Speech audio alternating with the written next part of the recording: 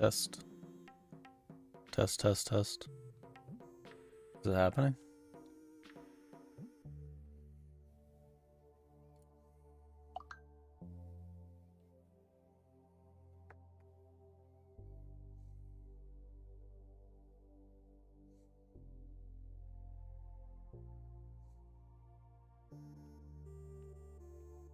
Testing 1, 2, 3. Testing 1, 2, 3. Testing 1, 2, 3.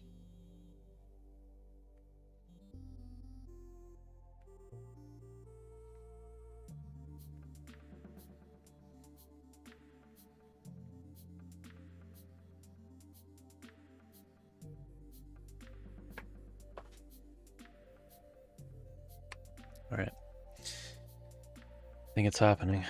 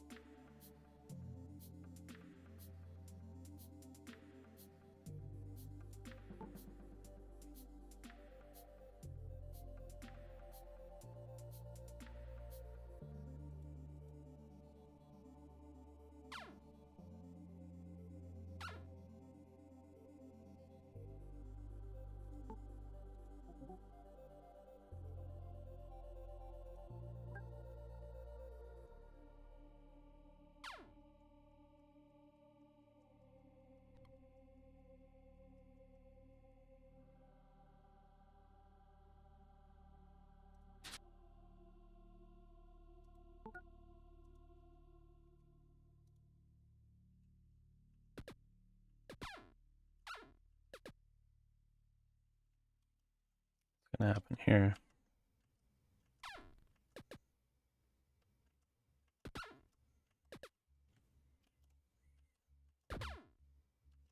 Okay, I'll eventually move out. Okay, so I think this is actually working.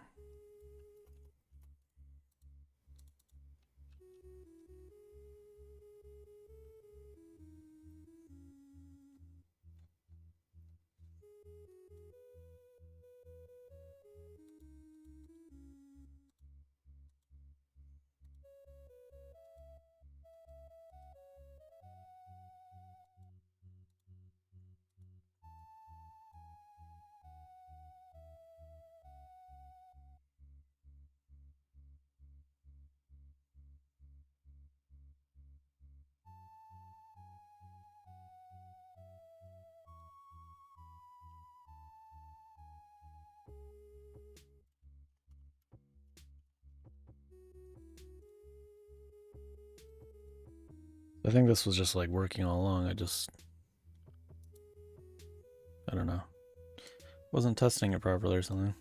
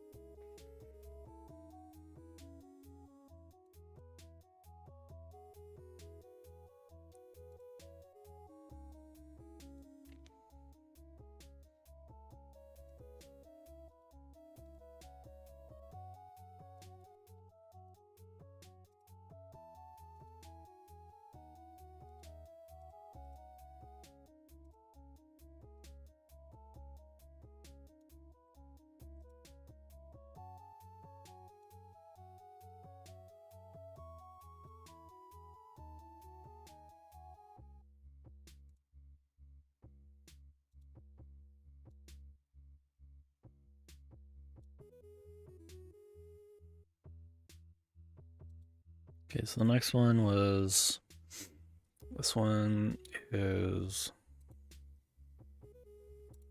stopping creature movement, or attacking or something. command creature, command.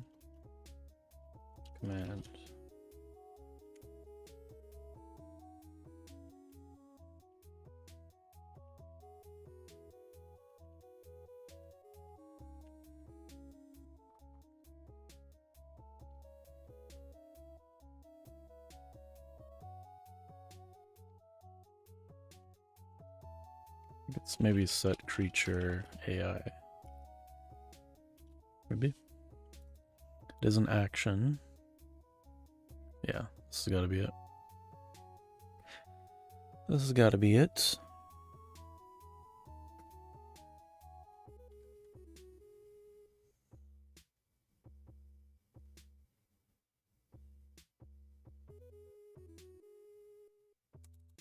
So it skips the next update. That's the issue.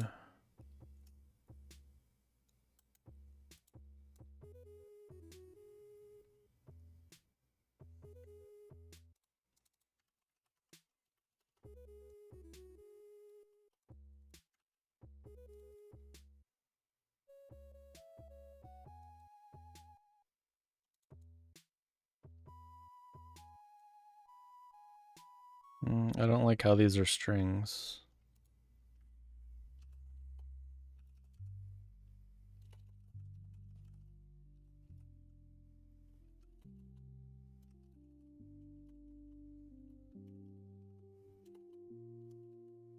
Because, like, where even is this now?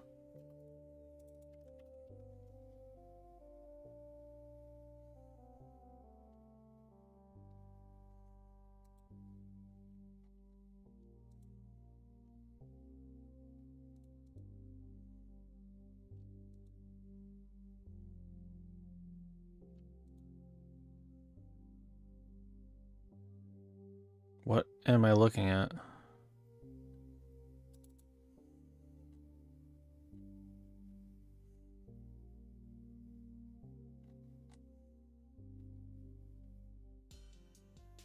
Please, no.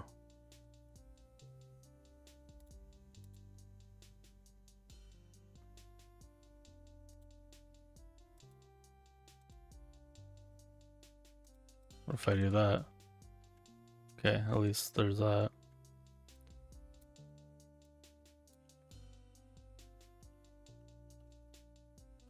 So it knows it can get them, but I can't actually go to it from here.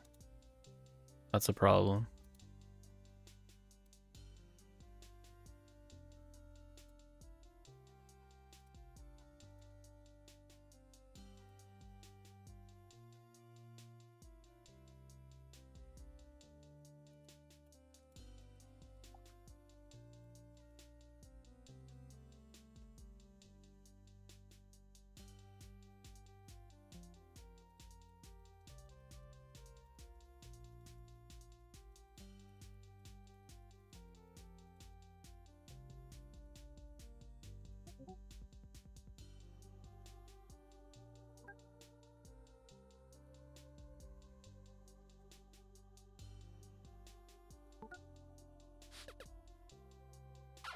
So they'll fight, but if I tell it to do that, we're gonna need something that doesn't like instantly die.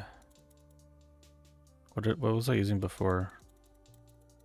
2 Krakens or something?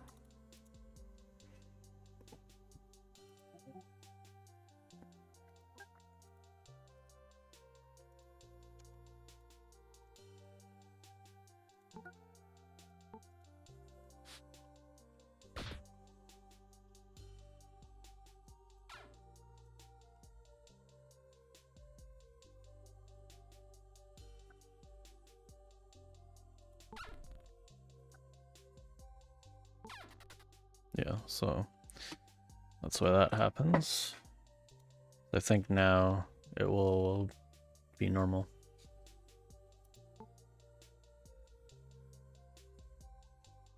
What? Okay, it just like did not save whatsoever. Love to see it.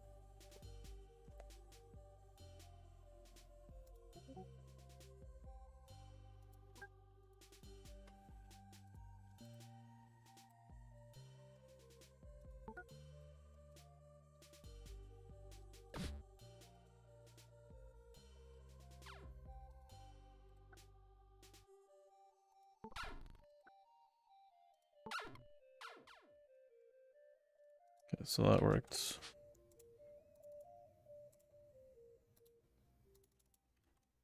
That was the easy one.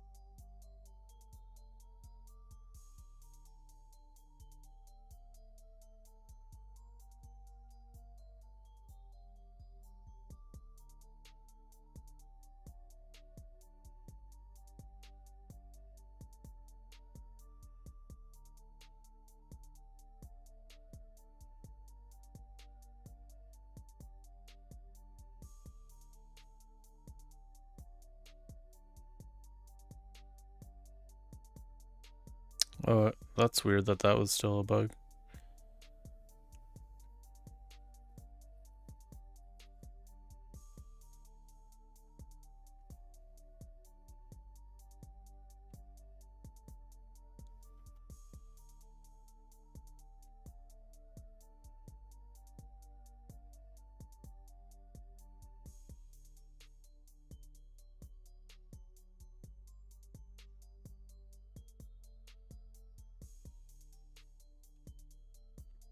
Guess I can work on this one.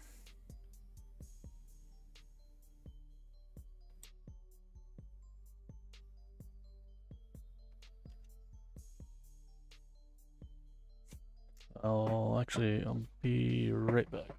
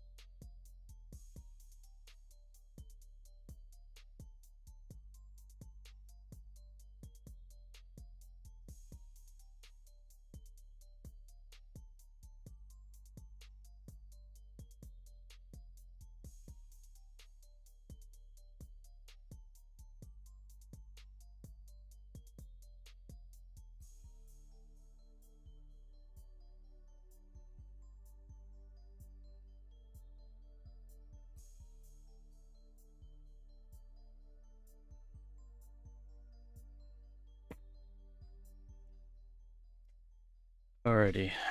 Yeah, so repairing and reinforcing can reduce magical property or defense attack values.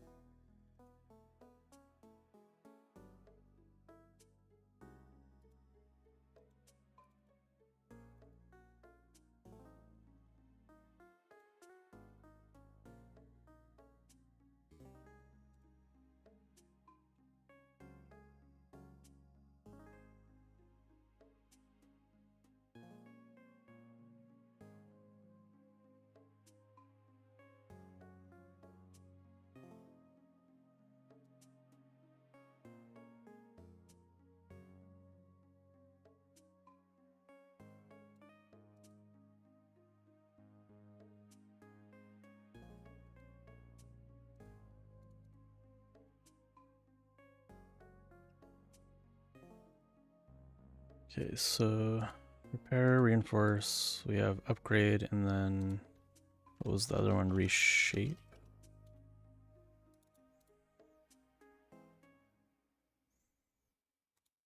Is that attack defense bonus?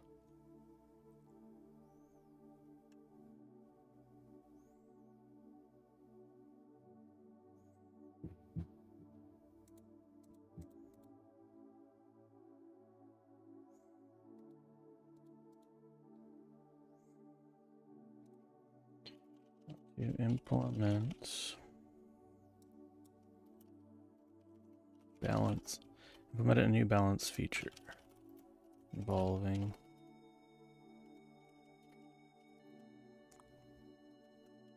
repairing and reinforcing.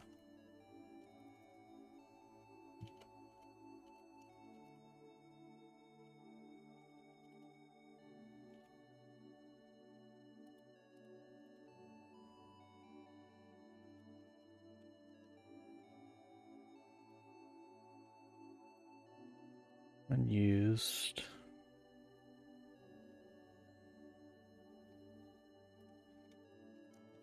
there to be a chance to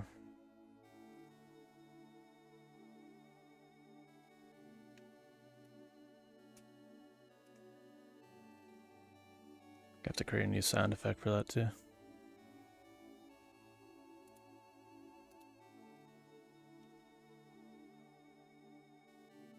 I keep wanting to say like it's BFXer, but that's the one I always used to use. I always go to that first. It's chip tone.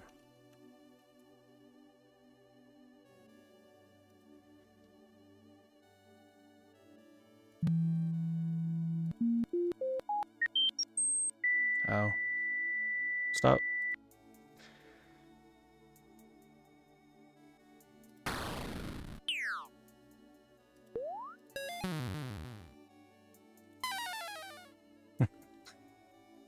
That should be the sound. Hell yeah.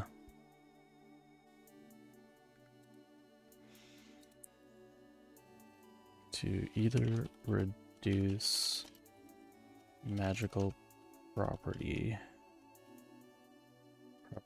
value or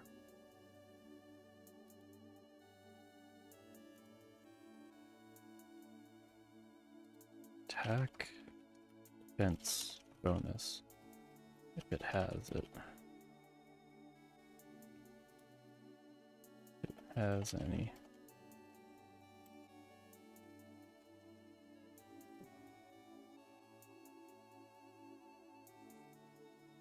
Need to make sure that the minimum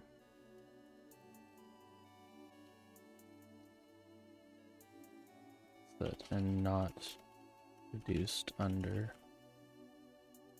thresholds like set in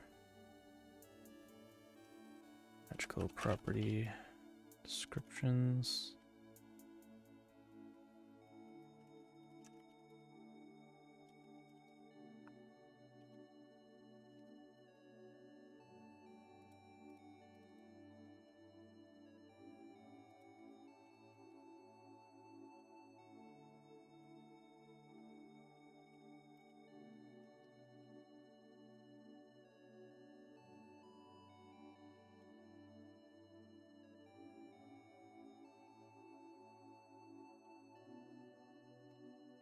Effect happens. We will also want to mention it in messages on its own line using the bad message type along with the sound effect.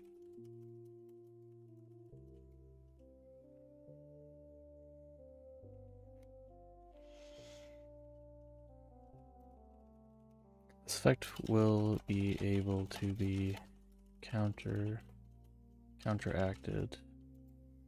with things like or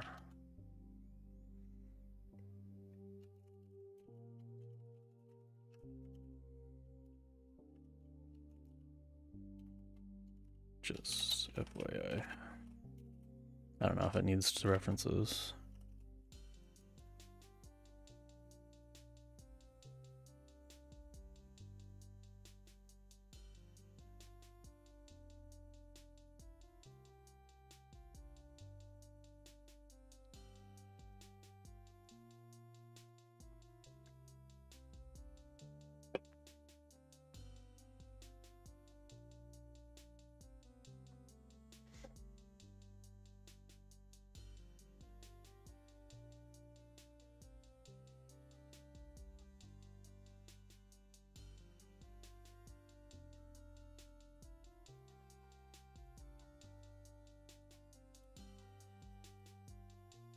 No mistakes.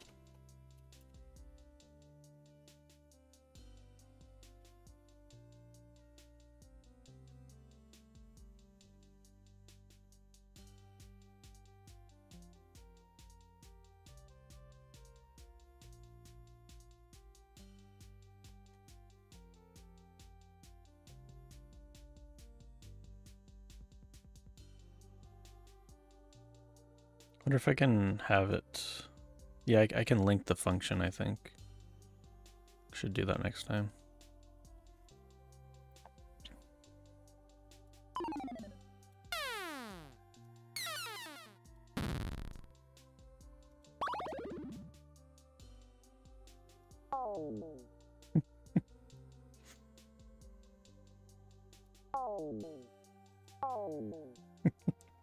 Kind of like that one.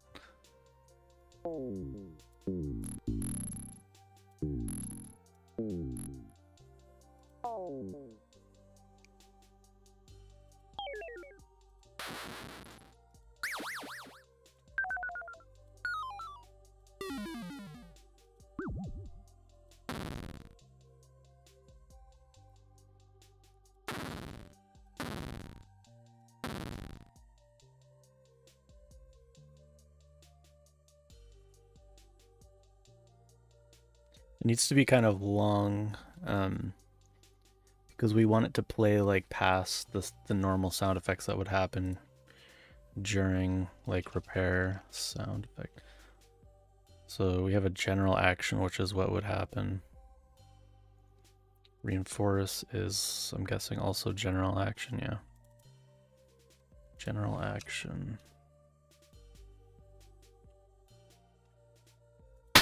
Ah, jeez, that's so loud.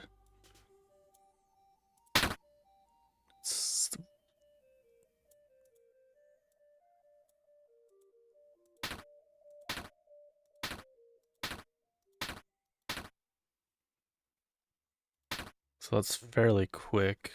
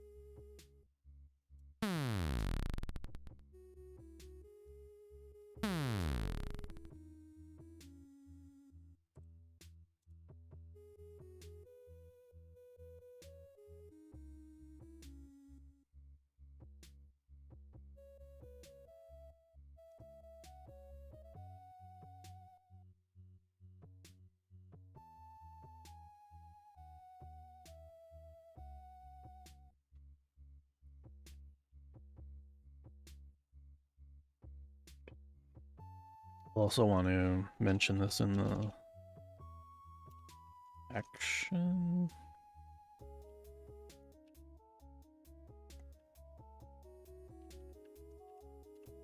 This actions place. Repair and reinforce.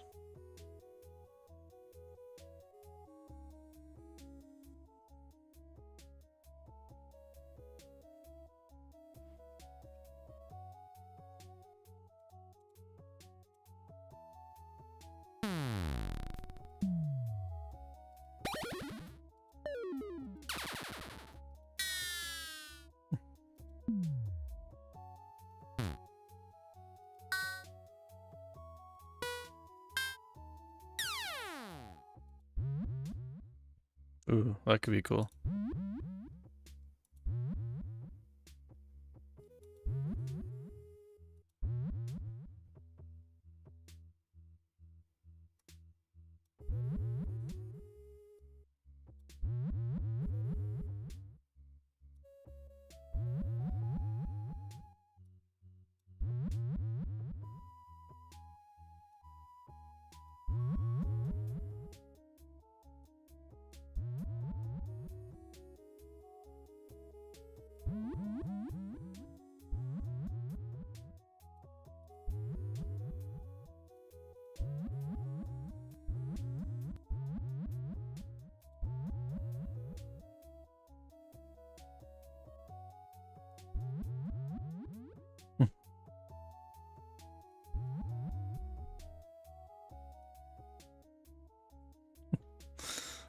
Oh, that's kind of funny to me.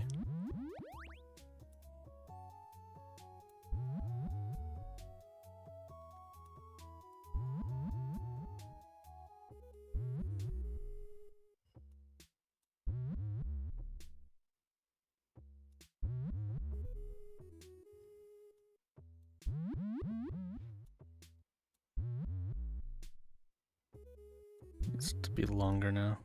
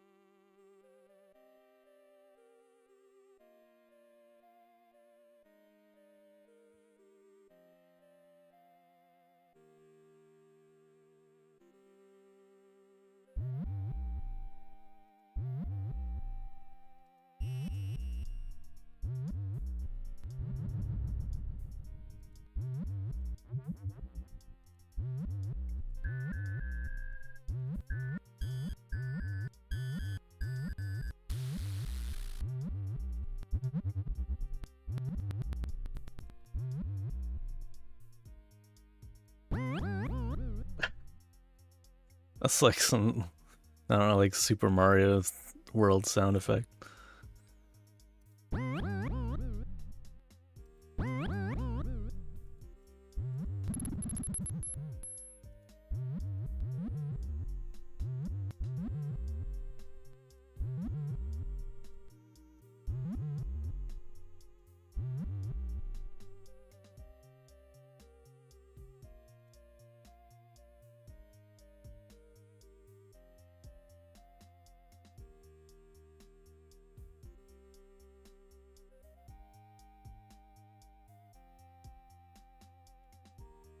I guess that needs to know the upgrade actually to see how it increases it.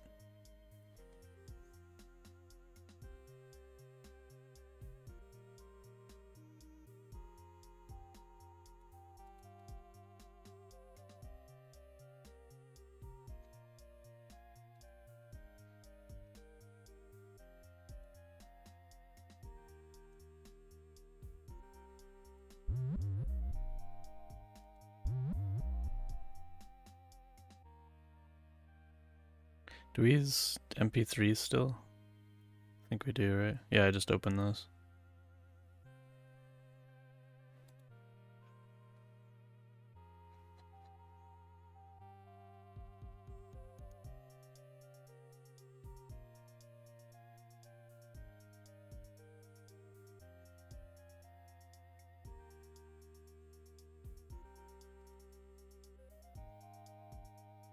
This is... shouldn't be an action.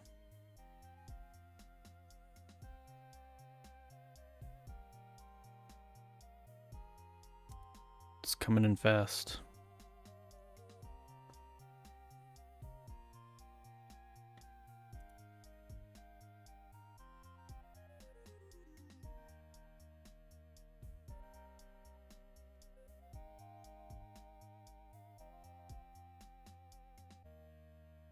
I have no idea what terms is. That must be new.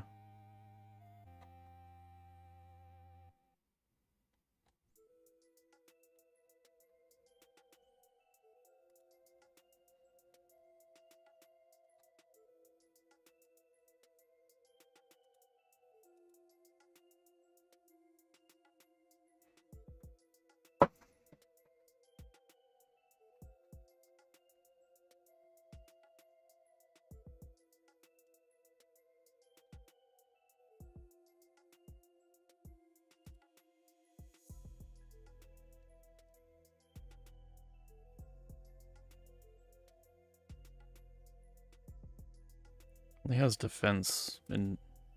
oh, because there's probably attack already, yeah.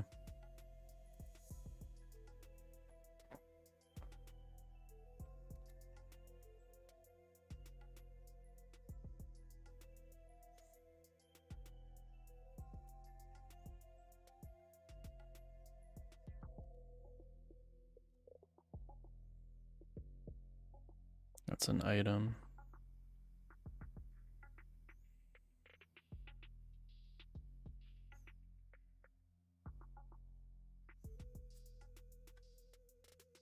So it looks like I did use that precision. Yeah, I wasn't sure if it was smart enough for that.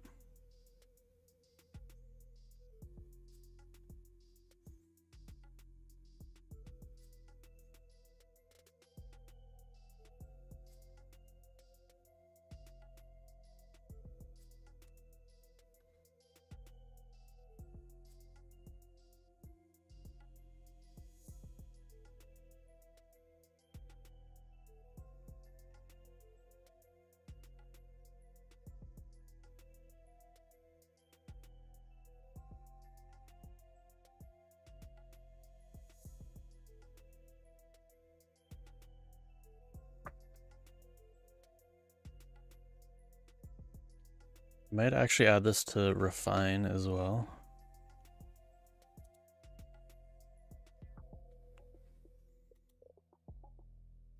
What happens when we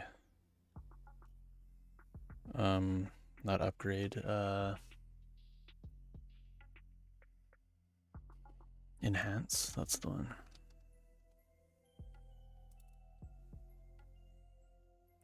We set quality.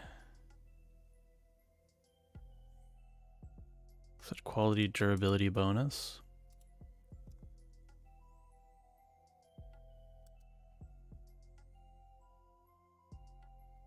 Do we set like the attack defense? We don't actually. Oh, that's weird.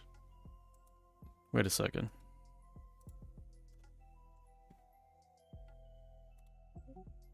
Magical twine.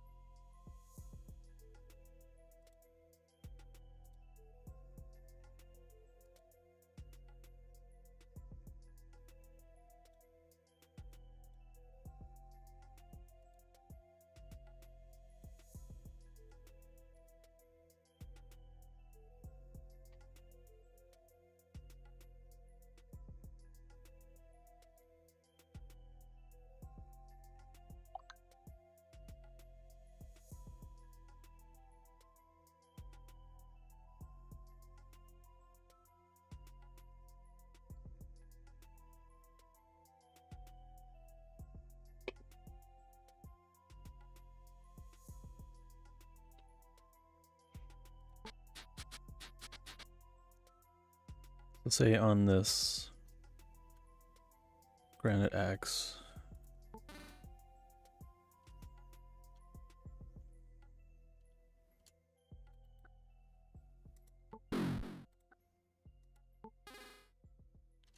Does look like it's increasing.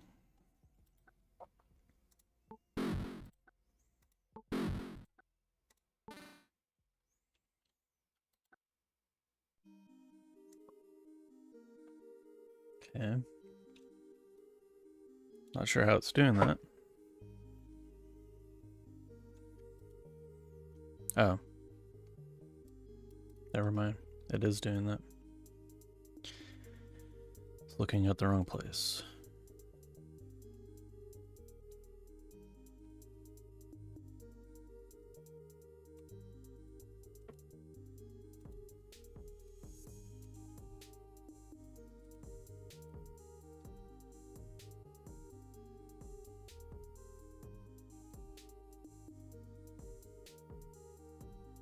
Maybe this can be based on luck.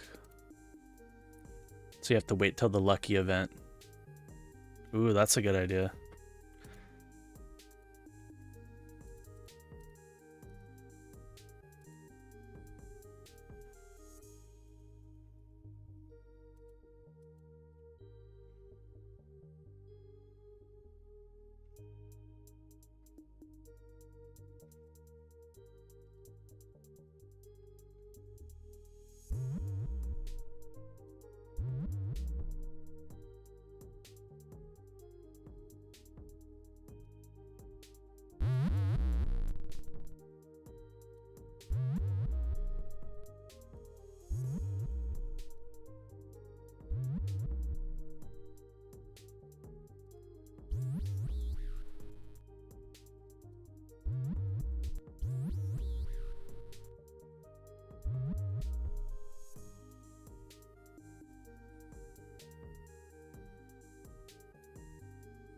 Audacity.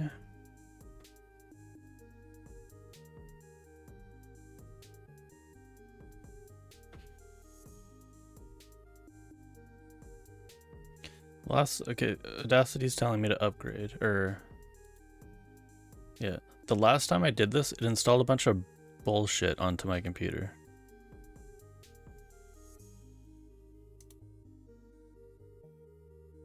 Better not do it this time. It installed like, I don't know what it was called, Muse or something.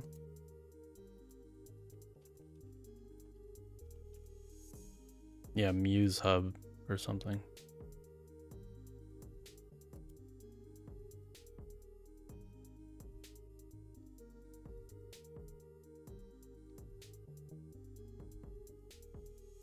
Please don't do that this time, Mr. Audacity.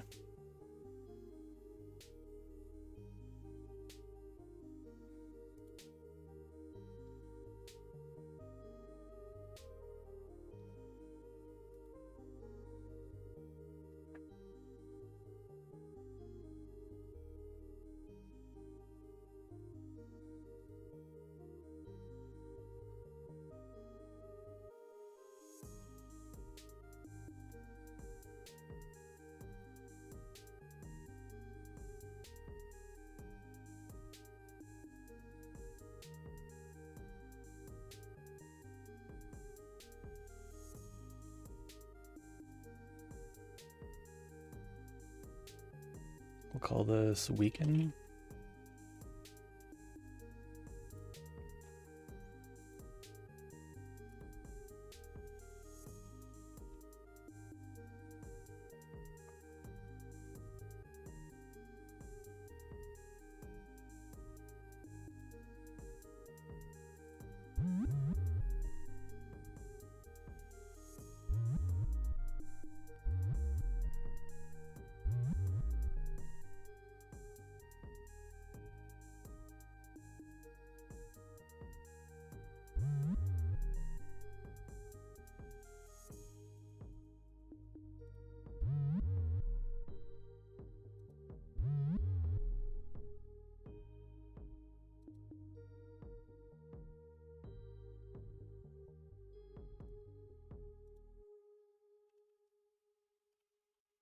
Get to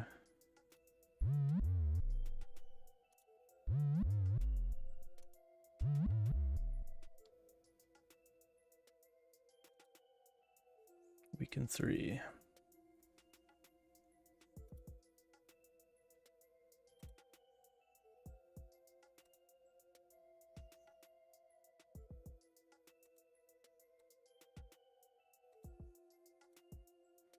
Okay, it didn't say I was downloading anything else.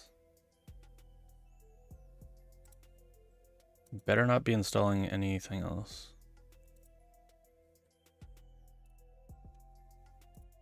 I bet they got like called out for that.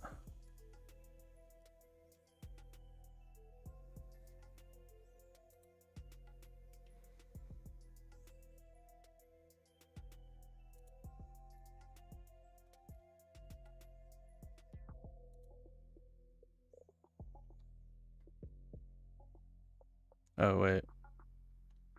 Wait, it's happening, maybe. Okay, let's see. Let's go through this. Okay, so we downloaded and installed it.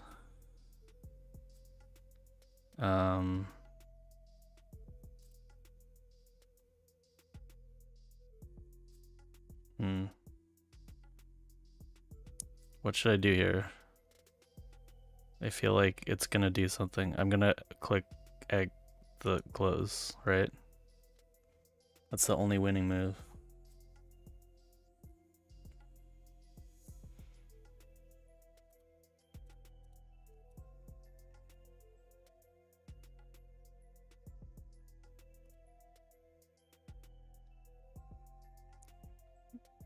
Amazing. I love this program.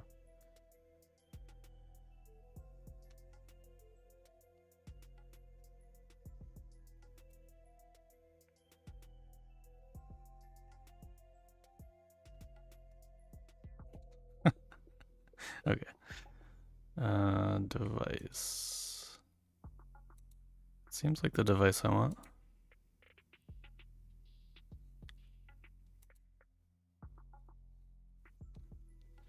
Error opening sound device. Try changing audio host playback device. Okay.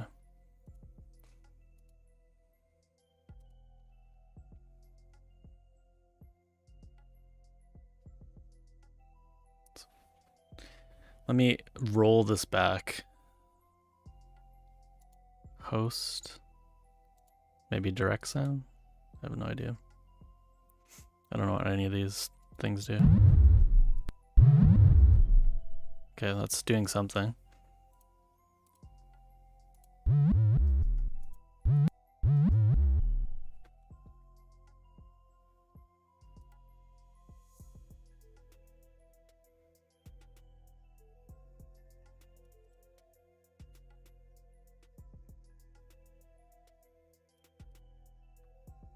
Can I add,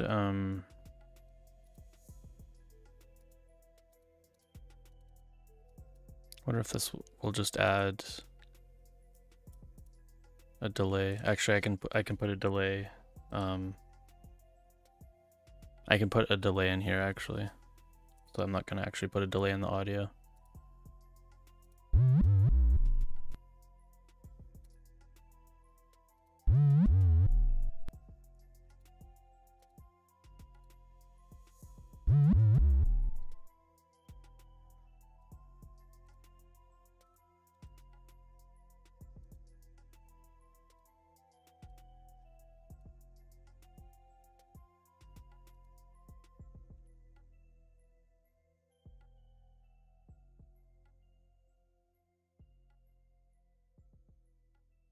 multiple files.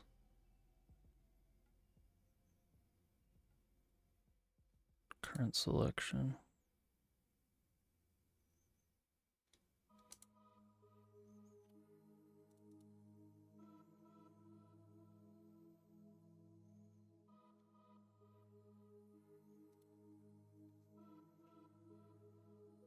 Clear, clear, clear.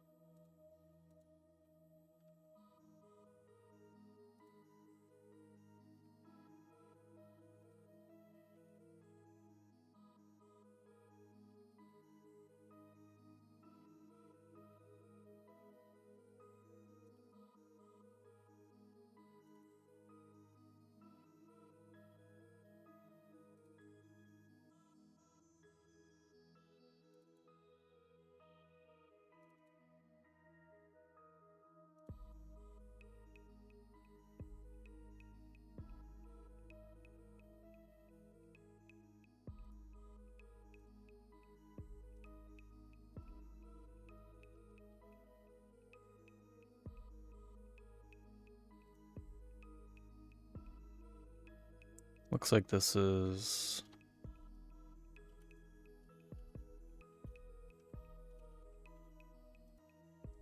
auto sorted.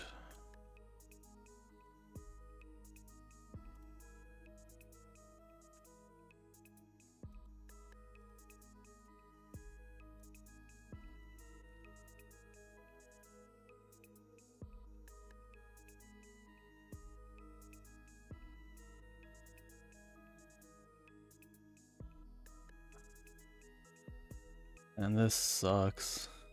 This stupid Explorer bug.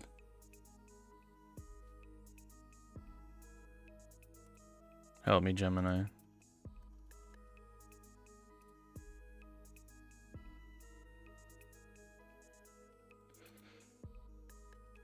I'm having an issue with Explorer on Windows 10. Load a folder with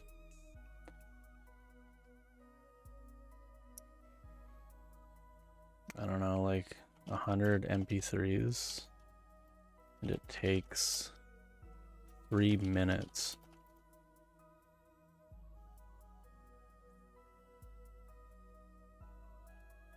To do anything in the folder. It appears to be going one by one.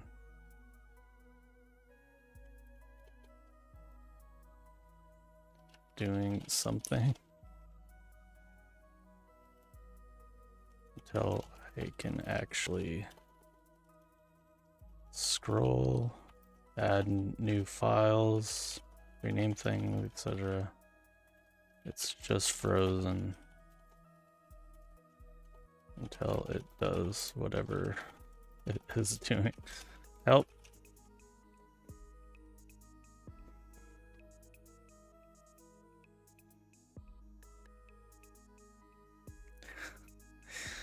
No, I haven't tried that. Maybe it'll tell me to do that.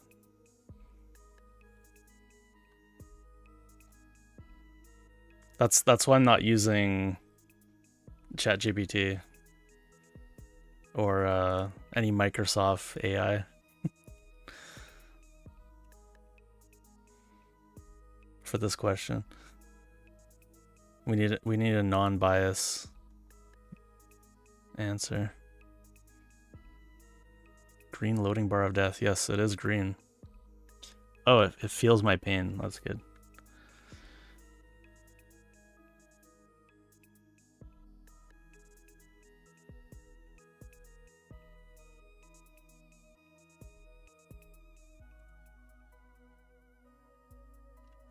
This happens with every folder, not just this one. It seems like it might be specific files that it is having trouble with.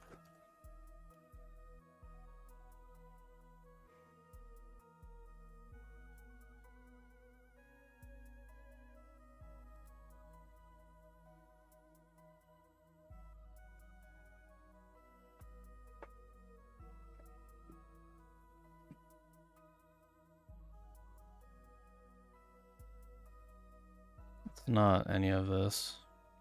It's not like specific to these files.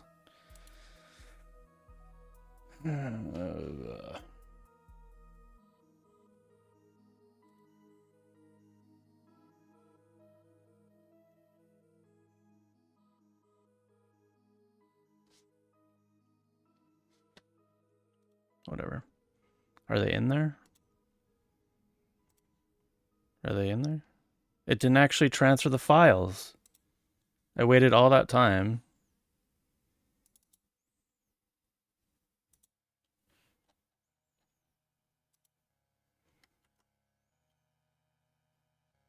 How about now? Okay, they're there. Oof. Phew. How's it going, Toes?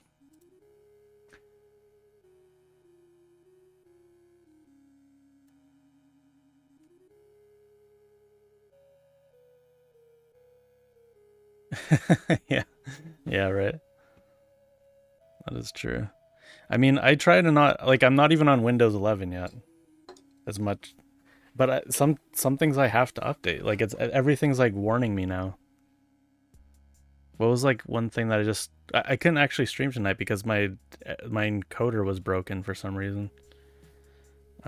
Because I had to update something. I had to play Dark and Darker online. I had to enable secure boot and enable memory isolation within Windows, so I can as like it's like an anti-cheat measure or whatever. And that like broke a bunch of stuff on my computer. I don't want to have to update, but sometimes you have to update things.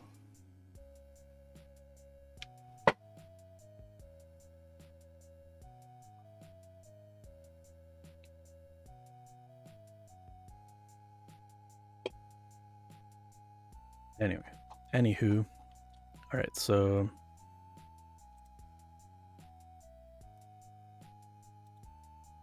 let's give this a test.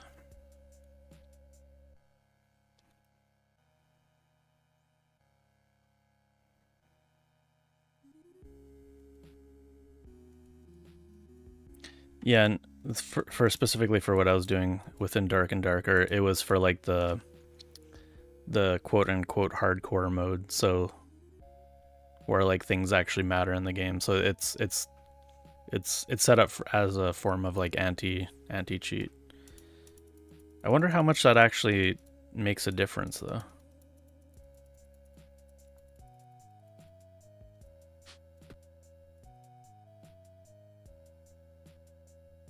Also, why did I have it off? I guess I had a bunch of drivers that disabled it, and I had to like figure out where all these drivers came from. My Windows installation comes back all the way from like, I think it's got to be Windows 7. Yeah, it's definitely Windows 7. I was wondering if it was earlier than that. So I had like a bunch of drivers that had the memory isolation disabled, but like I'm no longer using any of those drivers for anything, so didn't matter in my case. But except it did, because it broke stuff still somehow. Okay, let's see. Let's throw this.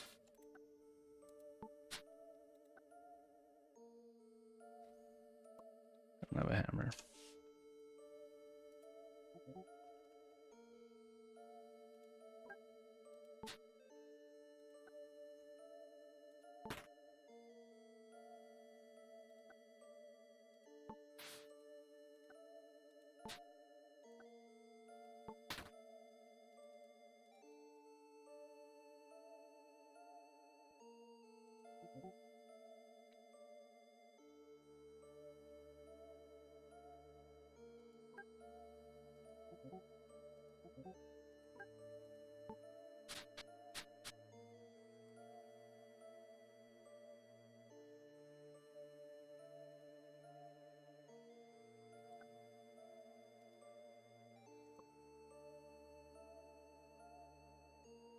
Like a 5% performance overhead to run, is it? Yeah.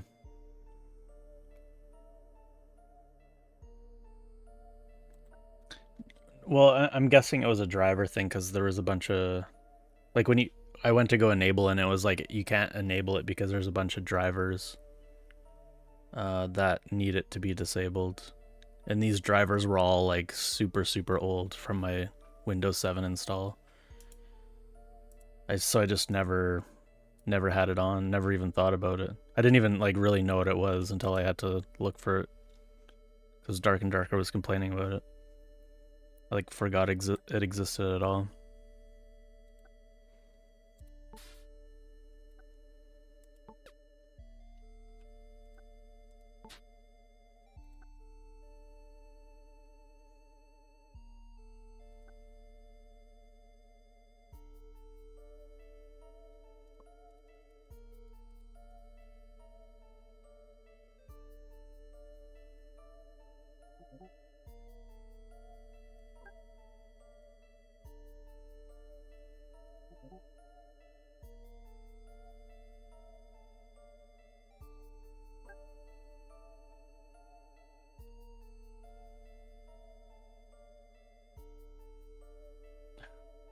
Yeah, for sure.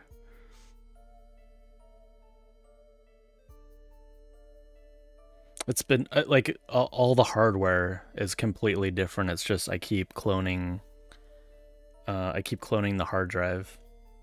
This is the third hard drive that I have of this like Windows install. So it was originally on a 256 gigabyte drive, and then I moved to it. I believe it was like a terabyte. No, it was 500 gigs, and then I was like, "Oh, screw this! I'm gonna keep running out of space." So it's now a 2 terabyte drive. Yeah, I just kept cloning it.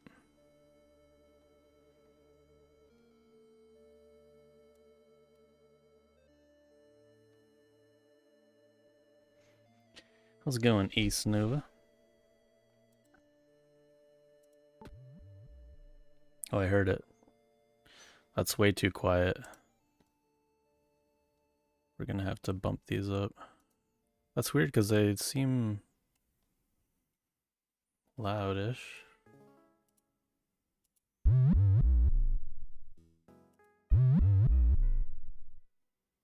But how loud are other things?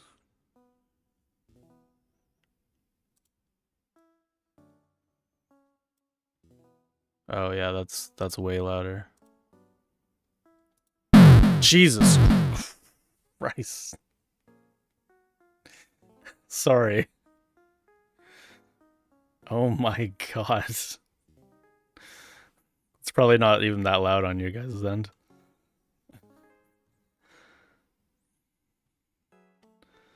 It's loud on my end. I just got sound banged.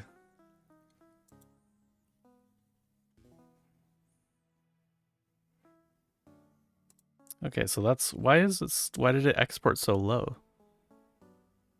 I guess because had the volume down or something? Maybe? I'm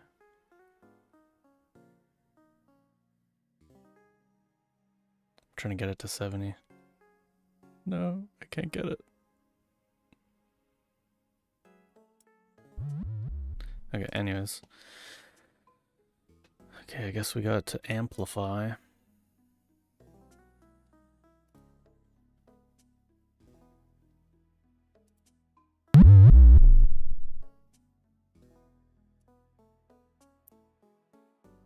Sorry, I should probably mute this while I do this because I'm just giving everybody a heart attack. Here, 1 second, I'm gonna mute this.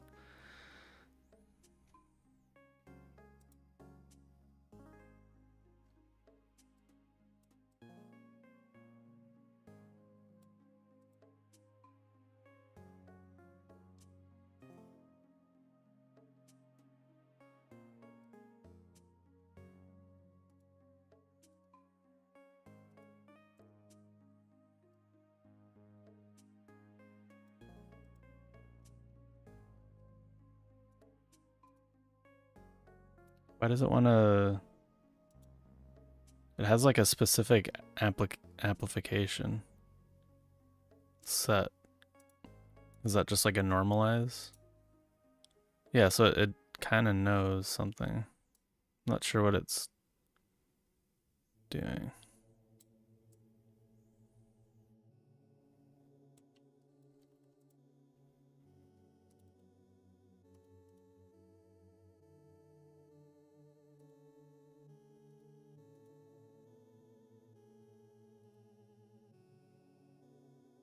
Wasn't that bad, yeah.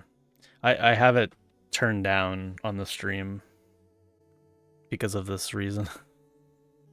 Especially like when games start, when I load games for the first time. I was scaring too many people, so I turned it down a little bit to not kill people.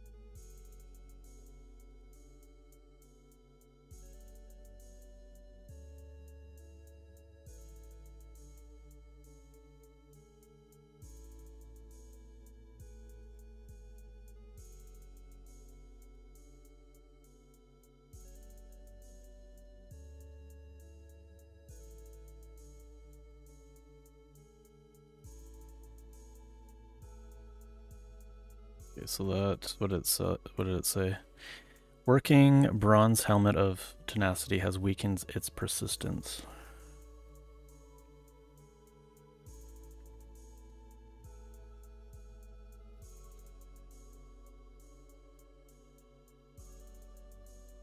I bet there's going to be a bunch of issues with this.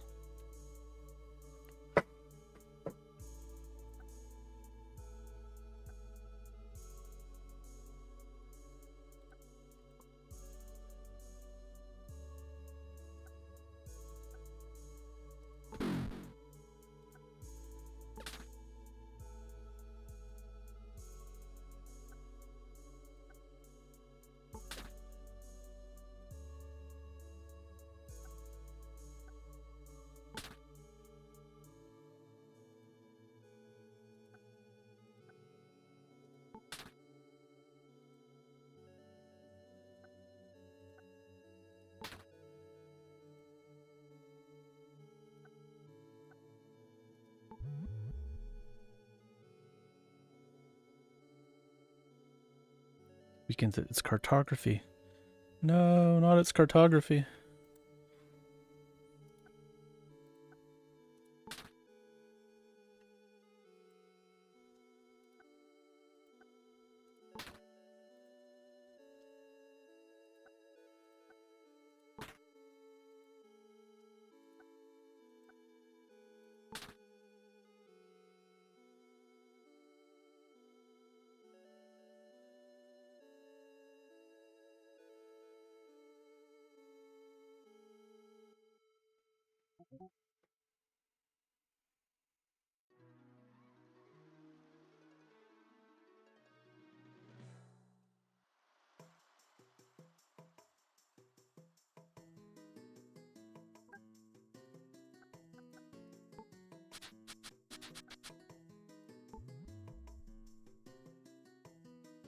It's weakened its defense.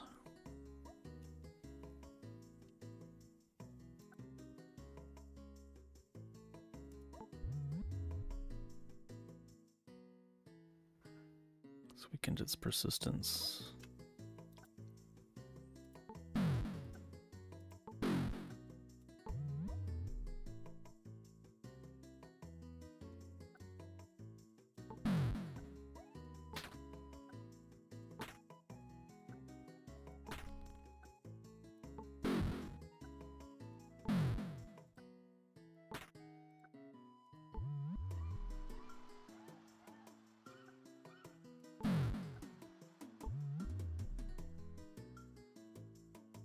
its persistence again. Is that number changing? I'm not even sure.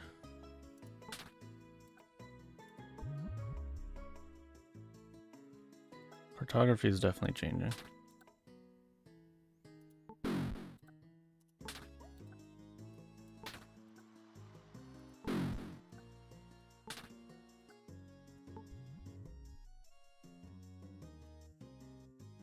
Like going one by one or something.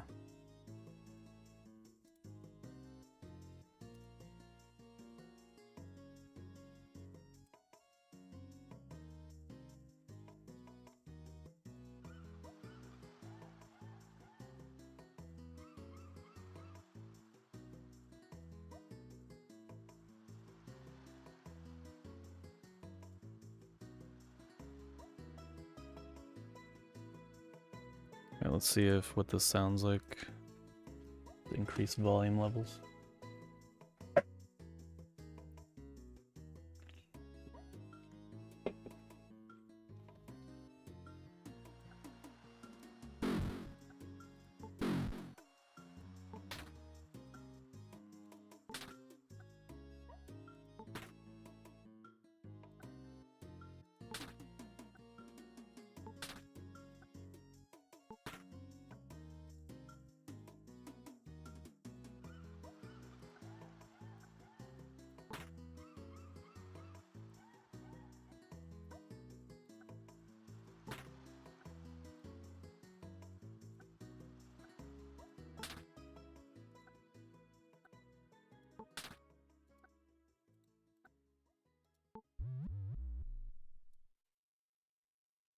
Better.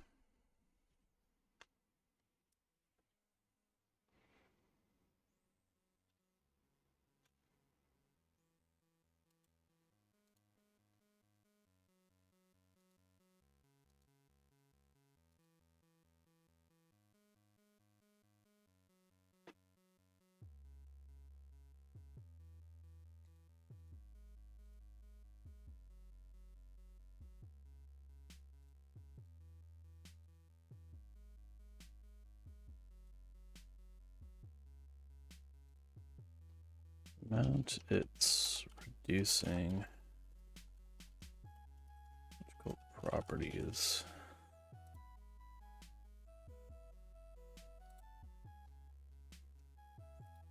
Seems quite low.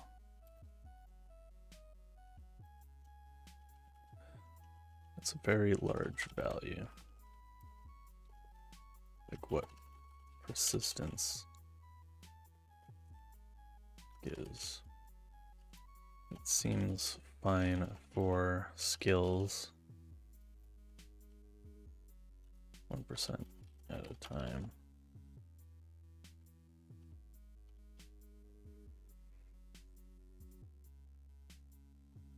Should roughly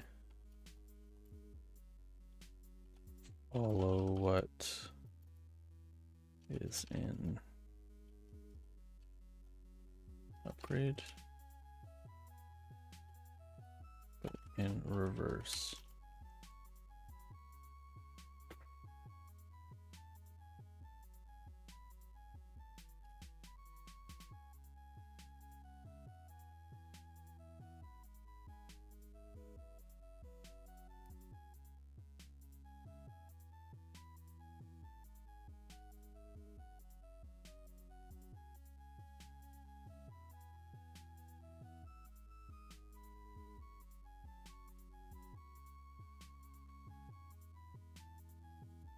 Yeah, let's see what it's actually doing here.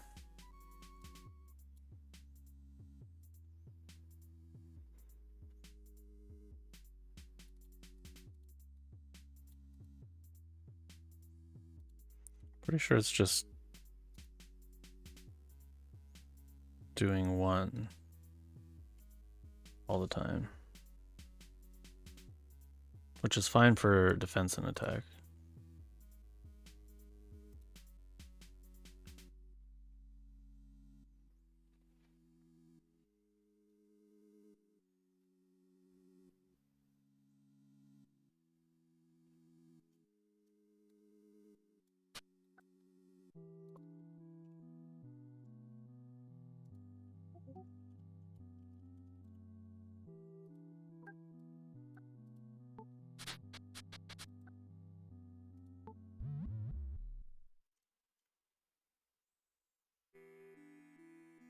And it's worth.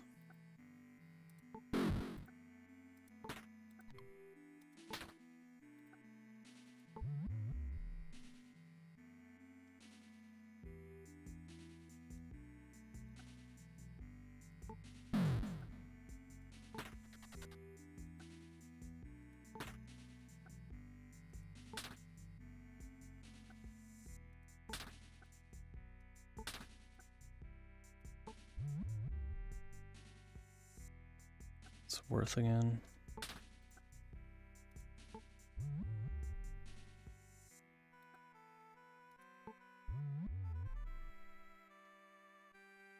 So now it's like +1 health. Can actually set this to the minimum. So now it has to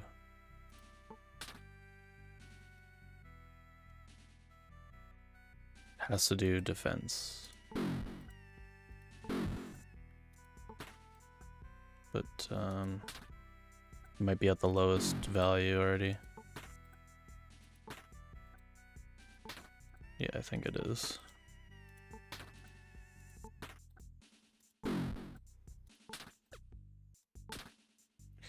What's the magical thing that enhances stuff? Magical orb, right?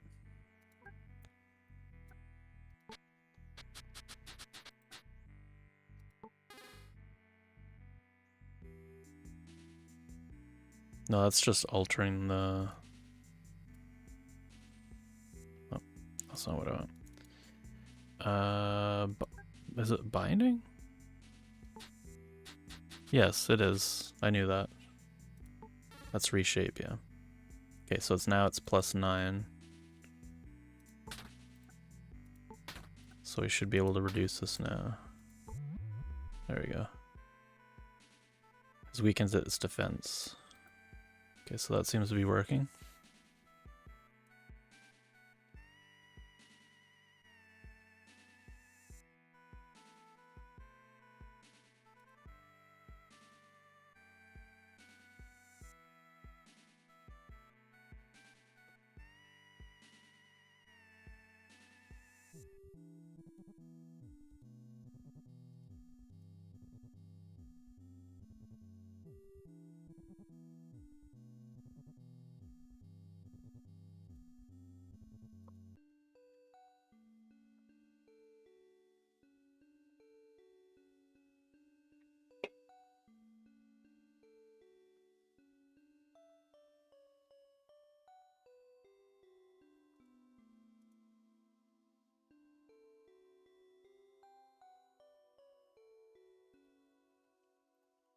You're unlucky.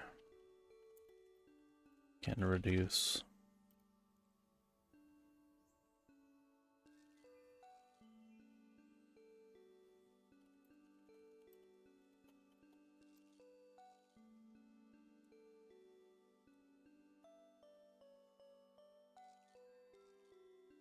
Hey, Sular.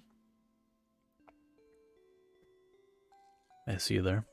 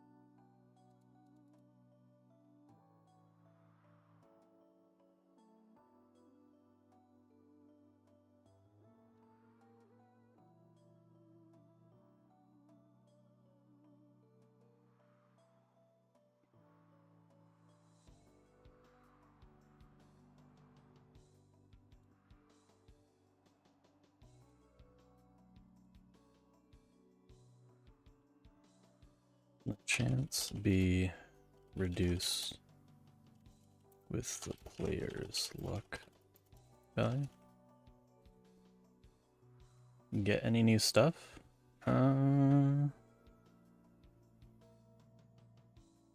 Always getting new stuff.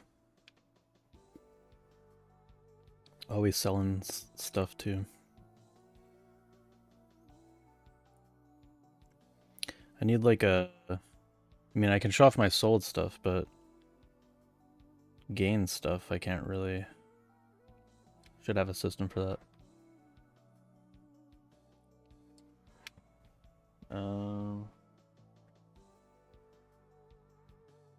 I have tons of PC stuff that I got, but I don't think anybody cares about that.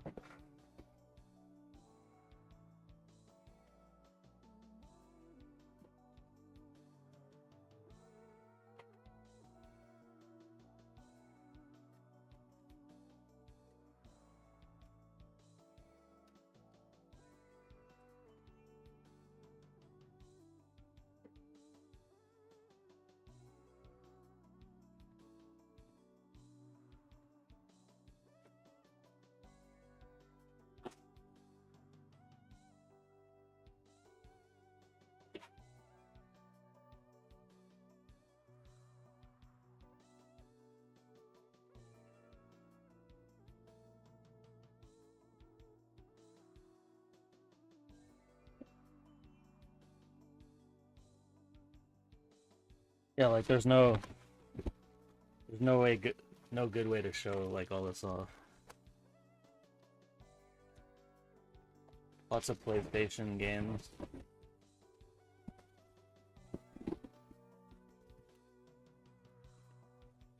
Lots of PS3, PS2 games.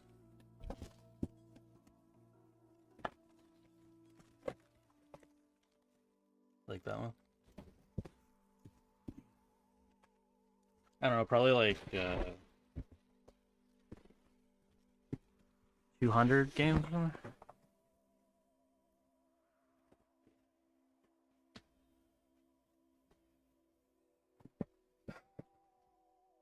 Lots of Xbox 360 as well. Can the chance to reduce the player... Can the chance to... I didn't even say this properly. Can the chance be based on the player's luck? Actually, it's like a global thing, isn't it?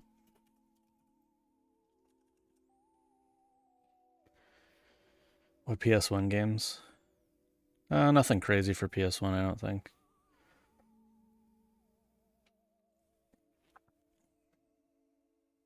No, like RPGs or anything that you'd care about.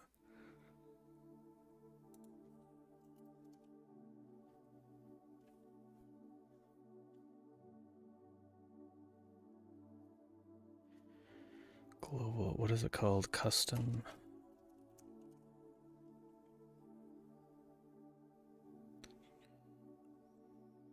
Custom.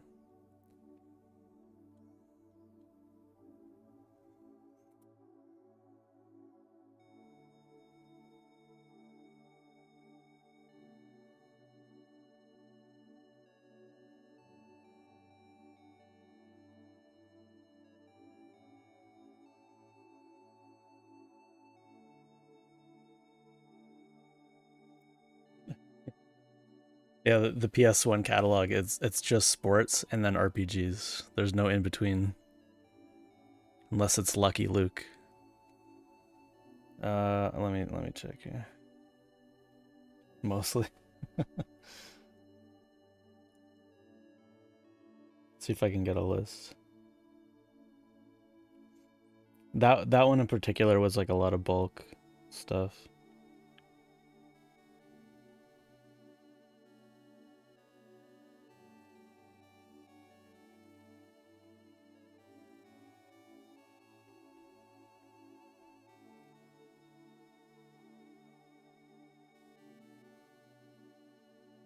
I found a picture of it.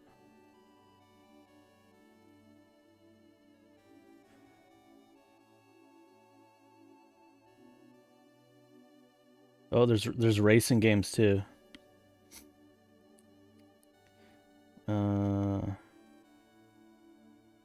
Lots of racing stuff. Something called Tonka Space Station. Pipe Dreams 3D. Power Rangers Lightspeed Rescue. Tony Hawk's Pro Skater 2.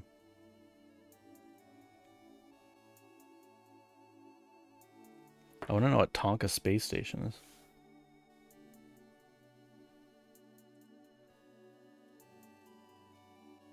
Tonka Space Station.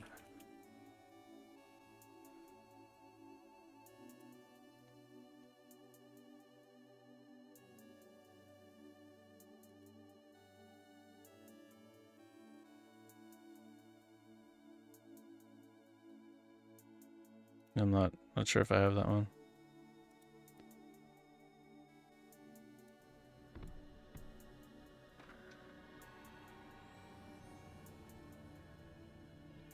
I kind of like some of these janky, like, license games on the PS1. Sometimes.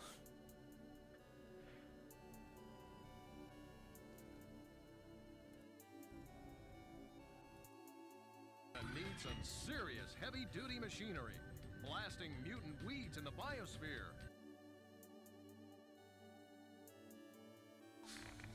There's a wormhole out there in space, and a Tonka satellite's been sucked into it.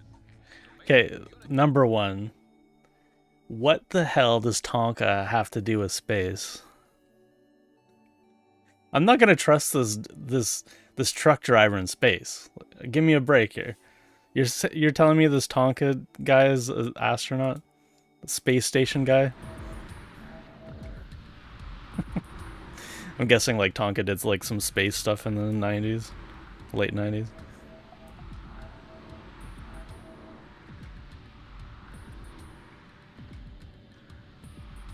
Well, this is a video game. It seems like they're hitting him, but they're not hitting him. So I got this game if you're interested. It's tempting, I know. Hey, Clalius? How's it going? Wait, Clayly. I said that right? I guess it could be Clayless. Something like that.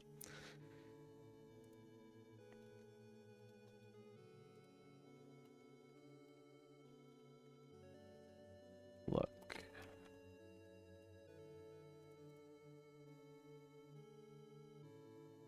Stat. It's not a stat, is it? I don't think it's a stat. It's stat. Unless it is. Oh, it is actually. Okay. Let me see. Can we actually set the stat?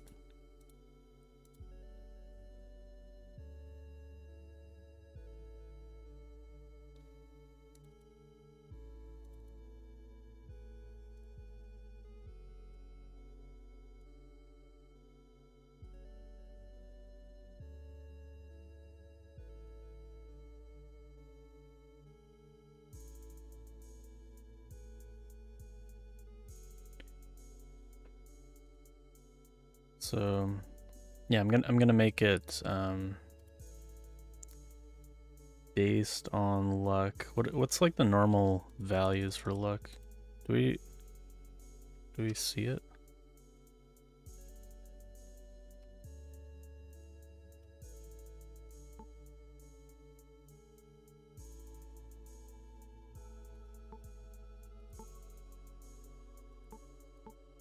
Wait, don't we normally see the stats?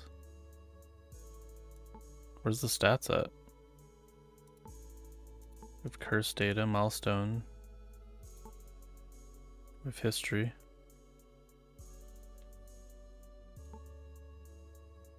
We don't have stats anymore. Oh, stats and statuses, there we go. We don't see luck in here.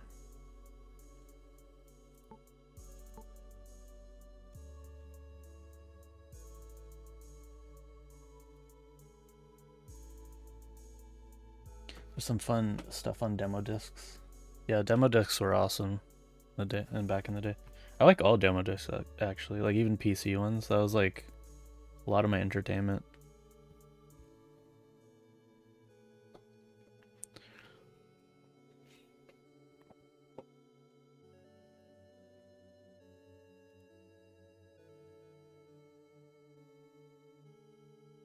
I'll post some pictures of what I got at some point.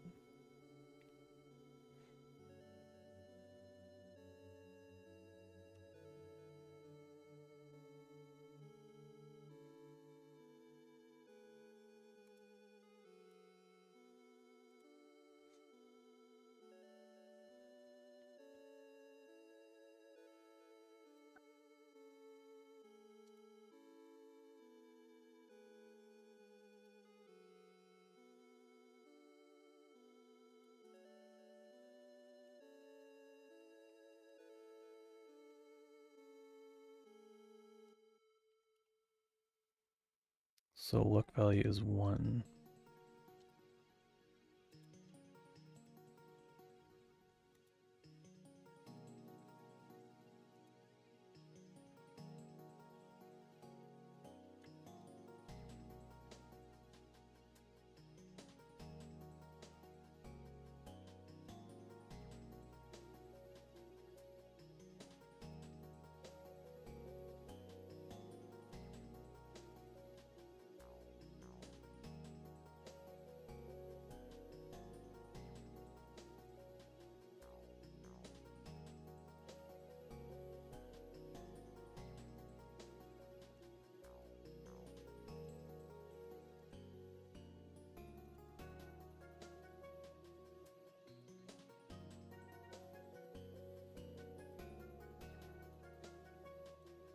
Okay, I can just do local player luck.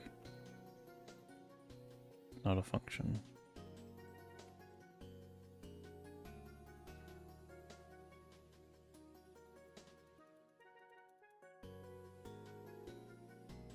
Is that it? It's just like 1 and it gets multiplied by such a low value? It can't be right, can it?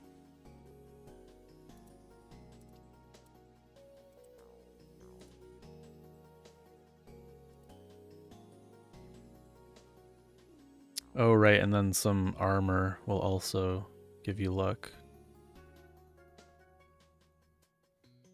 Forgot about fortune.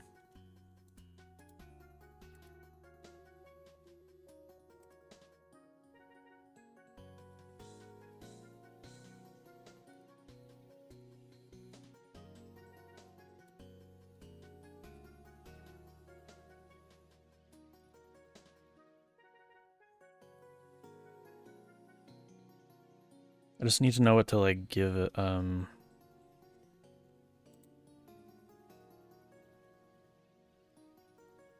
like what to balance this off of.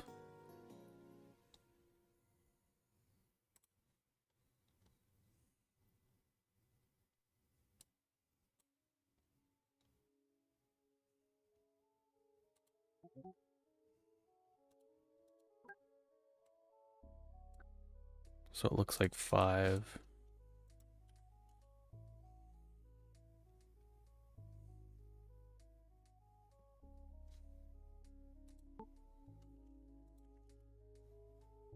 Oh, it adds, okay, so let's see.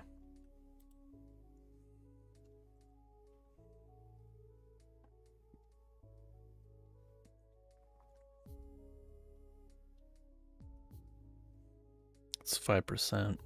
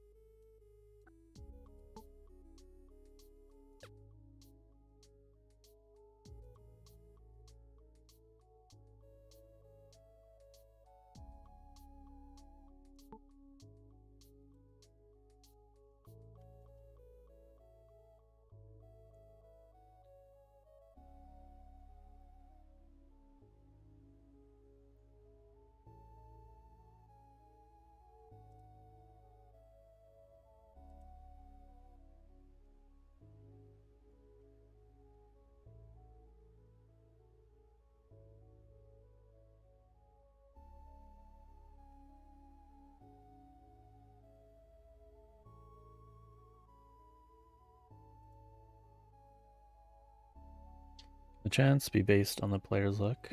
Make sure to use that to grab the value.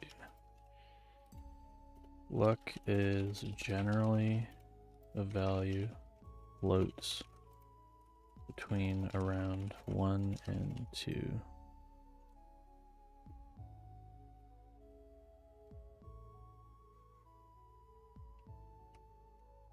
Although there's no hard cap.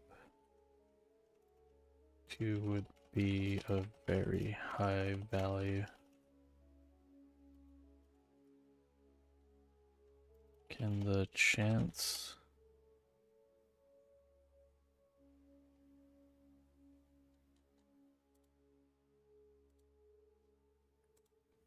go from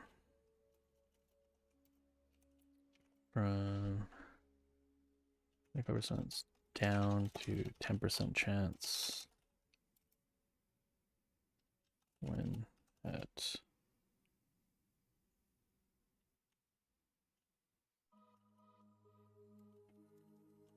scaled fortunate scaled luck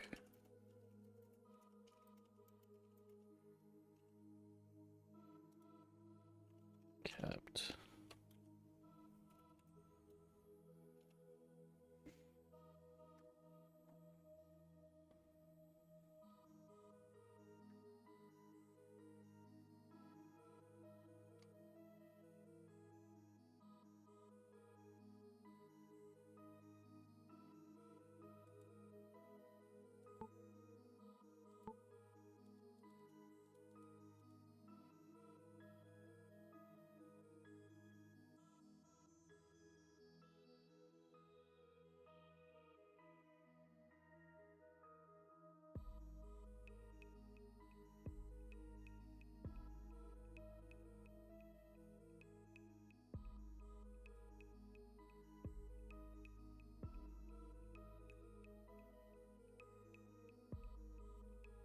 Interpolate, that's the word I was looking for.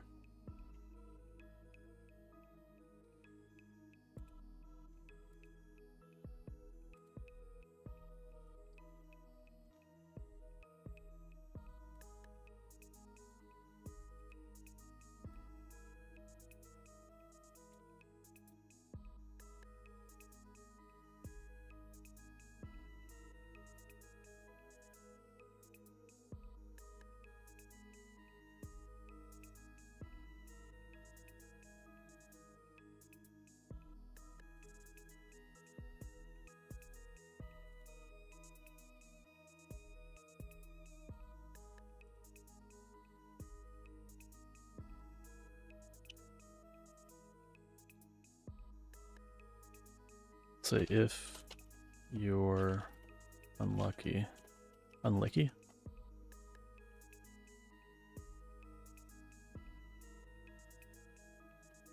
you're unlucky, repairing it and reinforcing can reduce magical property defense attack values.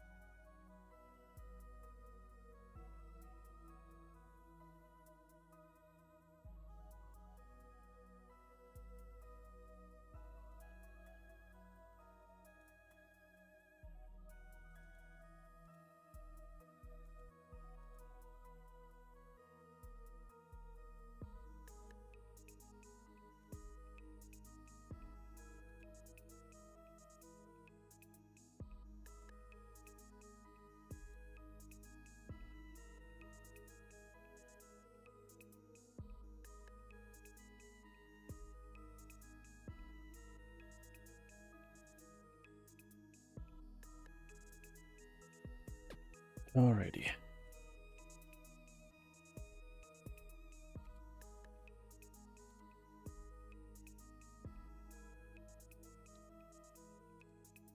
Let's reload this, make sure it works.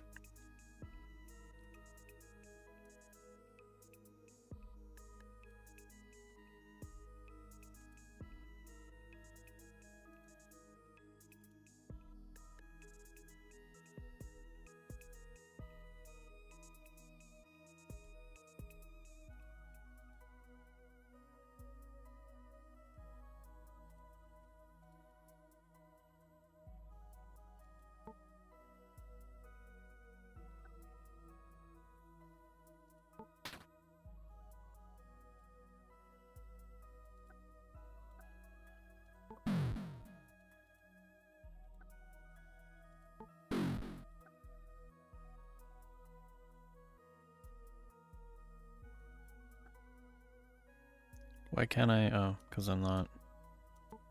Why fire?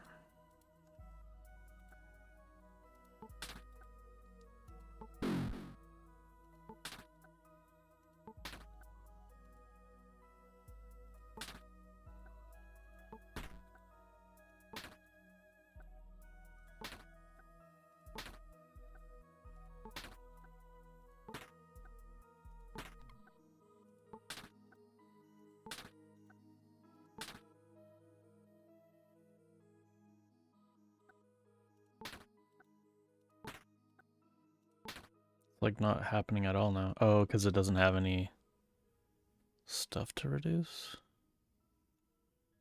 Right.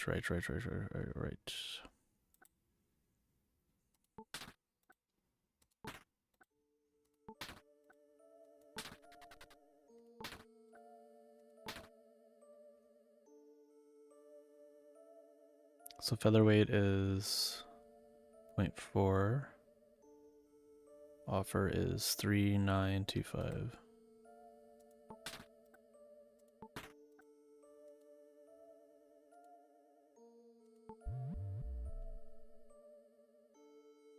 Featherweight. Except it's still 0.4.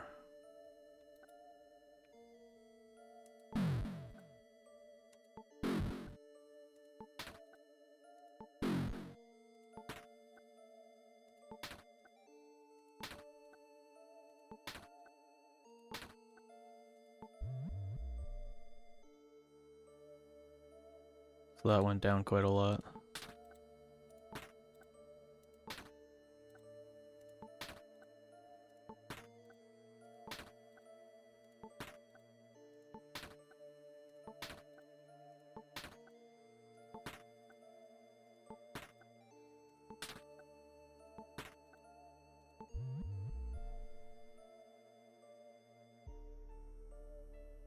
Says it's weakened its featherweight, but it didn't.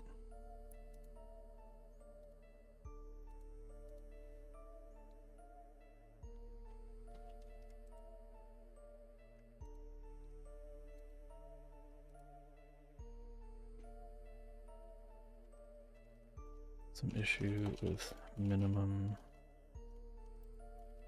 values to reduce to here. It says it reduced weakened featherweight deals in values twice, but stayed at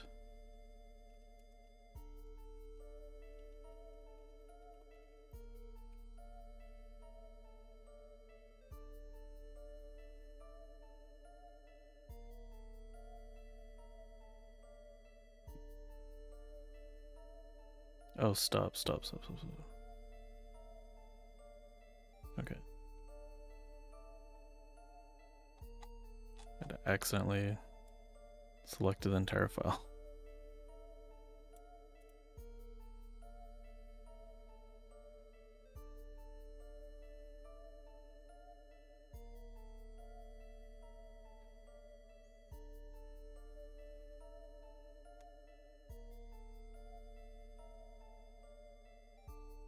Yeah, ceiling we need to do floor instead.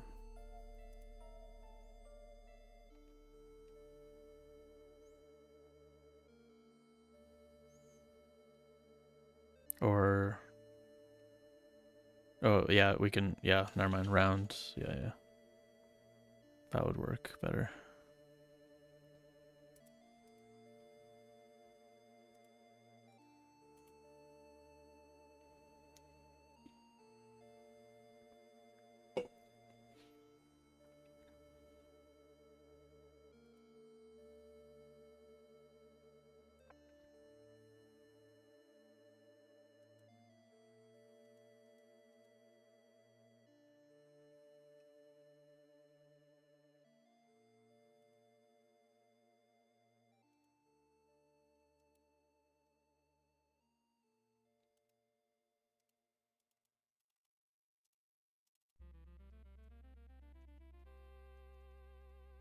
I don't want to log this to see.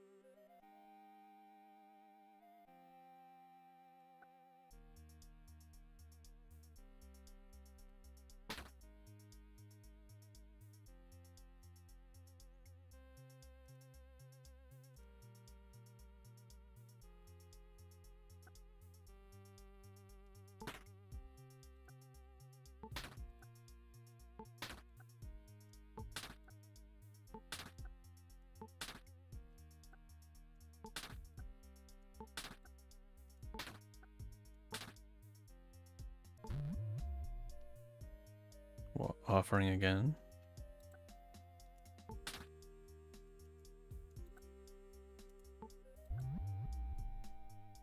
Okay, that's a featherweight. So that one actually did work. -2 now.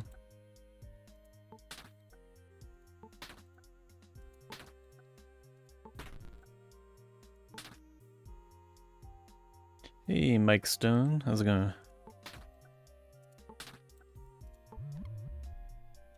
It's offering.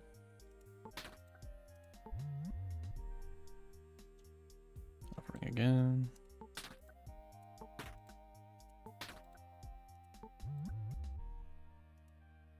Look at its defense.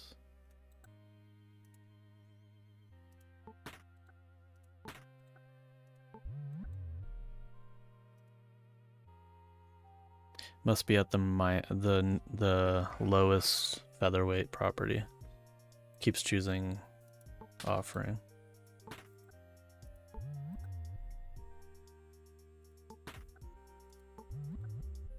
Oh no, featherweight again.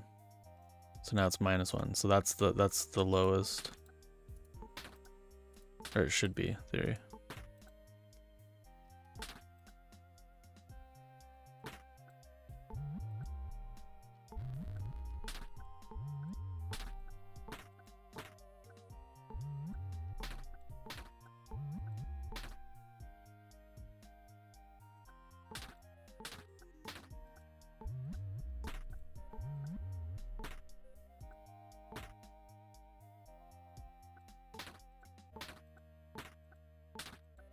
I think that's the lowest offering now.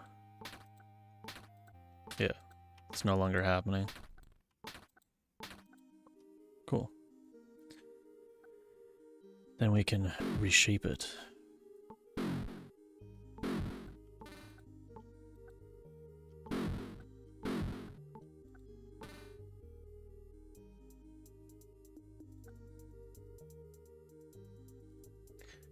Okay, so that's looking good now.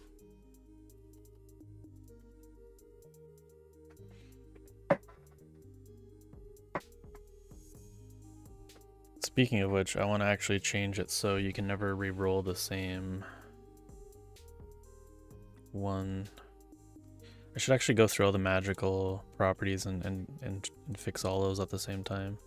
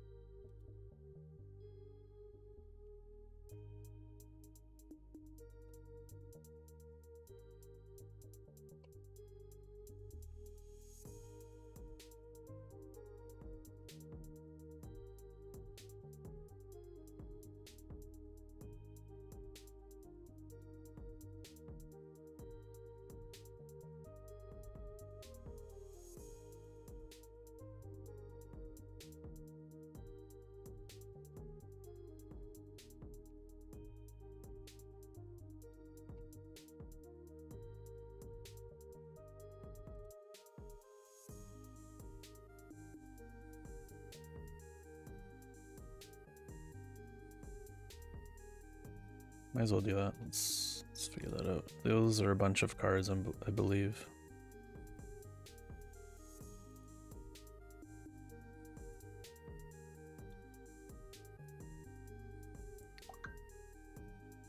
Where's filter? Okay.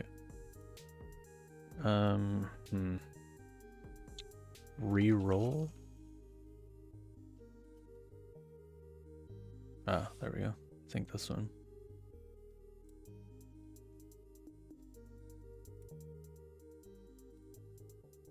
Might be others though.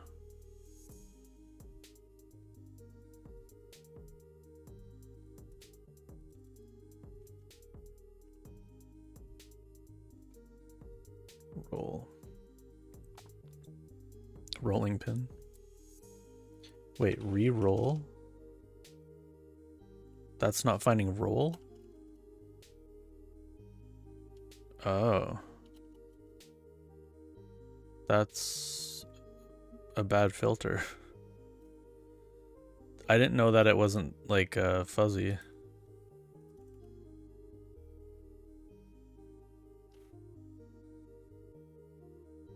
That sucks.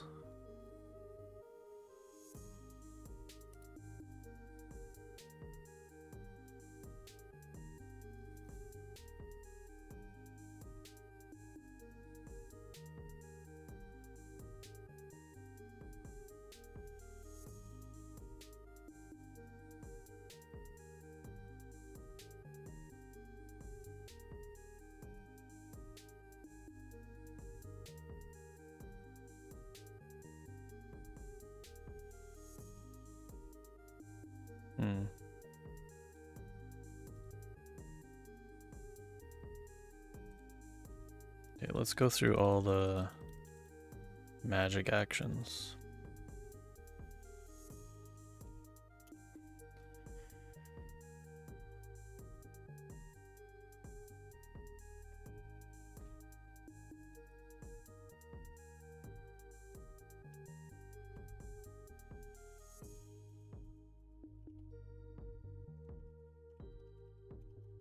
Magical.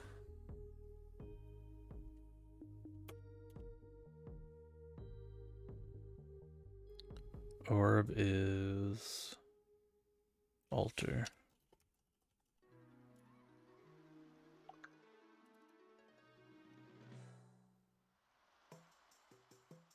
This is also one that we don't want to get the same value that it was before. So that's one. Moat is, we don't care about that.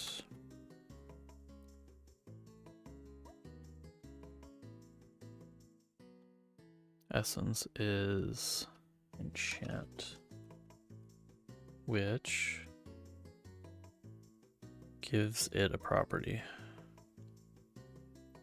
So we don't have to worry about that.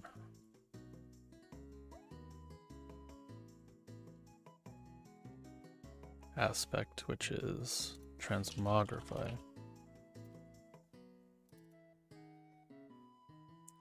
Which rerolls the property value.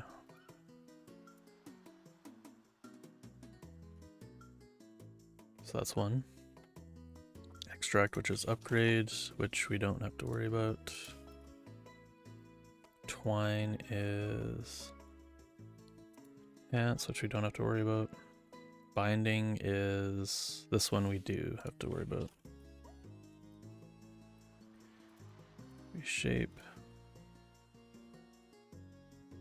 Description, orb. So I think that's the three.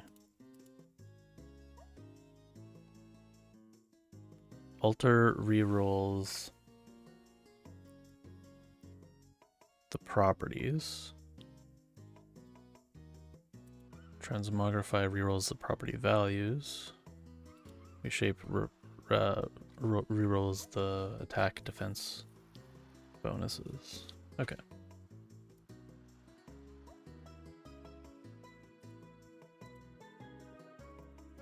Have some rerolling items actions. That rerolls either the attack defense bonuses.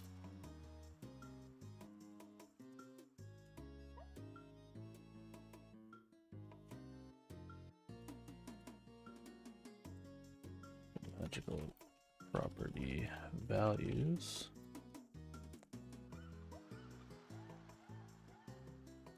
Transmogrify or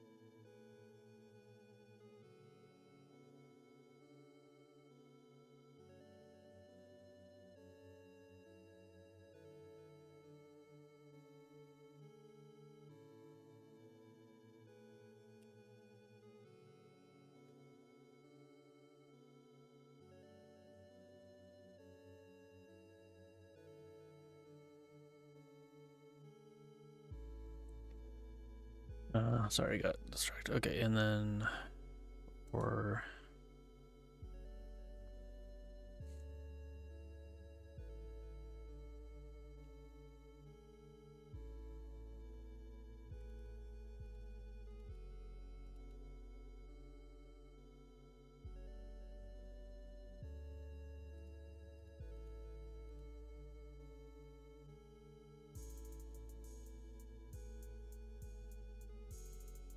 is this only the sub values though?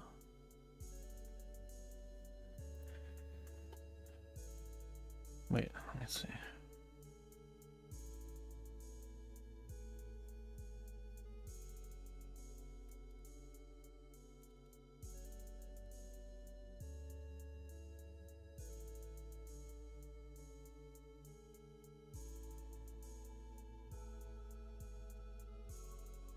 Yeah, this is just the subtypes.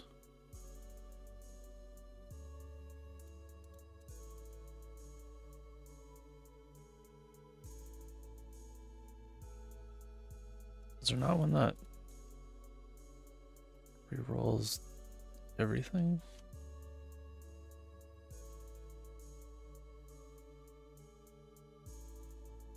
I guess if you enchant, it probably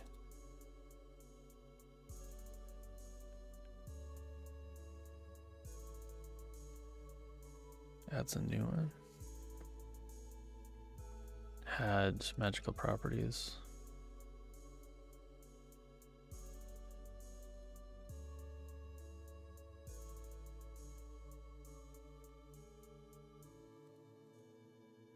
Yeah, and we clear it.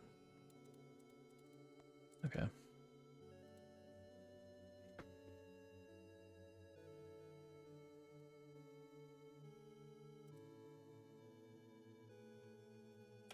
subtypes. Alter. Or rerolls. Actual property.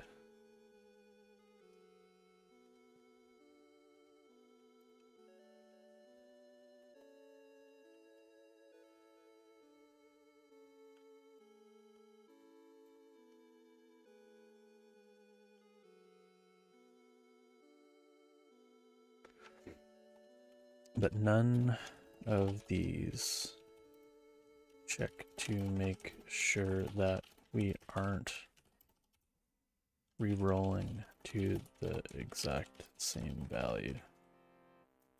We add checks and re-rolls in those cases.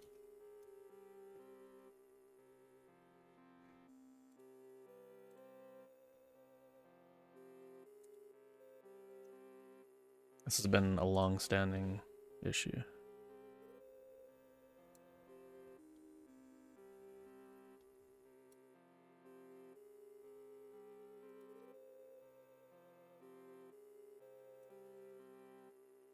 You can no longer reroll for the same values. Values and properties when using reshaping.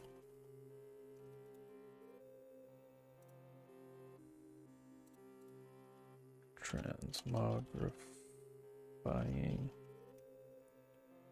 Chanting or altering.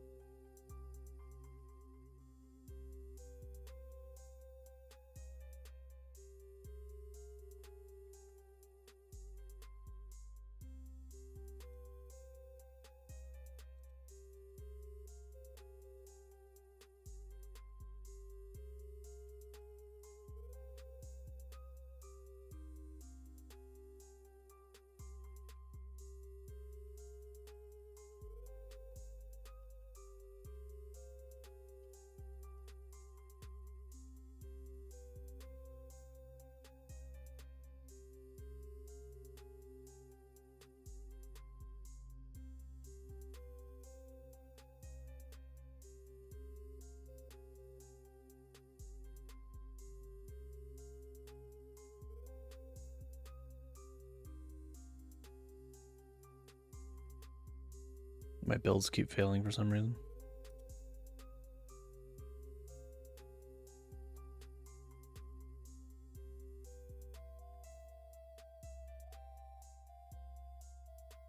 Uh-oh. 21% premium requests used. What day is it? It's the 4th. Okay, that's a problem. Okay, no more 4.8 for me.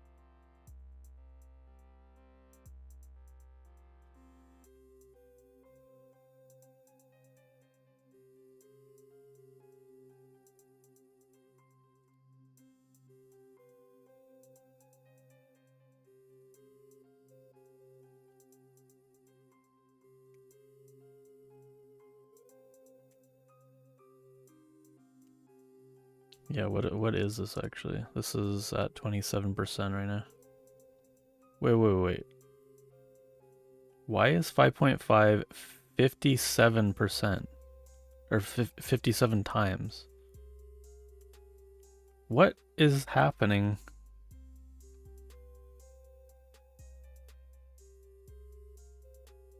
What? It was at 8 before.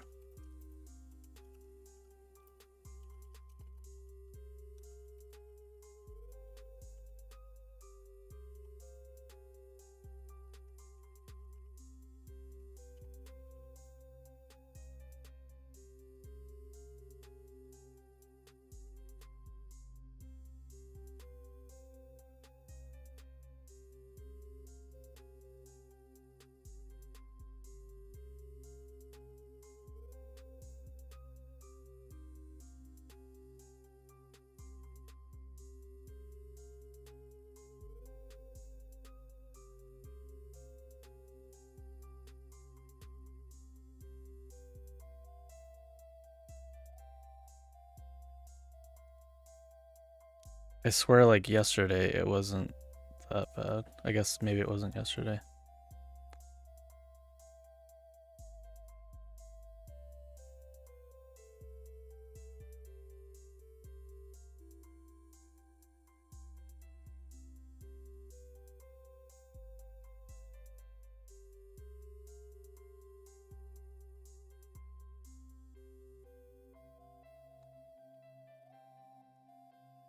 That's like insane.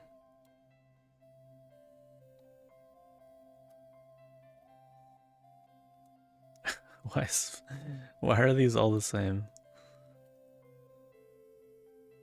Aren't they supposed to be getting like more efficient too? Like why is the newer models the same price? Like who would honestly use some of these models?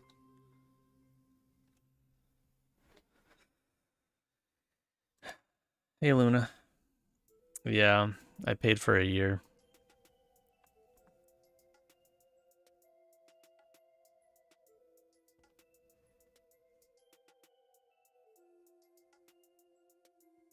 I probably can get like refund if I wanted to. Cuz I think they offer that. Like a prorated refund or whatever.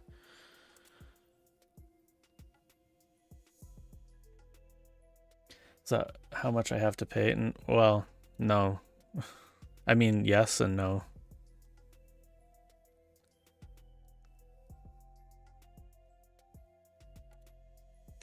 Uh, considering how much I pay, well, luckily I share the costs with my work.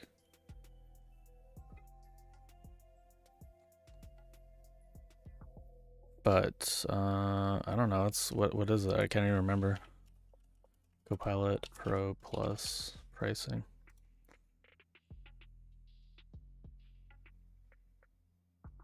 Yeah, $40 USD a month, but it's not that,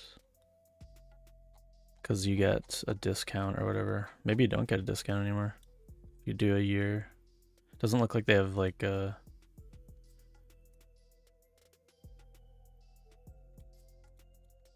year. I don't see any like year pricing. They used to have like a year thing. I guess we're going to max. Not really. I don't think I could do that. It's too much.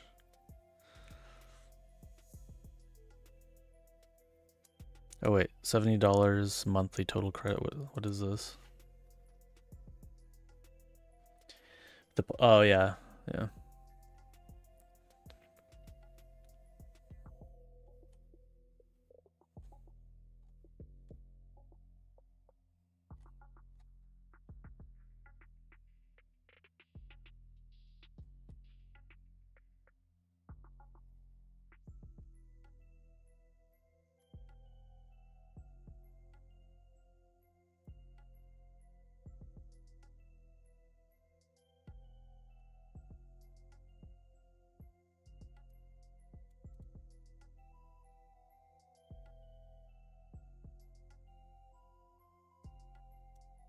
Variable additional usage on top of your base. Flex allotment may change over time.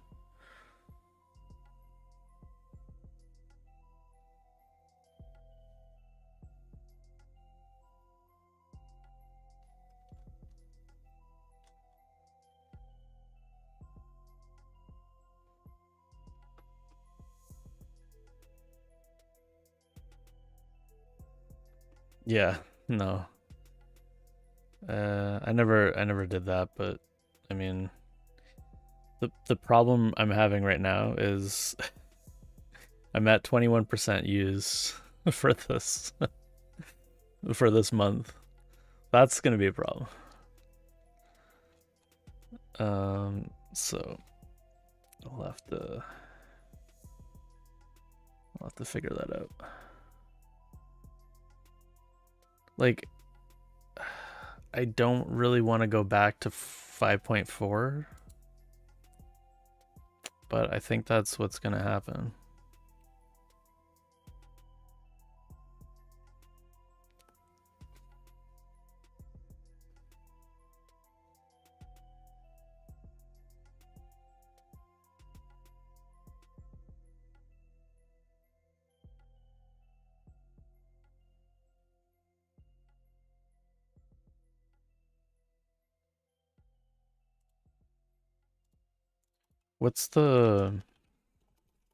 What's just like the pricing from Claude?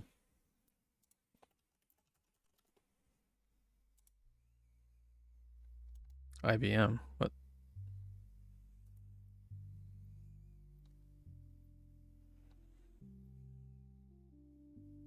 I can't even see it.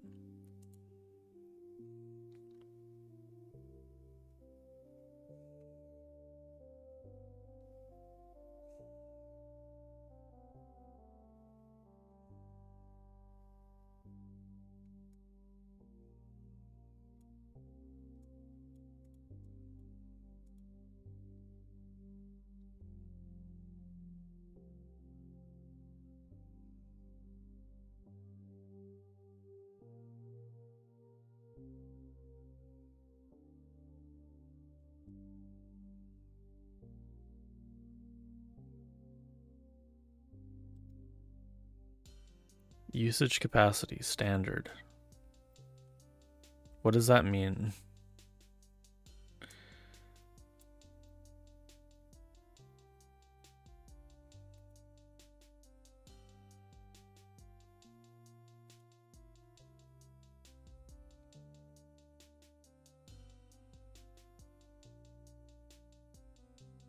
Length limits relate to Claude's context. Oh, really? Claude's context window size is 200k tokens across all models and paid plans, except for enterprise plans. Okay.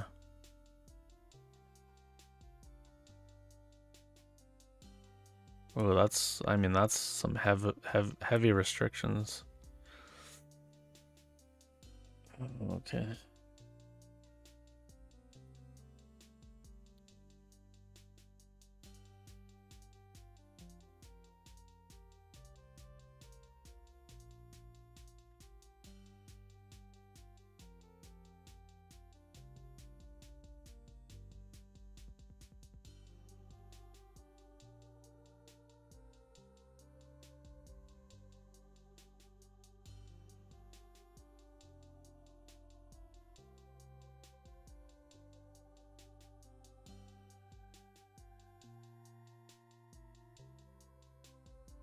Yeah.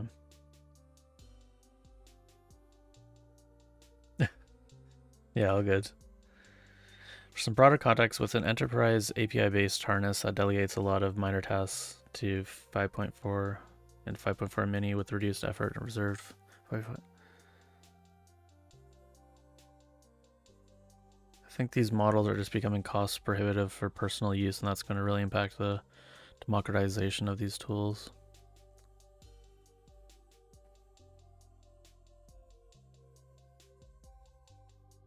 They could have just robbed us and said they gift us with some GPT 5.5 tokens after robbing us.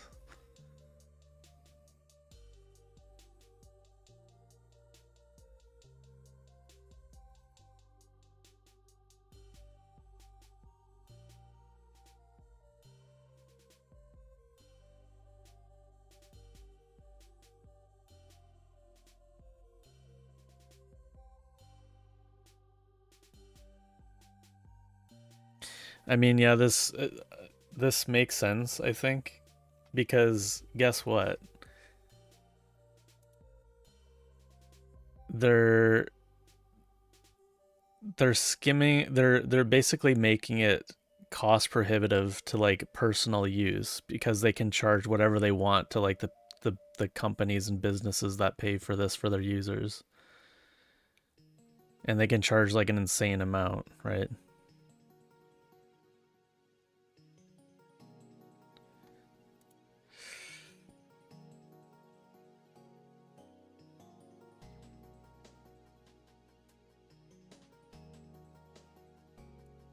I wonder.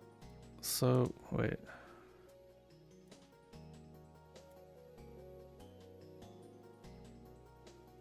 Two times included usage than business.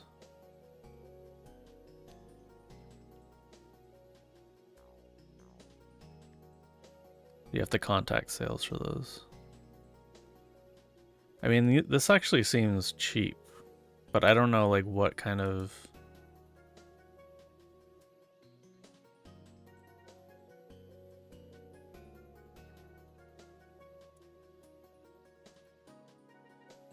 What the usage limits look for like for those. Doesn't really say either.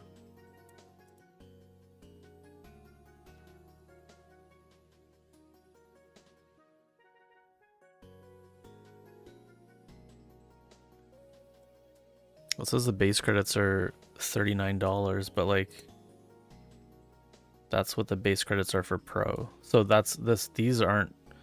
I'm confused. This is just basically Pro Plus.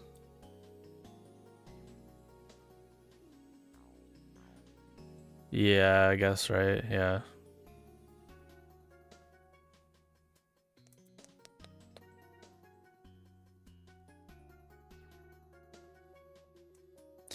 Even if I paid $100 a month, it's only 3 times more than Pro Plus. Like it's the math.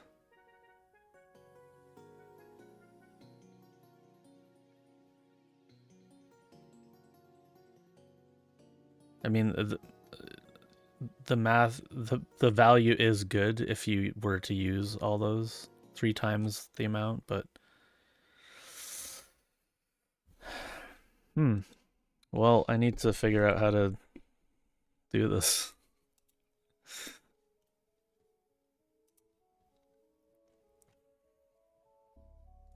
I guess I'll just have to code for real again. Damn. They took away my tools that I rely on.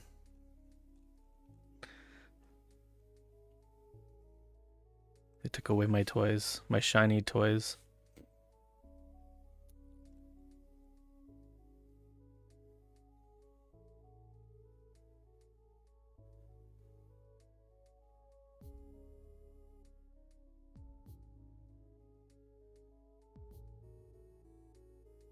Sure, change. False.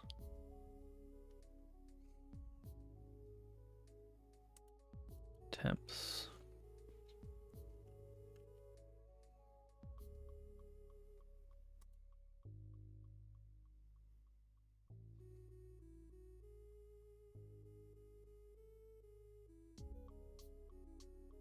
So it tries 8 times.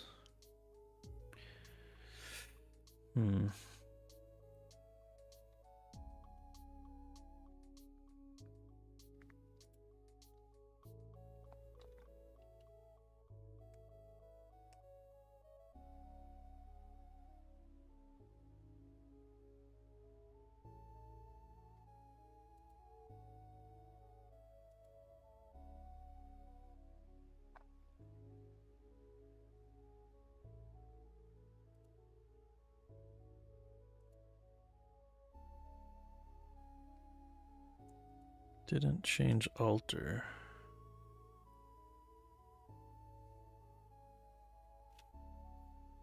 No change needed. It already excludes current subtype.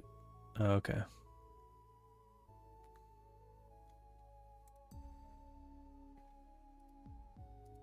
I didn't notice that.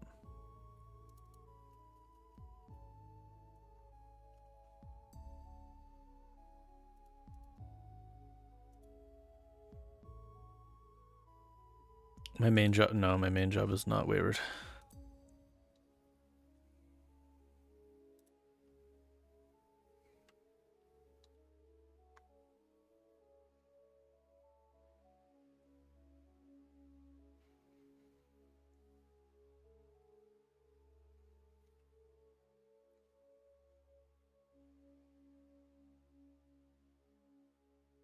Retries are bounded and gated on whether a different result is even possible, so there's risk of infinite loops.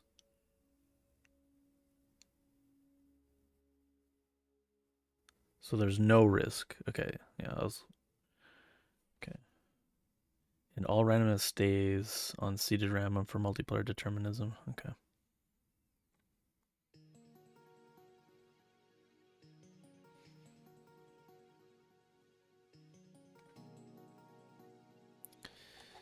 Eight tries. I guess I'll just be using. I wonder if there's a way to use.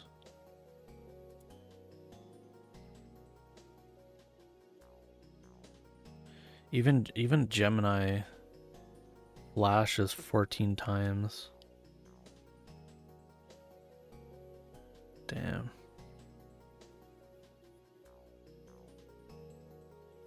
I have like I have Gemini through like my Google One subscription.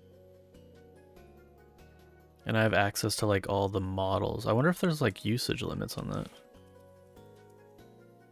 The problem with that though is like I don't think I just have access to the chat bot.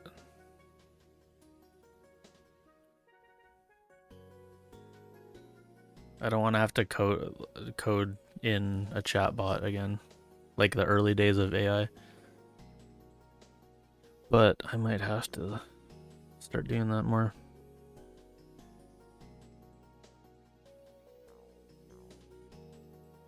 It's kind of annoying because there's you get a lot of bad context that way. Copilot is just so.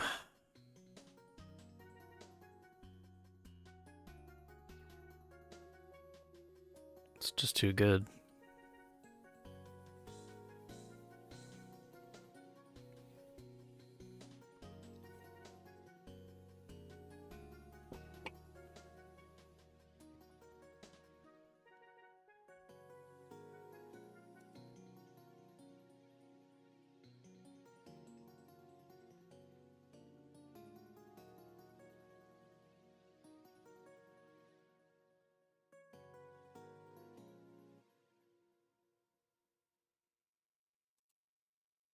It's interesting that it's like Google One is like fully AI now. This used to be just like storage.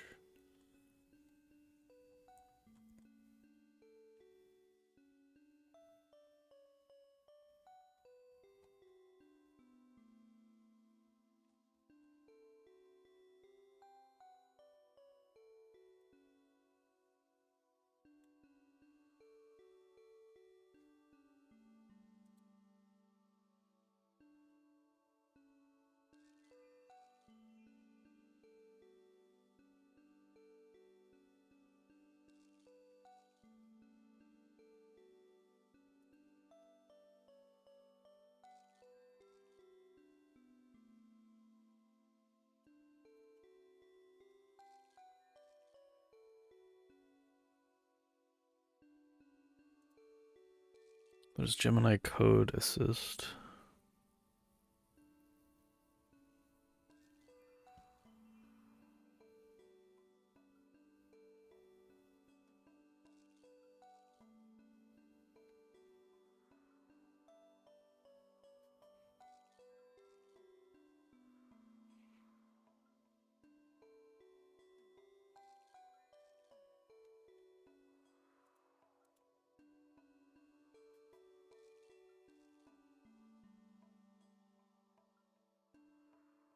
Ooh.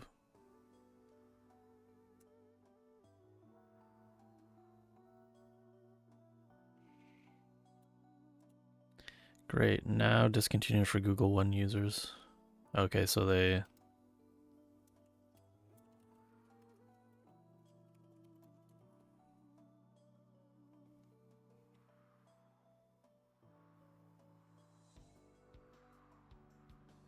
Systems are being updated.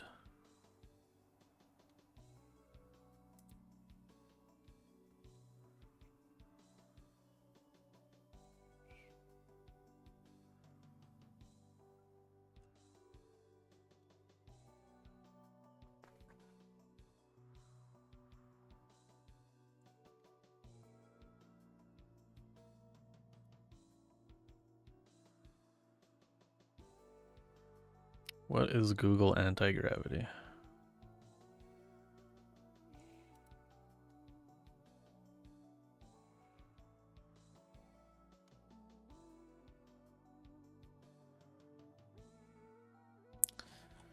I have never heard of this until today.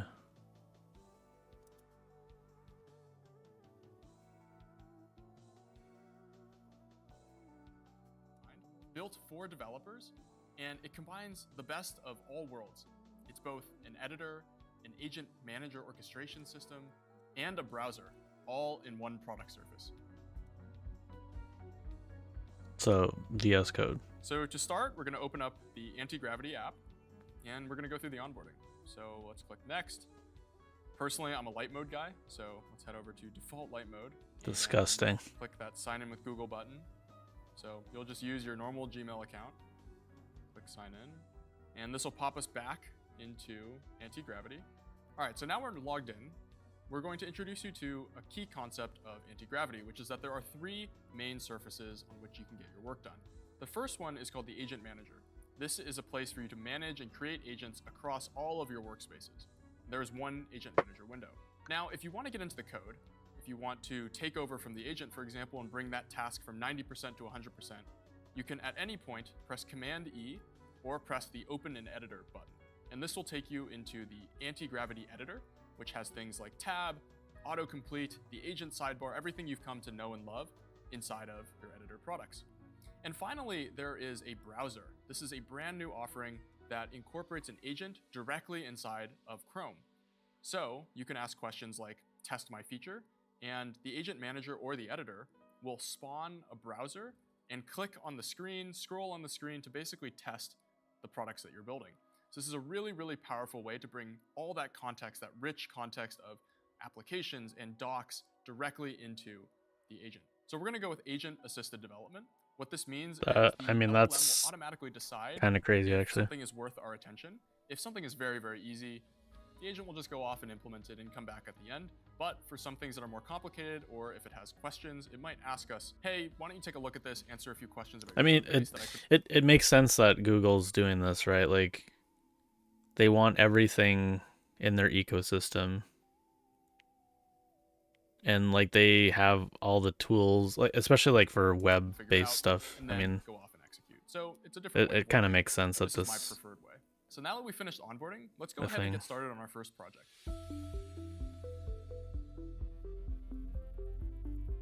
You'll notice on the left side, there is a sidebar, and we're going to go ahead and add a new workspace. We're going to be working locally instead of in SSH, so we'll press Open Folder. And let's create a new folder. We'll just call it Flight Tracker. And today we're going to be building a flight tracker app where a user can add their flight number, and it will directly integrate with your Google Calendars to basically add that flight information to your calendar directly. Build me a flight lookup Next.js web app where the user can put in a flight number, and the app gives you the start time, end time, time zones, start location, and end location of the flight. Using Gemini 3 Pro. How old is this video? Display the service.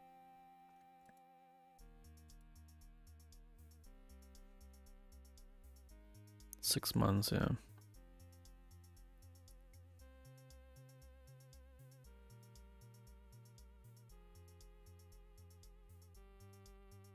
Everybody's talking about the light mode thing. Google employee using ad block.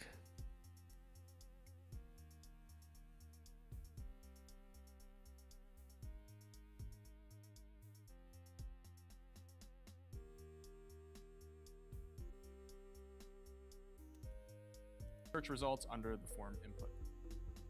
So it's going to start, and remember the setting that we chose for the agent to be making decisions on the user's behalf?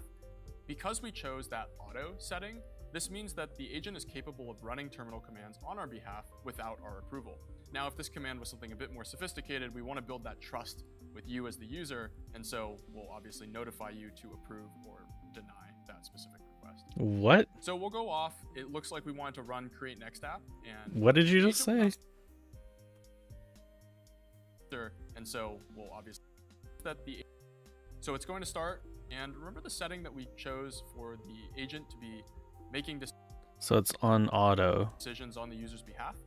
Because we chose that auto setting, this means that the agent is capable of running terminal commands on our behalf without our approval.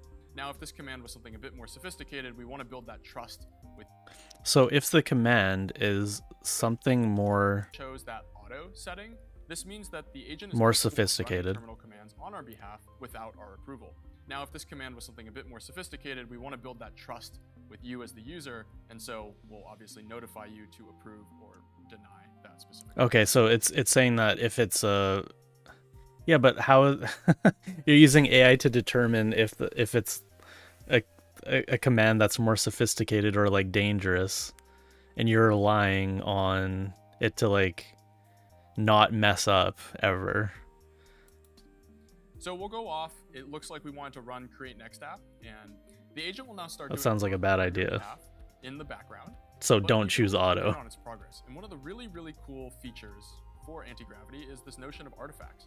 So if you click the right sidebar, and this is available both in the editor and the agent manager, you'll notice that the agent Exactly, yeah. artifacts.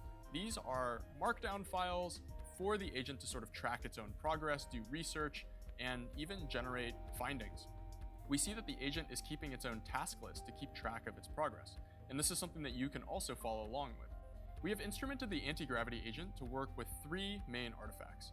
The first one is the task list, which you saw, and the other two are important for users to observe and approve. The first one is called an implementation plan, and this basically specs out some of the research that the agent did, and it will give you a report of what it's going to do prior to actually going off and making changes to your code base. And finally, there's a walkthrough, which happens at the end of an agent's task, and it will communicate what it did, as well as some of the verification steps it took to sort of prove that it completed. Wow, it even actually has like animation, or I guess maybe it's doing it live as a preview for like the actual. Man, that is crazy. Screenshots or terminal commands that it ran, or unit tests, or heck, maybe even a PR description, things of that nature. And so it looks like our agent has done some research, and we're now going to open up our implementation plan. And you'll see this looks pretty good. It's putting together... How have I not even heard of this it's until telling now? you a bit about the styling, some of the ways that it's going to verify that it did the work correctly. This all looks pretty good to me. So now it's going to go off and start implementing all these files. It'll keep track of its progress in the task list, and you can follow along, or you could even go get a coffee and come back. It looks like the agent finished the code generation part, so now it's going to actually run the dev server so that we can check this out locally. And it wants to launch the browser. So let's go ahead and press setup. You'll press install extension. So let's go ahead and add this to Chrome. So what's really cool about anti-gravity is that because of this browser integration, it can actually test the code that it just wrote all on its own. That makes sense. So here we just generated a I thought it was folder, and just now normal Chrome, little cursor, it's moving its cursor around the just screen native to actually Chrome. test our application. And in this case, it's adding in American Airlines flight 123. It's testing some invalid states, and it's basically going to deliver us a couple of screen recordings and a screenshot in our walkthrough report. So let's click review, and we can see what it put together. It tells us a bit about the features that it implemented, and importantly, how it verified that the results were actually correct. So let's head back to our home. We call this the inbox. This is where you can spin up new conversations and check in on your progress across all your different agents, across all your different workspaces. So this is So now we're kind gonna of a start with conversational two tool as parallel well. tasks. And the beauty of anti-gravity is that you can have the agent do work for you in the background while you focus on maybe a more complex task in the foreground. Let's have it do some research. So we want to hook this up to live flight data. So let's ask it to look up the Aviation Stacks API. I already have an API key if you want to test with curls. Look up the documentation and make sure you use the curl responses to get the interface. curl. Let's make this app look a little bit more polished by giving it a logo. The beautiful part about being part of the Google DeepMind ecosystem is that we have direct access to Nano Banana and the latest image generation models directly inside of the product. So let's ask our agent, design a few different mockups for a logo for our app. I want one that's more minimalist, one that's more classic, one that's clearly a calendar, and any others that you think might fit. I want to use this as the favicon for our app. So let's head back home. Oh wow, it already looks like it's done with the logos. That was very, very quick. And you'll see that it generated, let's see, 4 different Just types of absolute logos. dog shit. I really do like the look of this classic aviation style one. So let's tell the agent to implement this one inside of our project. I like the global flight tracker with aviation theme as this as my favicon. And I actually should probably tell it to update my site title as well, since I think it's using whatever came out of the initial generation script.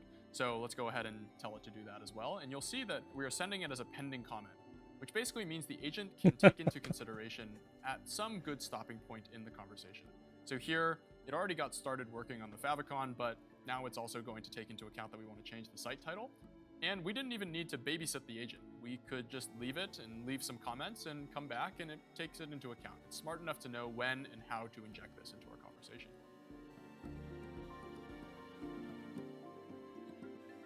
So we'll head back home, and it looks like now our Aviation Stacks API research is already done, and it's written an artifact for us to review. And it's done all this research on what the Aviation Stacks API can do and what data it returns. And what's really cool is you can scroll through the conversation if you want more detail on how it got arrived at this conclusion.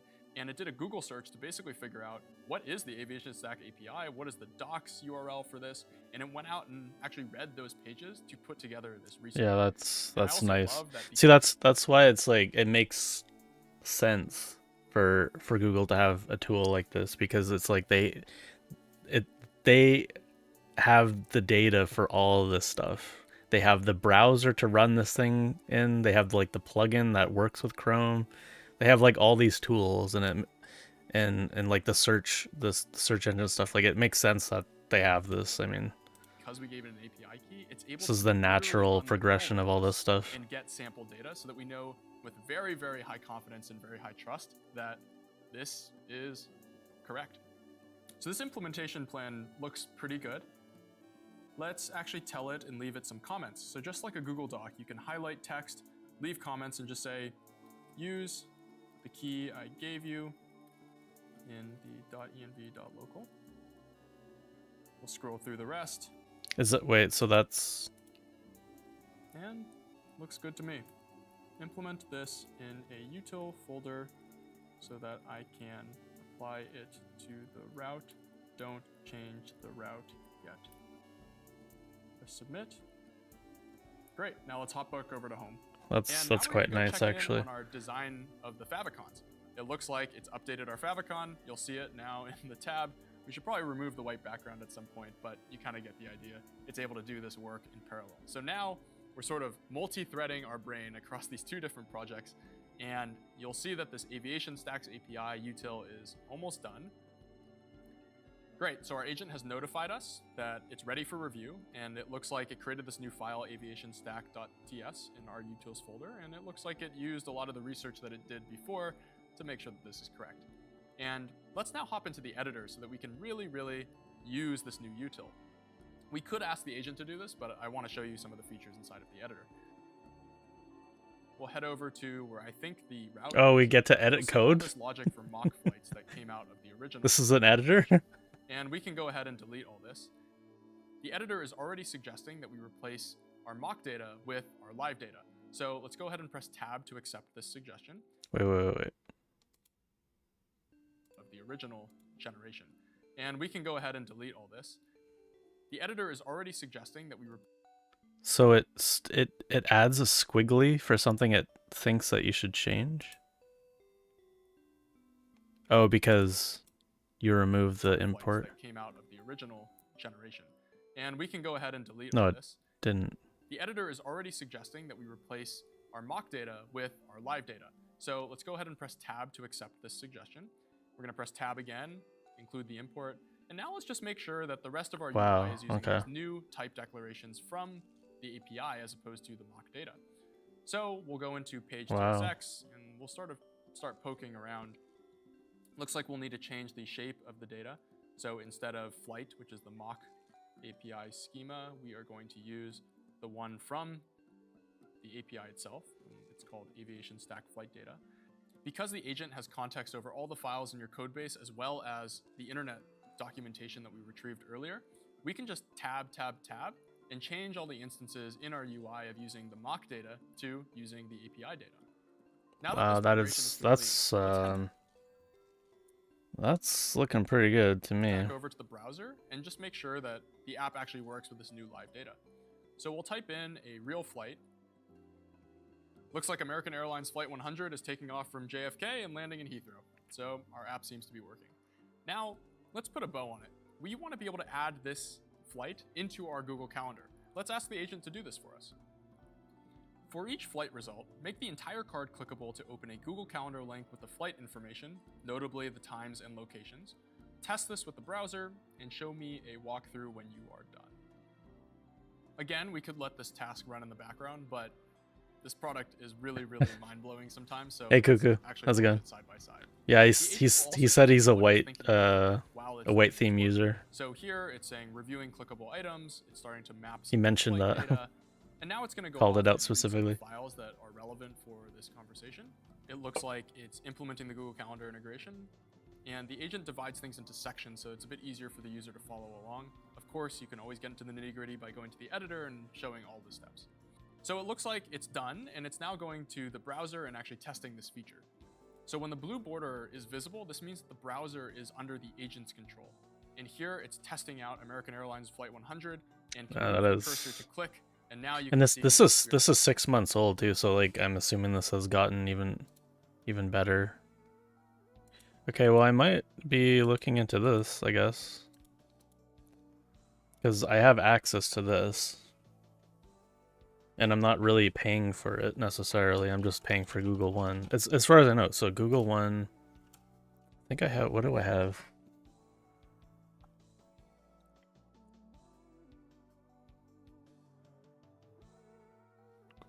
One.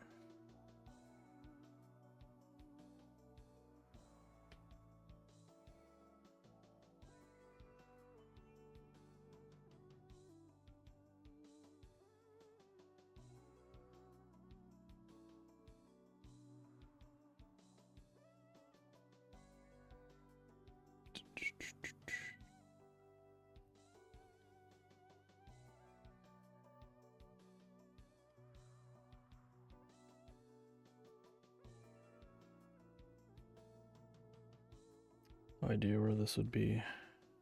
Google One. There's an app on my phone.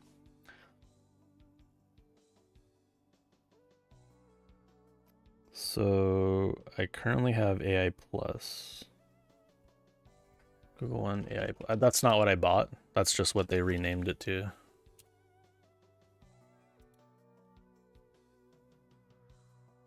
Okay, so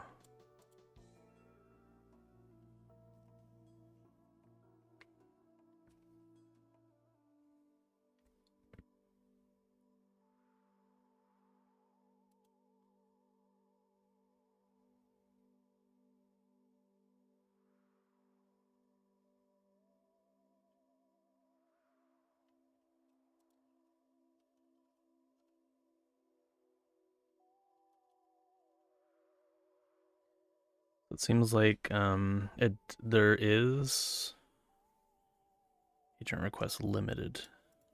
I wish that it would give me details on that.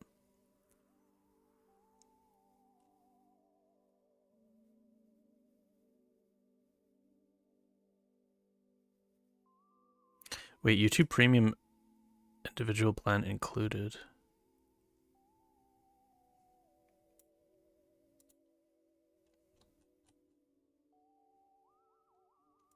Oh, no wonder it's $139 a month. $140 a month. That 20 terabytes is nice.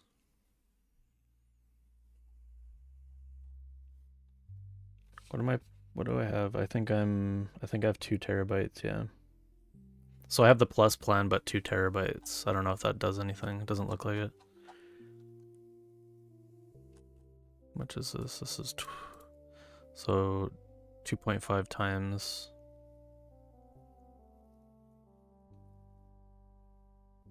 Yeah, that's why I'm looking this up.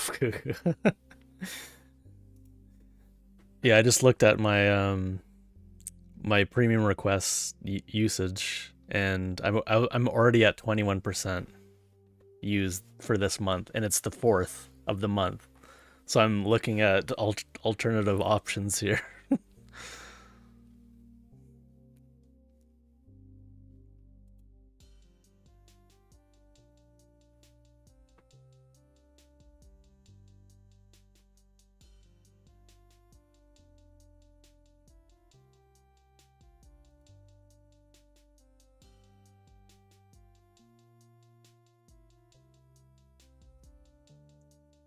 How much percent have you used per month?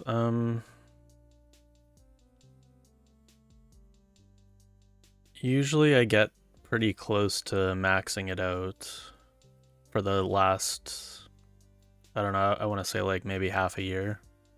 I've gotten like pretty close to, I recently switched over to the Pro plan, or the Pro Plus plan, because I was like maxing it out basically. I was like pulling my shots a little bit, or pulling what I would, you know, throw in there. So I was like, well, it's gonna save me a lot of time if I upgrade. But now the prices are insane. It's not that the prices are insane. They're limiting the usage so much that like it's an issue in that regard now. So it's not that I'm paying more, it's just that I'm more limited, so I'm having to, again, pull my punches a little bit. Or like, you know, reduce my usage. Which I cannot stand for. I need my shiny toys.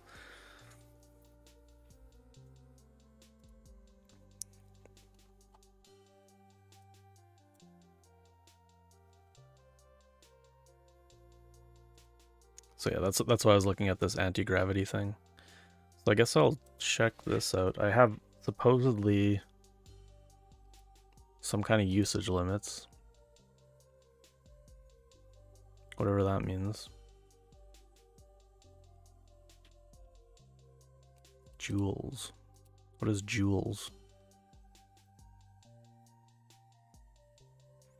Joules is an asynchronous coding agent that currently in beta.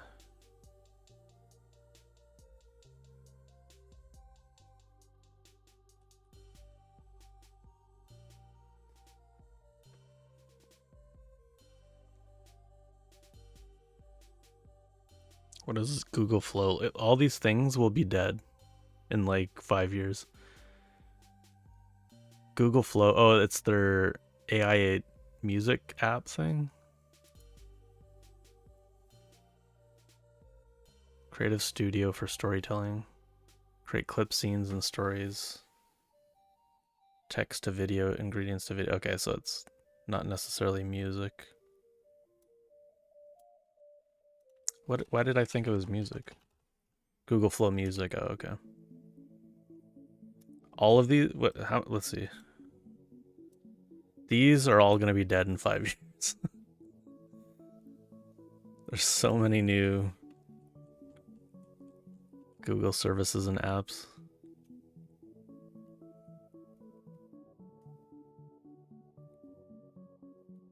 What's that one website? Google Graveyard or something? Killed by Google?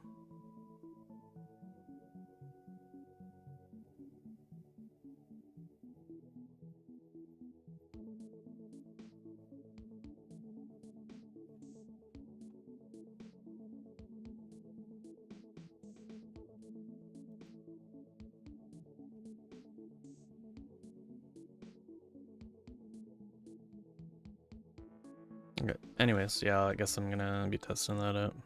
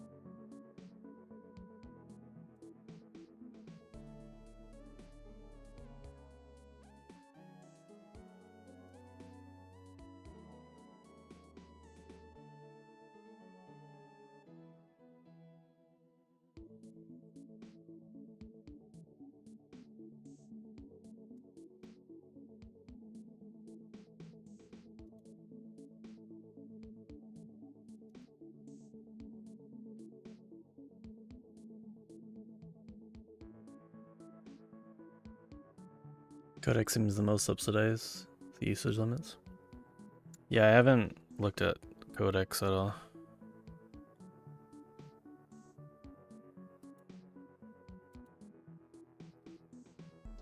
Oh, is Cheery up?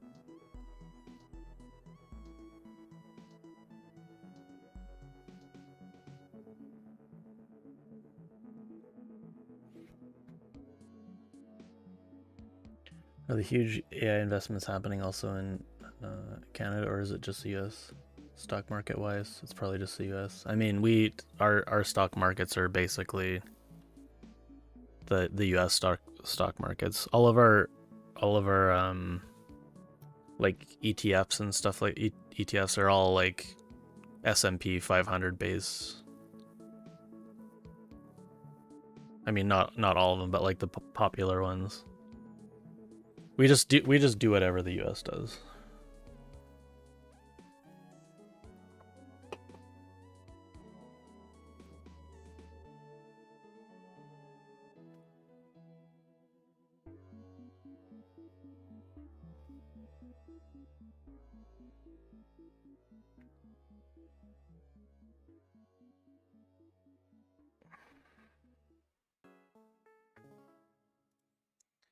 So I think what I'll do here is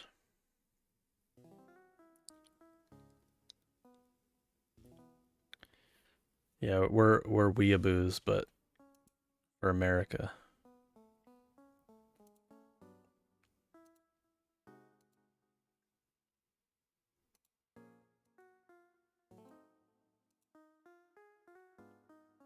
There's even like a fringe group within Canada that wants us to be the 51th 51th wow 51st state.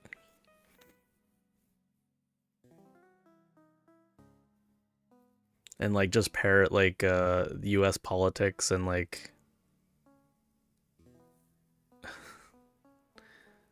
and care deeply about US politics to the point where like they don't even care about our politics, our government and stuff like that.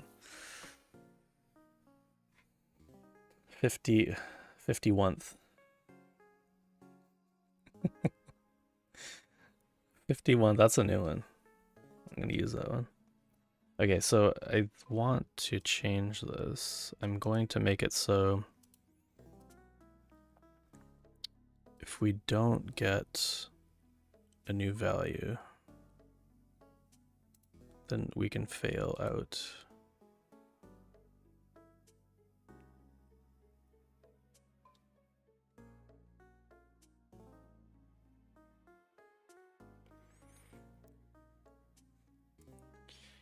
In each of the actions,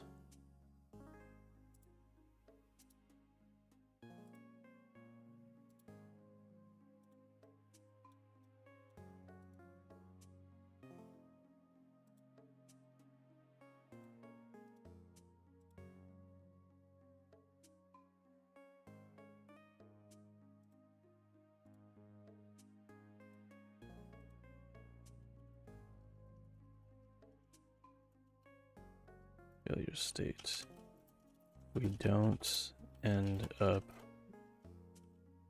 re-rolling a new value. Can we have it go to the failure?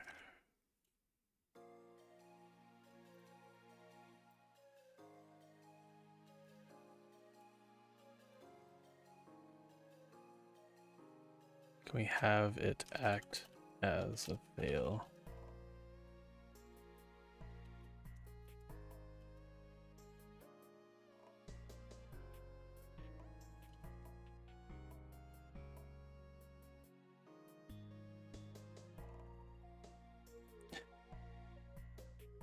Maybe.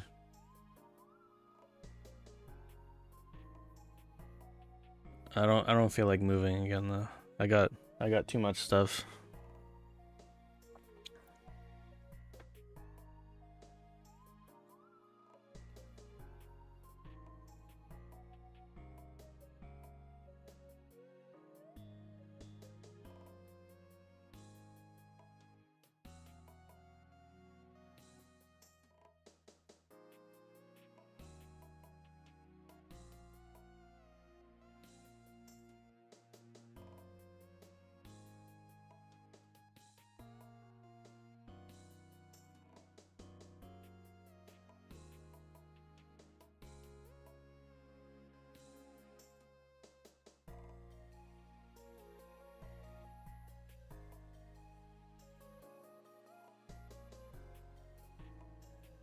Oh, okay. I see what you're saying.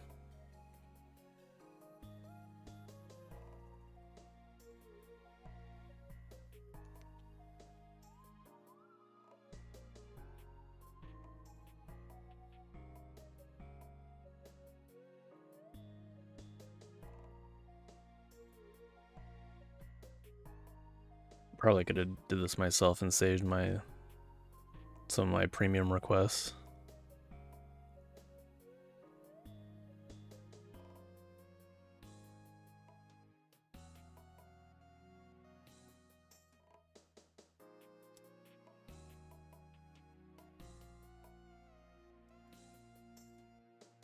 Summoning Clippy?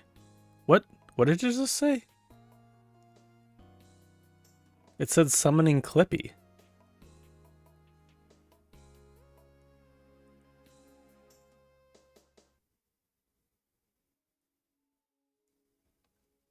I didn't know that was a thing. Summoning Clippy.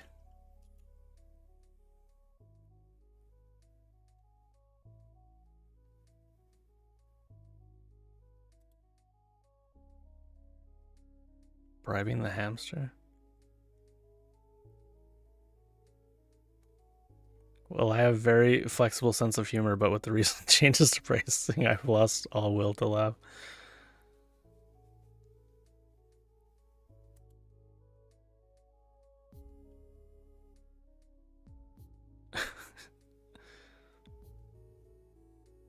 Activating Cortana. I've never seen that. Interesting.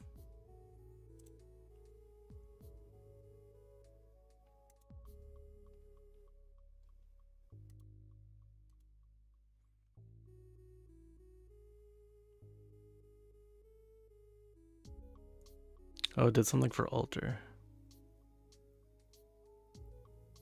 Oh, okay. This should never happen, but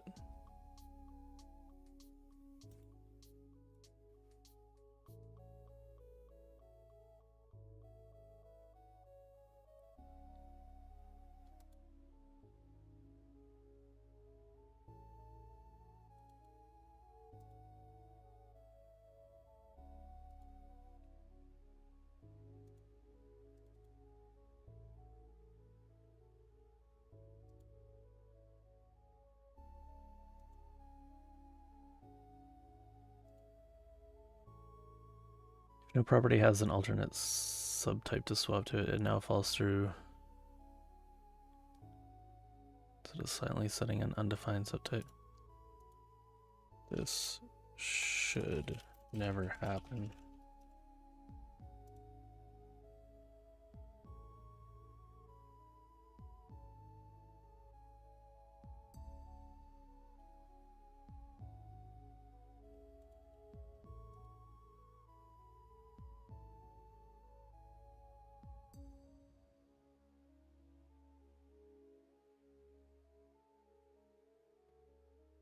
Oh my god, it's already 10:50.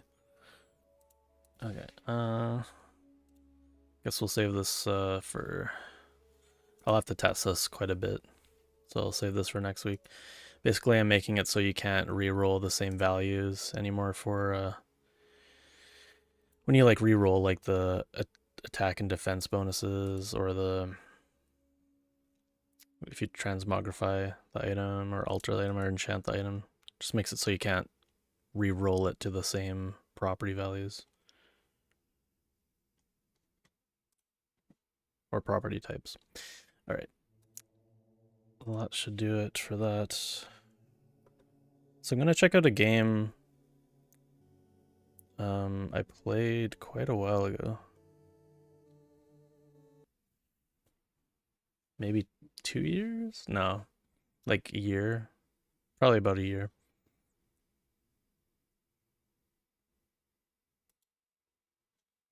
Year and a half? Some amount of time has passed.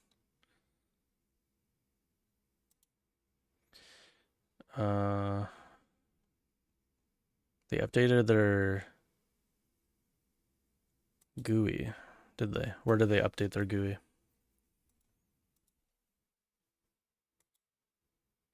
I mean, they're always kind of changing things, improving things. It's like Windows 8. Oh, like the main store page, yeah. Oh, with the tiles, yeah. Yeah, it's kind of like that.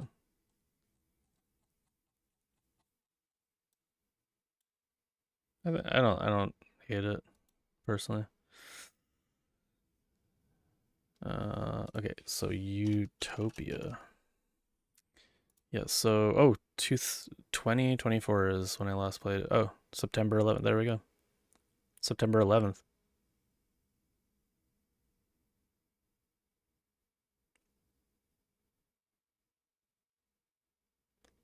That was a moment of silence.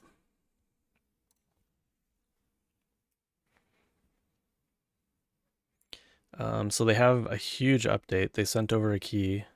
I already have the key. I already own it because I believe I got a key from them originally as well. So I have an extra key if anybody's interested in playing it. So what did they add?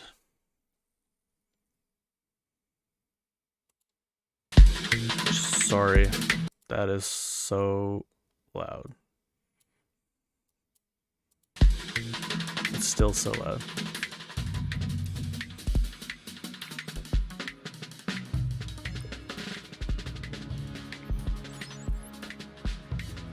It seems like there's a lot more meta progression in it. Essentially, this game's kind of like Missile Command, but on steroids.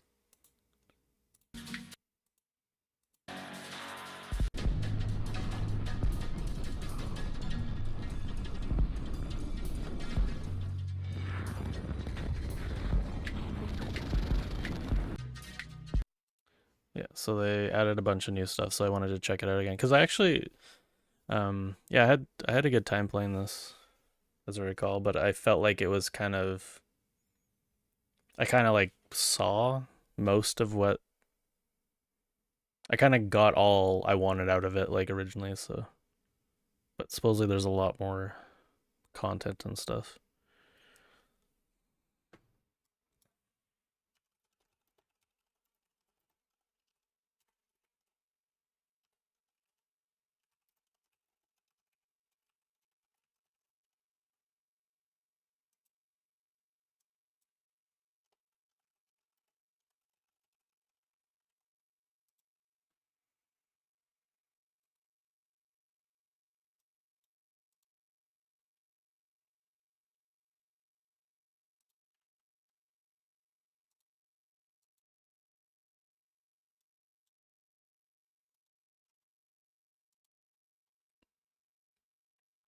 Nova Drift, yeah.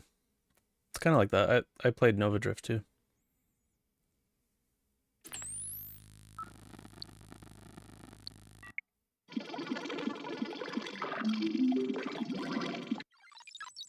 I love the aesthetic too. It's really good.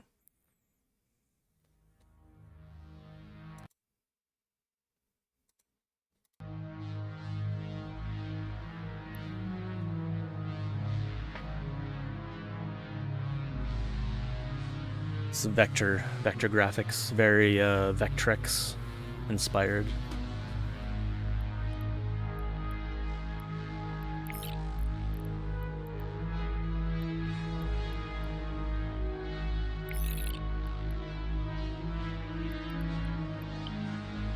Who do we want? I don't think we want anti-aliasing. Silly.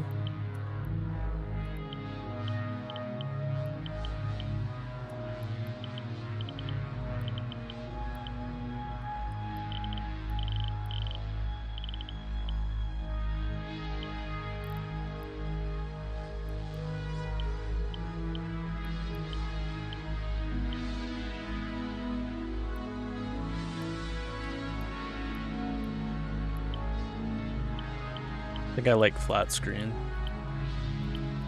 Hey, Rafa. Oh, I do want full screen. How's it going? I'll do 90 FPS limit. I mean, it seems like it is live. It seems like it's V-synced. It's probably fine.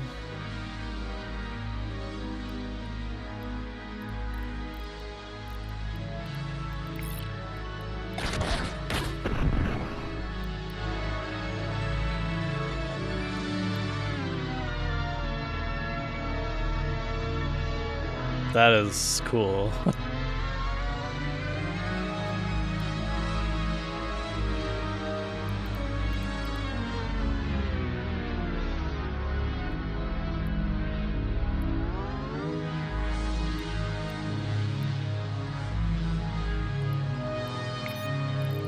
Yeah, they did. I don't remember like half of this stuff in here.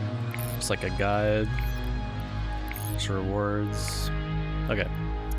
I think we're ready to go here. It's still early access.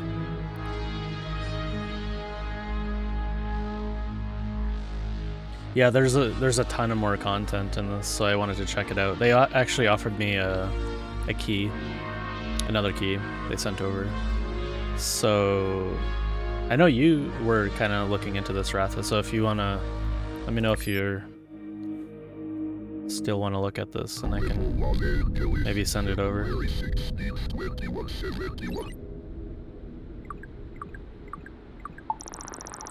I don't remember what I'm doing in this game. Missile Command meets asteroids.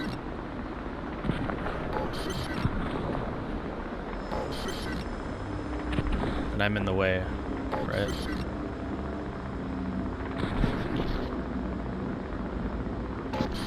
I can be the guy that's shooting things.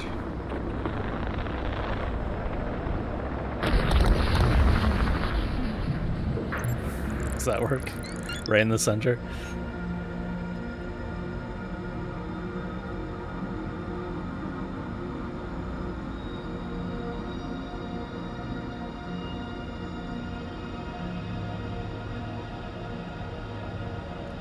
Okay. Yeah, so this is new, right? I don't know what I'm looking at exactly.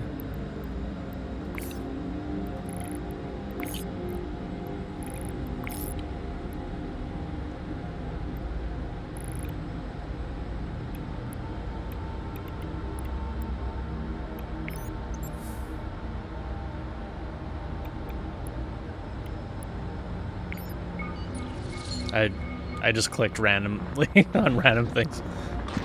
I don't know. There's a lot. There's a lot there. I don't know. I don't know what's going on.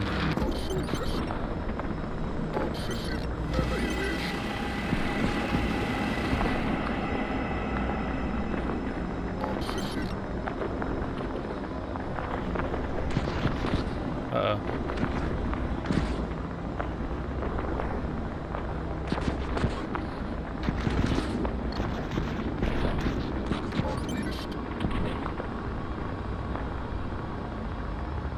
Oh no, I hit the ground. Does that count as a bad thing? So I got a contract. I'm guessing that's what these are, contracts. Sign contracts 1 out of 2. Okay, so what did I get? Stockpile nukes. Mainly purchase 3 nuclear warheads from what remains of the international armament market. Nuclear weapons lab. Construct a nuclear weapons research and development facility. Immediately begin nuke production. Okay. So I'm going the nuke route. And so this is offense, this is defense. What's up here? Okay, these are like augmentations of weapons.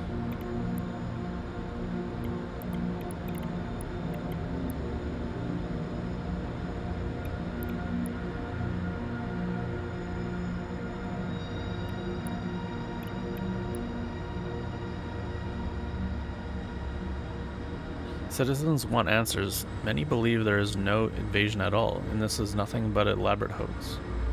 Announce support. Mislead citizens. Ignore proposals. Reroll upgrades. Okay.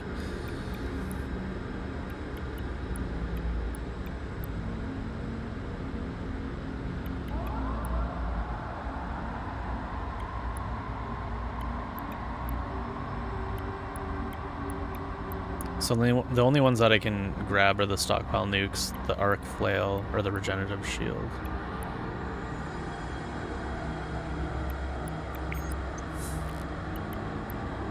Oh, but now there's more options here.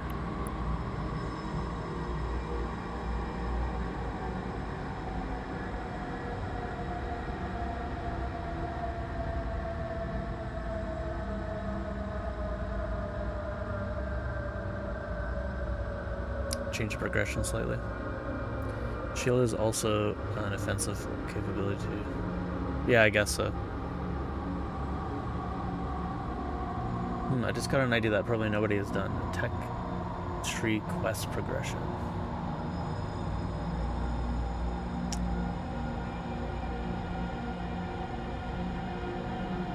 Okay.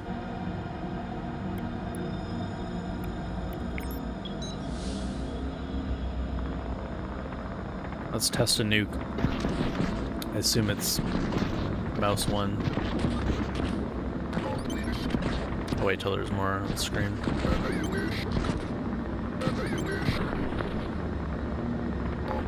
Or do they just get restocked each round?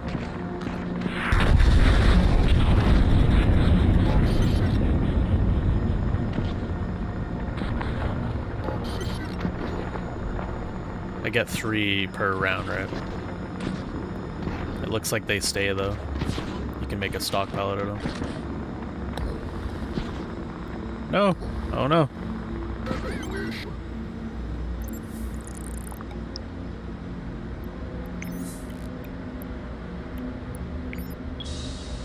Increase fire rate. Oh, so I do have a maximum. I have a maximum of 10 nukes, so I should be using at least 3 of them per round.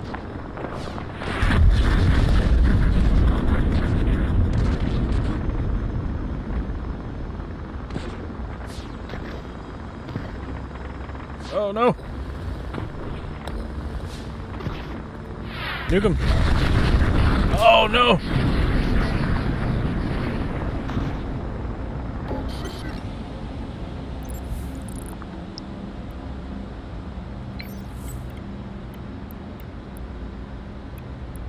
Improve gimbal speed.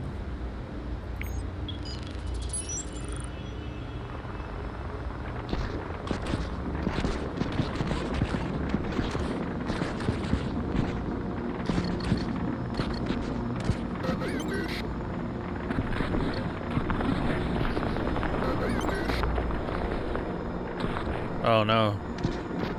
Oh Jesus. Fire the nukes!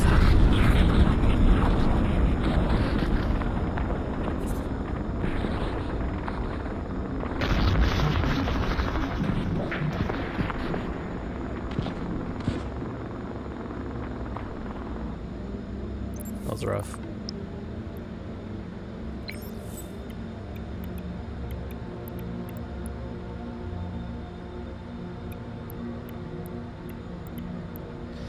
City shield nodes automatically discharge deadly bolts of energy at nearby enemies. I should probably want to do that.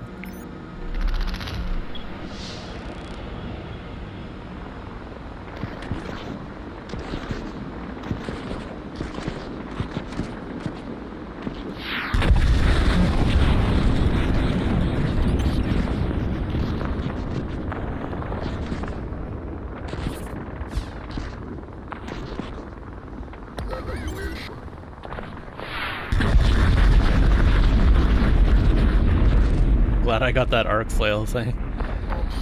Those would have went right to me.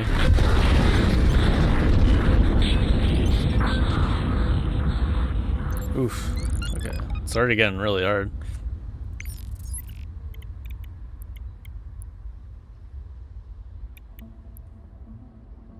Launch modified mini nukes using half the radioactive material.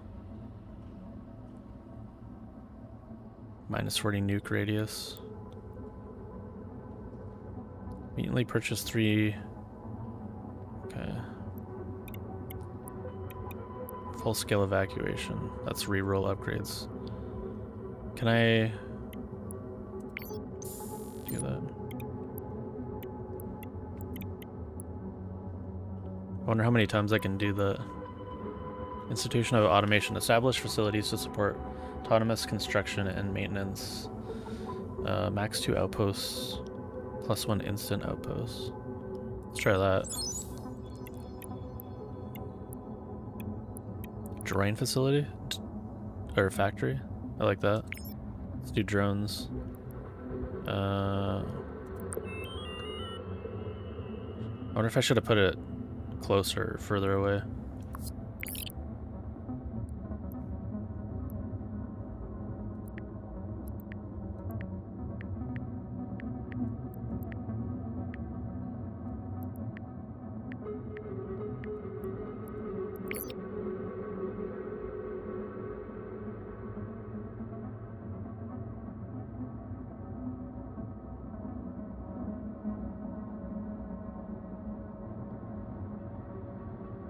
I'm reading things sometimes. I assume like this is like I'm gonna die right away, so I haven't been playing too smartly yet. You know, you don't really, you just kind of mess around for the first go, right?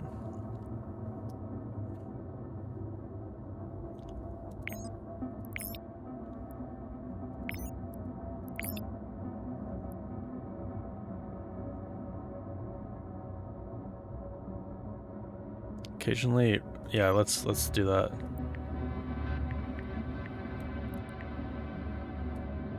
It's gonna be an aggressive aerial hunter.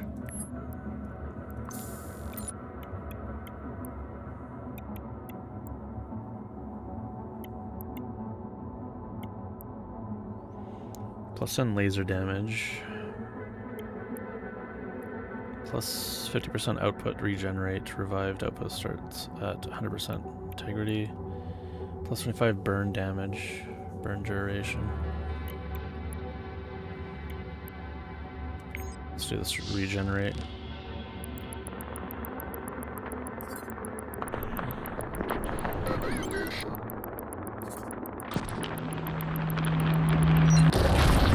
Wow.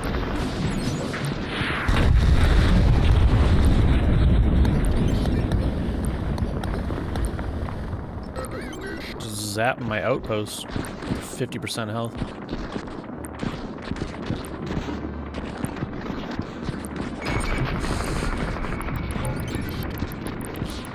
Oh god. Oh no. Damn.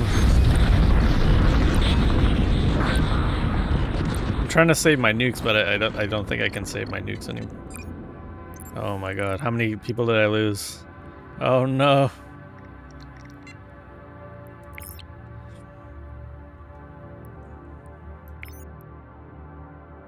Casual 3 million people gone.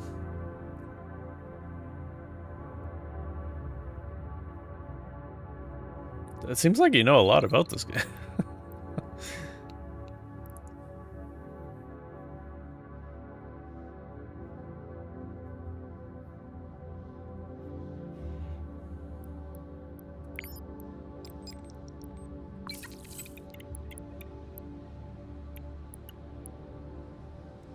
I guess we're gonna have to regenerate shield.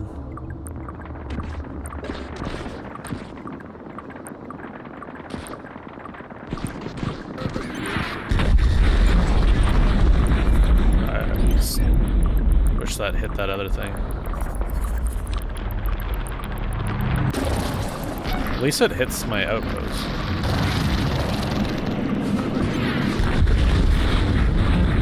Oh no.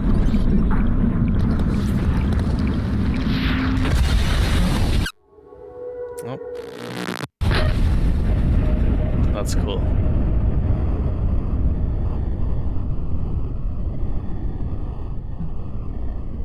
Really cool effects. Hollywood. The bike.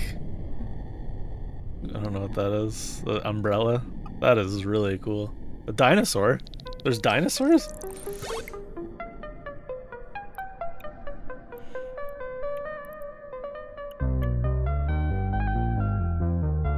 Potted plant.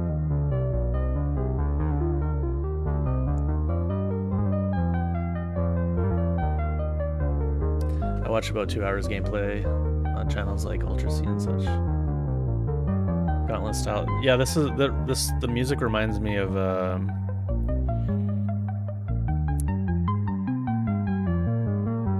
trying to think of the movie.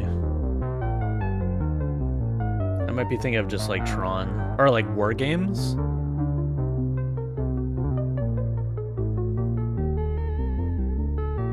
I think it's like the War Games soundtrack from the 80s.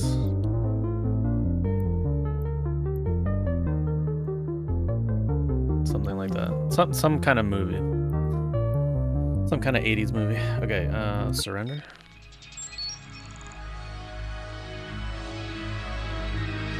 It's very Baroque. Retro Baroque. Yeah, I mean, like, aesthetically, this game is really good.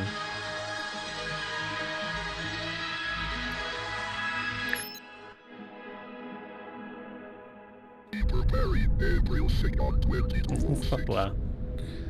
Yeah, that's cool too, the zoom out. Nice.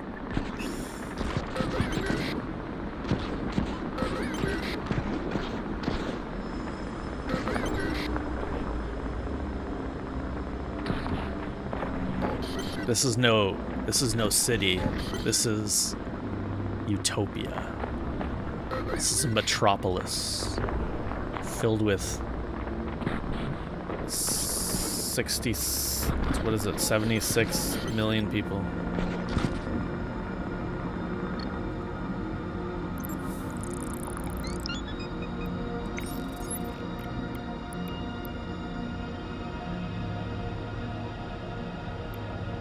I gotta begin nuke production. Cheap nukes.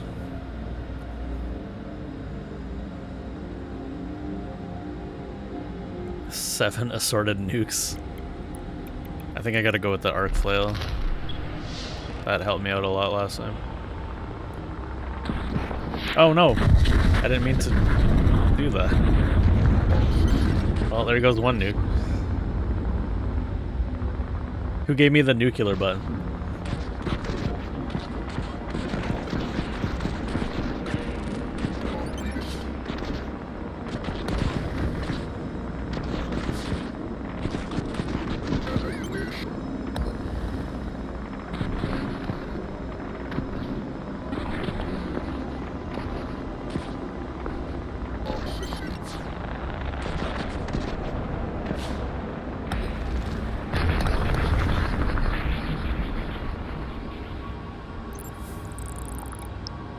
Yeah, exactly. Increase production. 1 full-size nuke per day. Plasma physics lab. Allocate resources to ion plasma research, advanced energy field applications. Unlock advanced flail and shield upgrades.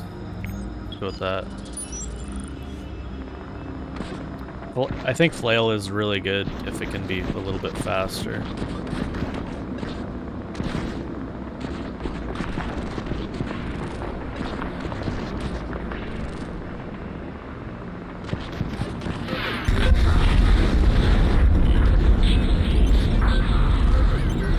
What?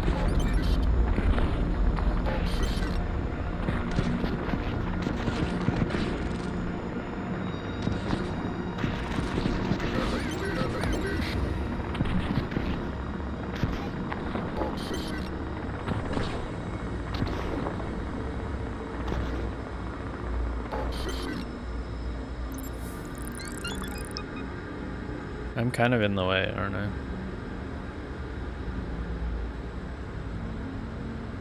I'm always kind of in the way of everything.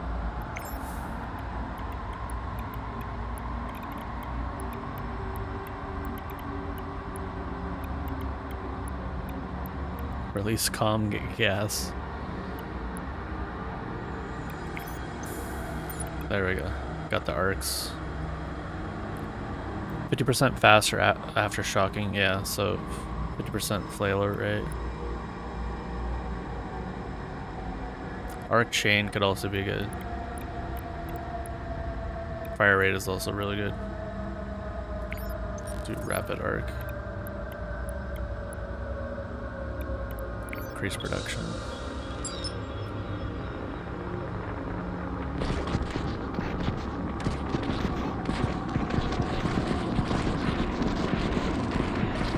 Oh yeah, I'm liking that. That rate is good.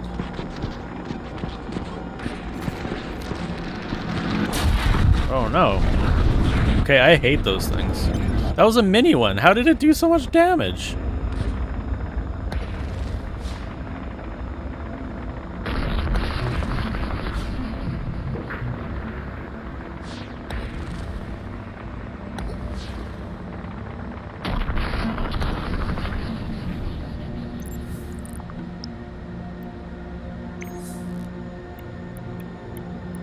Extended flail.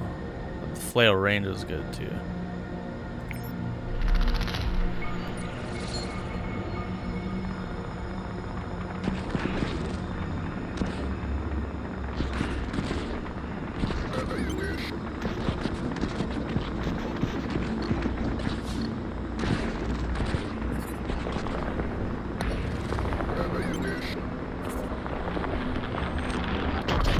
Oof. I was gonna nuke it. I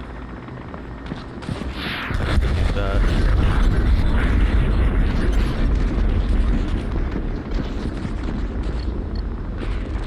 My fire rate is lacking right now.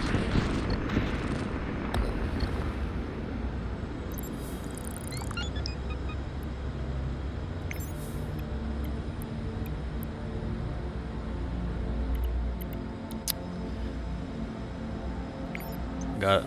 Just gonna do all the flails, increase fire rate. Let's do that.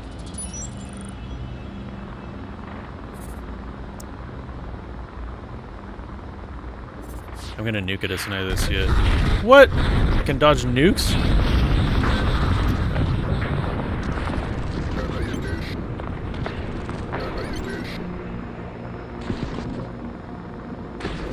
So I guess the strategy for that thing is like nuke other things and then fire at that thing with your normal weapons.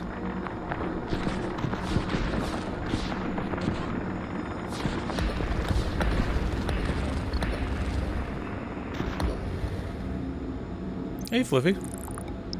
Yeah, it's pretty cool. What's new with Fluffy?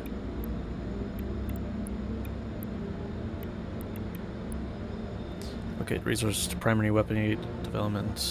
+1 instant turret mod.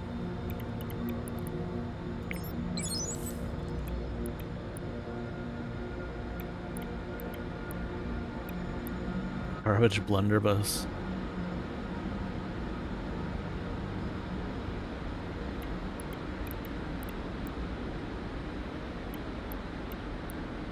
Let's try a railgun.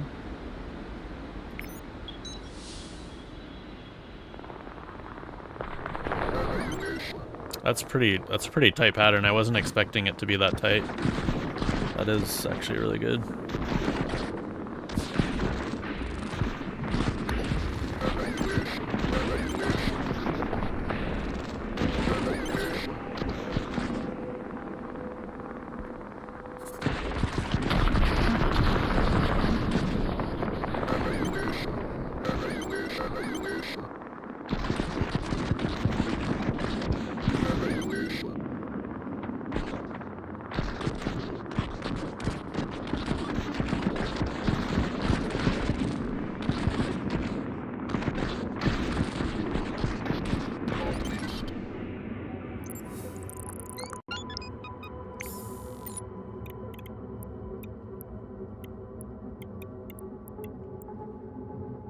Urban farming initiative. I like these. Extended barrel.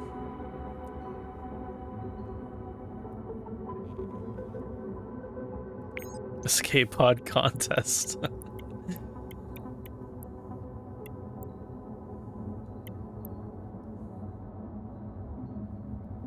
So there's burn damage. Blast enemies with superheated fuel in the immediate wake of launched missiles.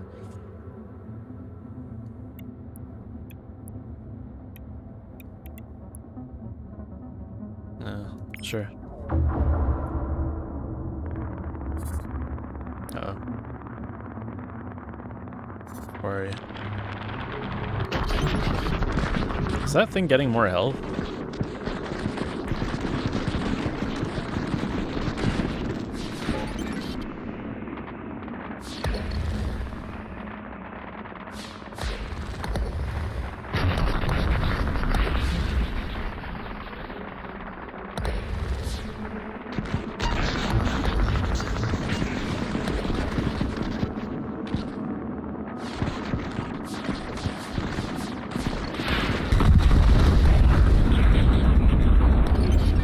What are those on the ground there?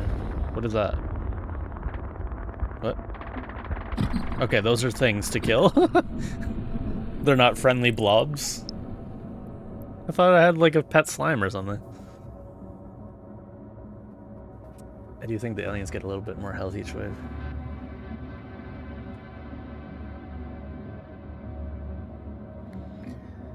Not much had a bad anxiety attack yesterday morning at 2:30 or so. Were you like sleeping? I've had that once where like I woke up and I had like a full-blown like panic attack, just like out of the blue.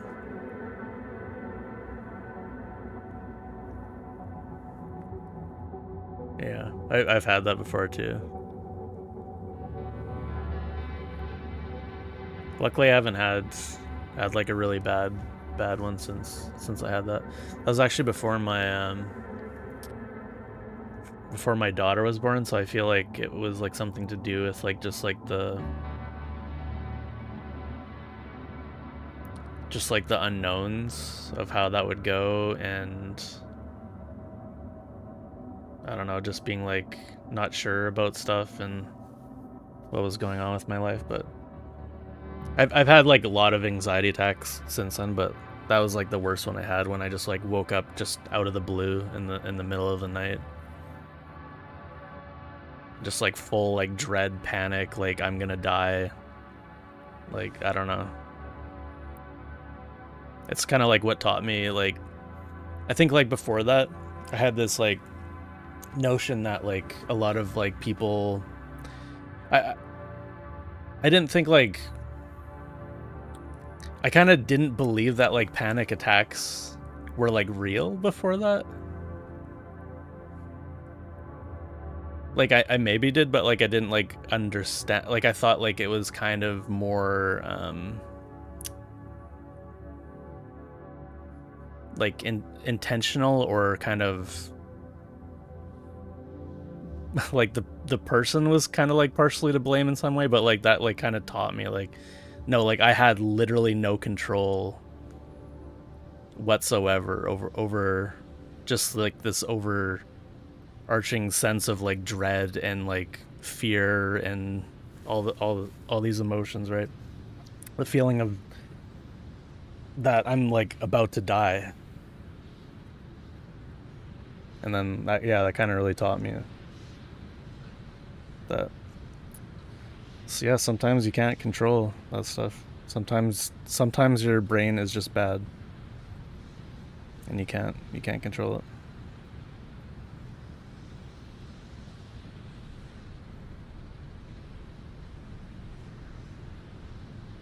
Anyways, that's my story. That's story time.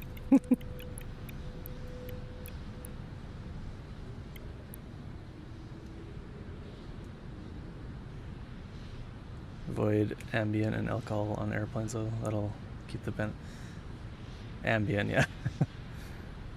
Yeah, I do have a fear of flying. I get like major anxiety with flying, but luckily I haven't had a panic attack. I've never tried getting like drinking or doing any kind of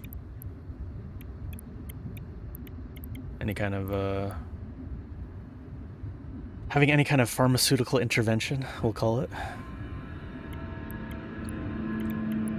Probably would help though.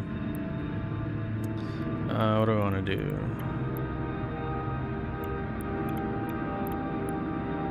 Shield blast. Let's try that since I'm doing like a flail thing.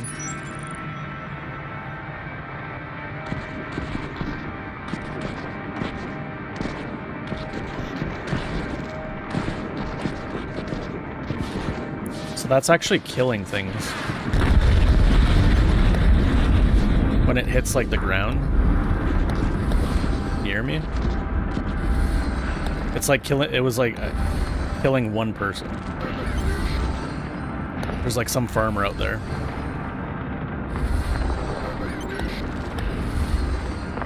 Oh no! What? Where's my flails? No!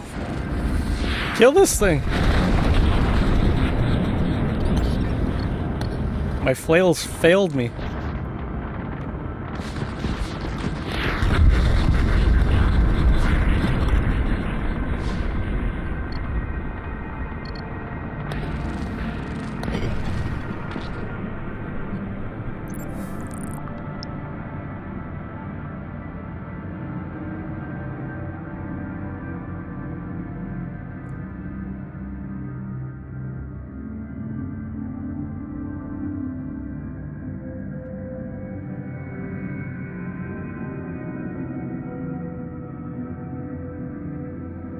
Made a pocket of turbulence on a small regional jet when I was traveling once. My hand came down on the armrest so hard when he dropped that it sounded like I broke the armrest. Taking melatonin, yeah, it's a good idea. Yeah, I haven't had like super bad turbulence. I mean, I don't know how bad it gets. Like, I've seen like movies where it gets really bad, but like I don't know if it actually gets like that bad. Because usually like the plane crashes in the movies where they get like super bad turbulence. But like I've gotten it bad enough where like the whole plane is like creaking and you feel like it's twisting, and you look out at the wings and the wings are kind of like flapping, which is always kind of I mean, it's a good thing that they're flapping and not rigid, but it's also very scary.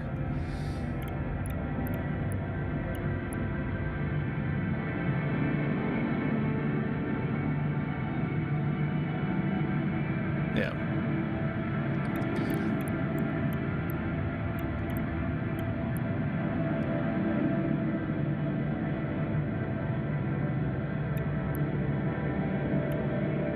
I think I should probably... No immediate benefit. Advanced upgrades. Let's do the automation. Let's do a watchtower this time.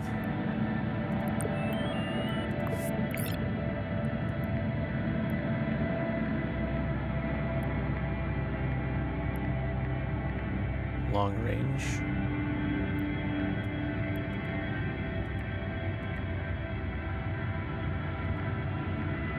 Let's do city.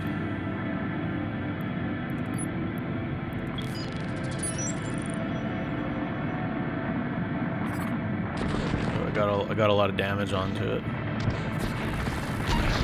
Get wrecked.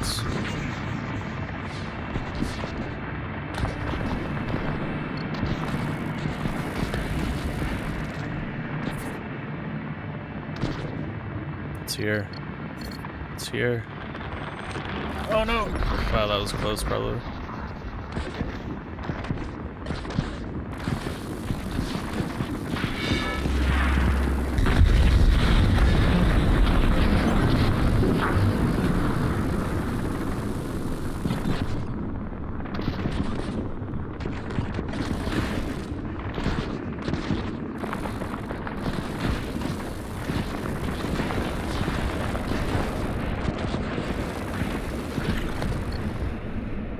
Watchtower is really good.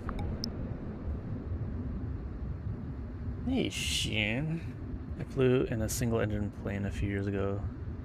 The rate at which you can go up or down hundreds of feet.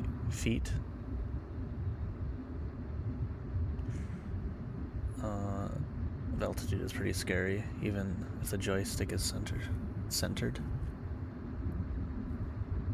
Yeah, no, I got it.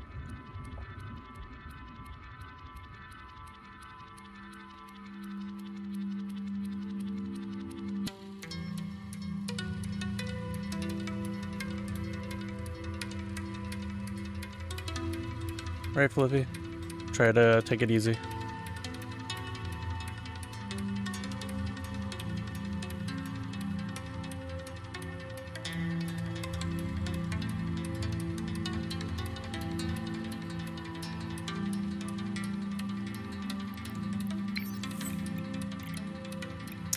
Laser watchtower.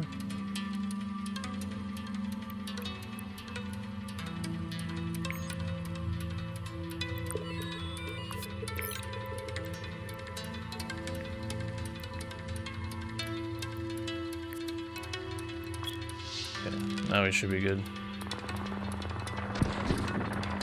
Both sides.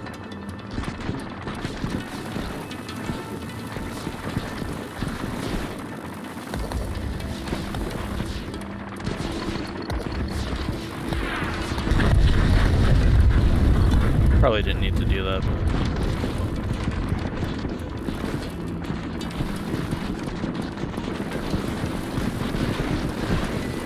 Ooh, that is fast.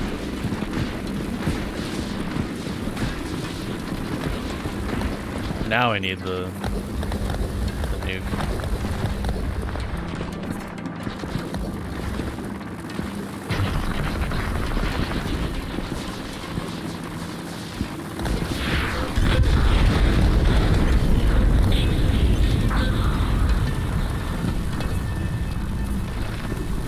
Oh no.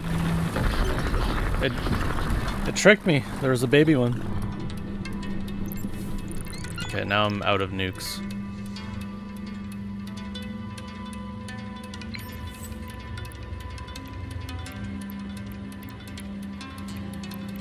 Triple volley railgun.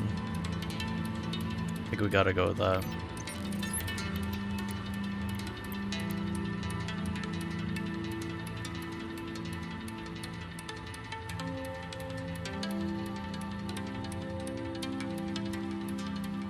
Blackout protocol sounds cool.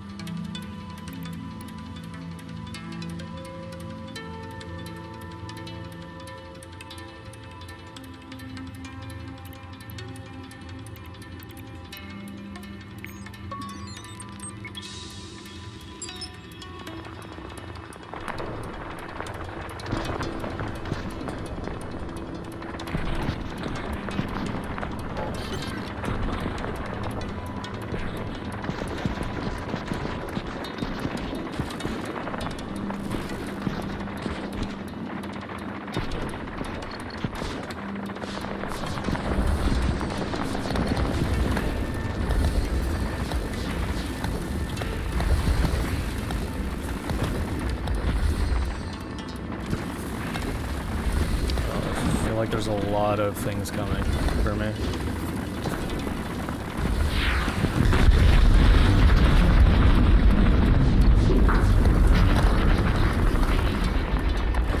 I'm out of nukes now.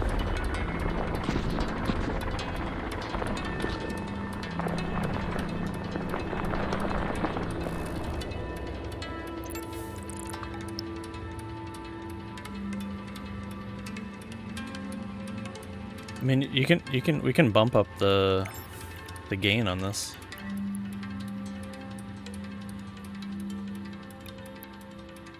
Yeah, unfortunately, I don't have a Vectrex to compare with.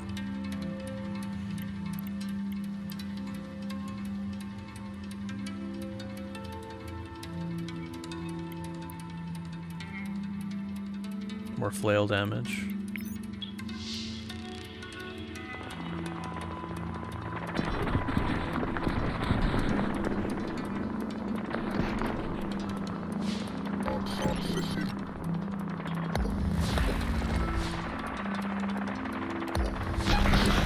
So much damage.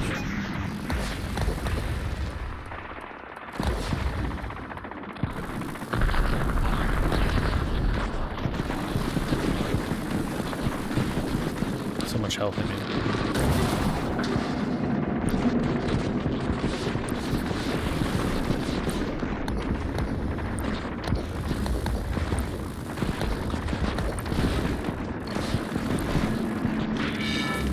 What? Shooting back at me.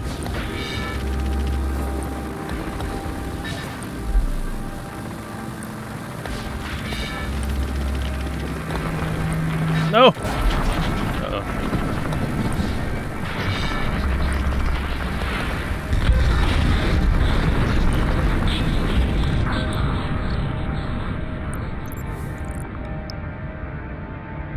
Well, I thought I lost some stuff there.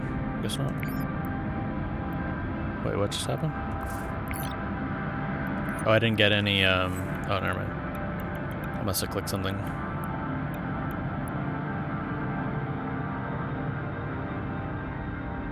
Yeah, I've never seen one in person either, but I have I've seen like vector arcade games, so I assume it's fairly similar based on the stuff I've seen online.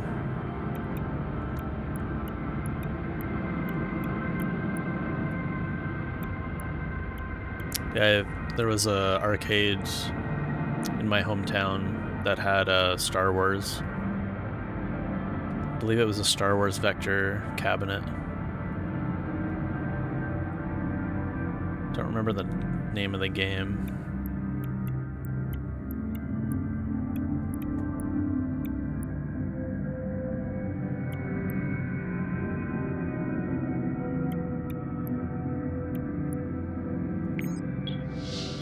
Advanced Material Lab.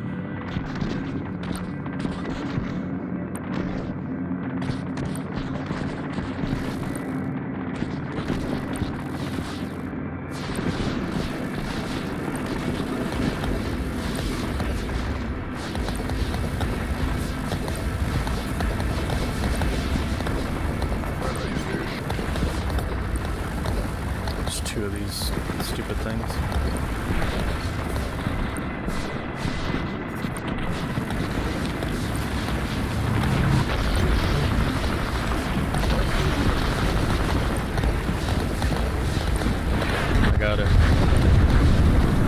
So many things. It didn't even like hit most of them.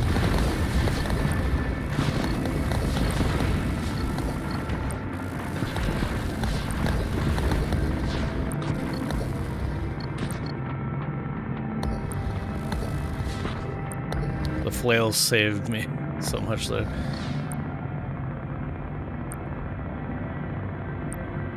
Oh, hello.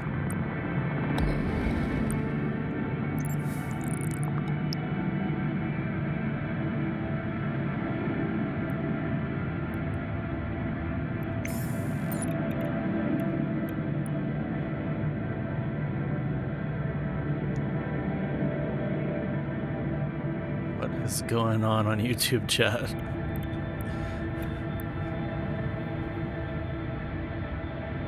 What was that movie? Last Starfighter?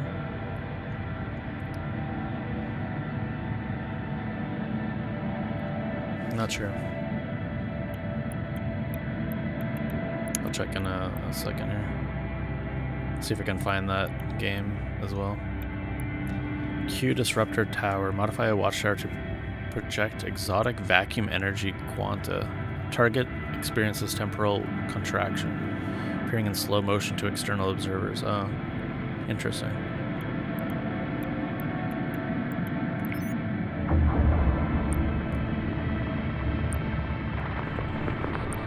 Am I zooming out?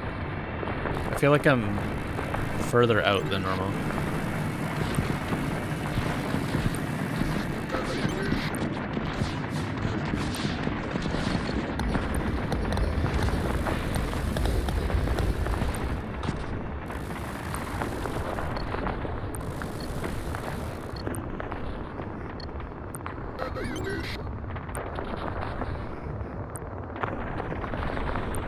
Oh no.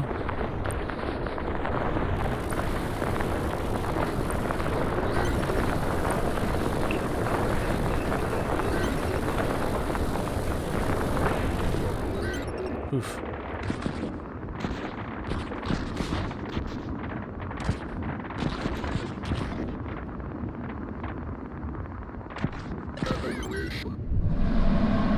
Uh-oh.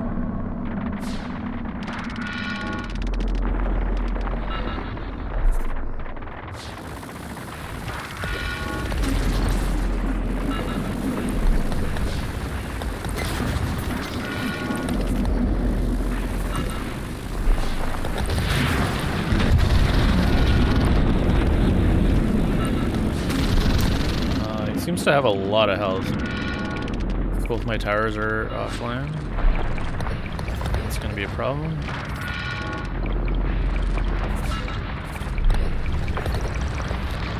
No. Wow, 10? What?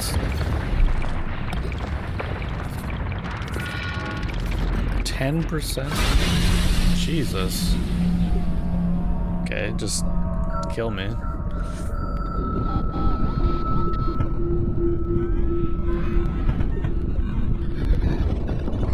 Oh, that's the blackout protocol. Oh my god. I thought I was dead.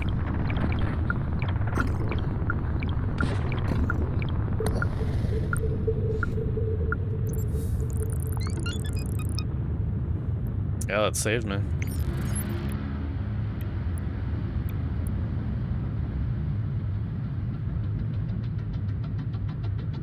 Surplus nuke.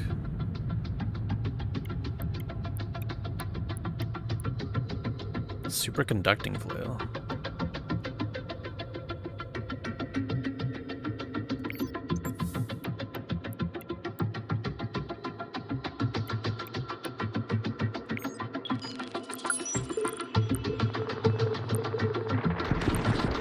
Try to get these watchtowers to be better.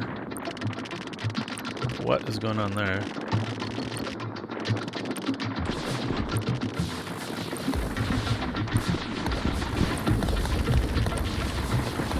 It's kind of a nuisance. Did my shield not get, like, any regeneration? I guess I didn't take any shield regeneration. Okay, that's... In the future, yeah. In the future, we need to have shield regeneration. We need to always take shield regeneration.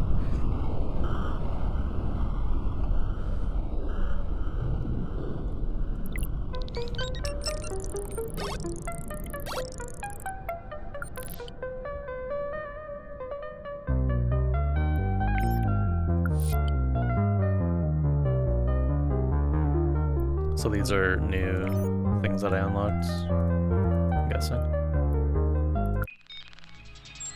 Alright. Sadly, that's all I can play for tonight. I'll probably play it a little bit more next stream. I started late tonight, so. I also started the stream late tonight. Because of stupid OBS issues. Yeah, this is a very cool game.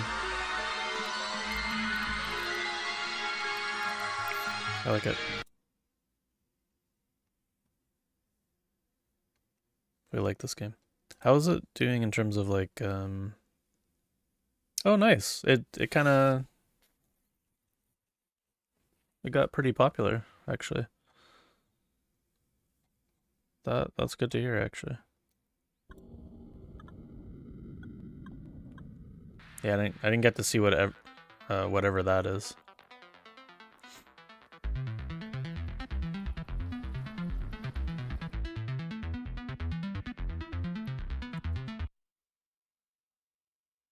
Yeah.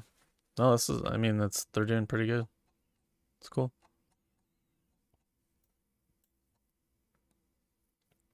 8 of my friends want this game. Including Rat Winter. Whoever that is. Ko-oo.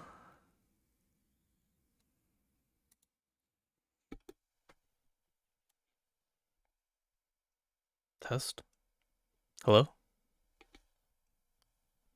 Thought I...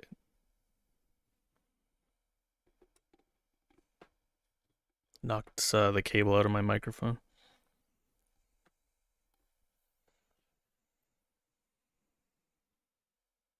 Yeah, no, it's cool.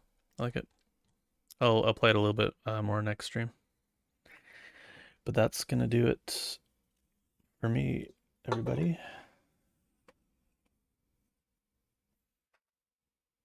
Hope you have a good night.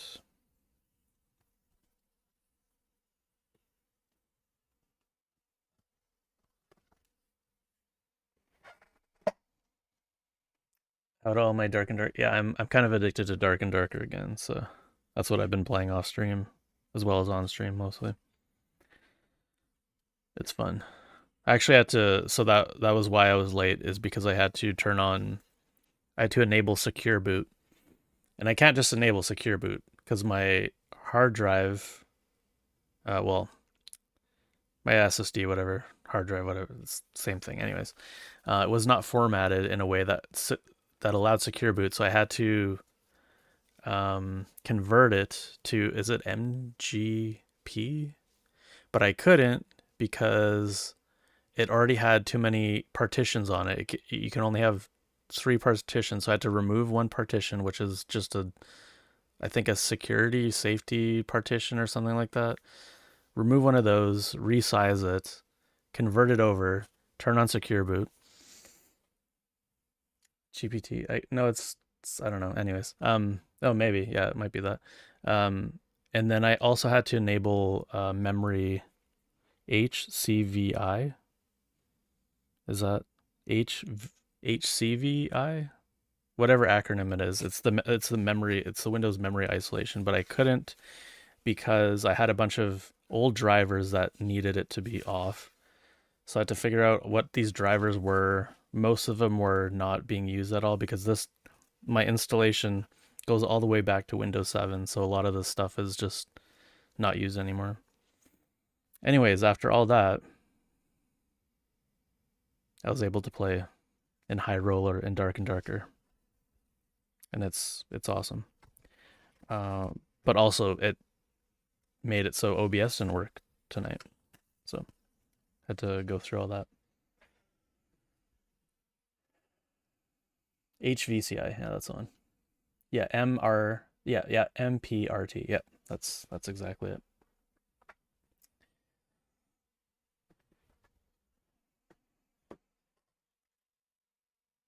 So yeah, that took me a while to figure out, but it was worth it, maybe.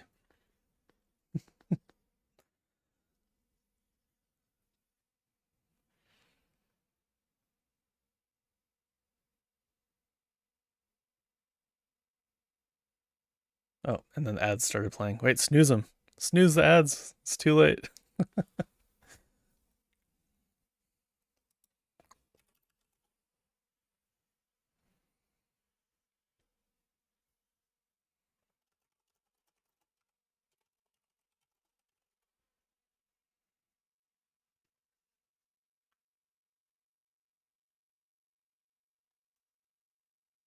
Oh wait, I was gonna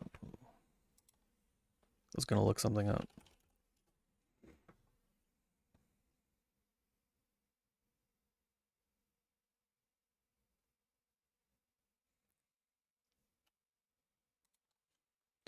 Star Wars Vector arcade game. Oh, it's just called Star Wars.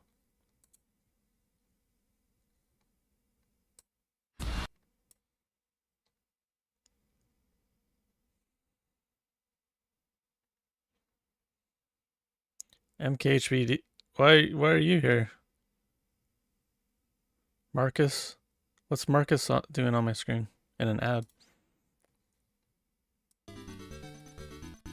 The arcade, and this is where I knew the game, and I absolutely love this. I used to play this. I also used to play Empire Strikes Back, which has the speeder levels where you actually chuck harpoons at the AT-AT Squadrons was really interesting as well.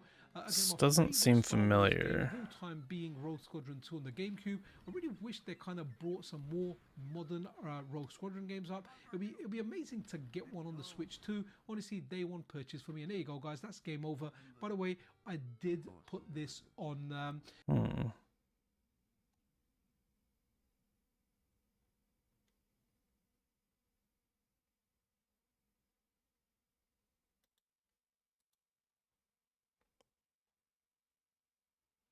Pretty sure yeah, it was definitely this thing. So yeah, I guess that was it.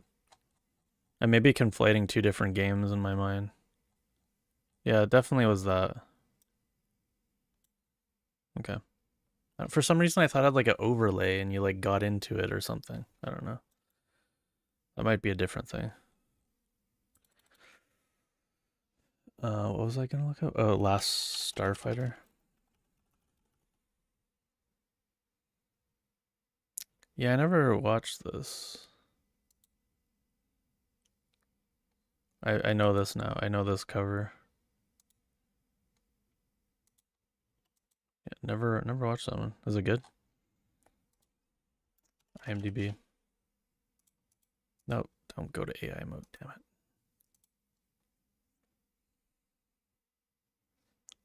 6.7. That's rough. If it was under 5, I might watch it.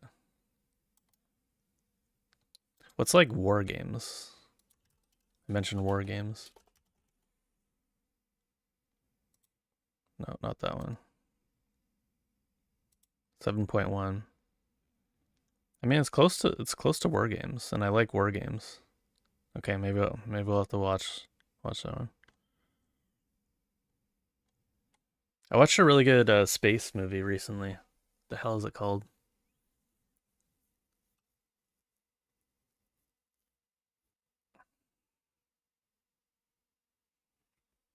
The Martian? No. Why do I think it's called the Martian? What the heck is it called? I watched The Last Starfighter like 6 months ago. No, it has Ryan Gosling in it. Why can't I remember my memory's getting so bad.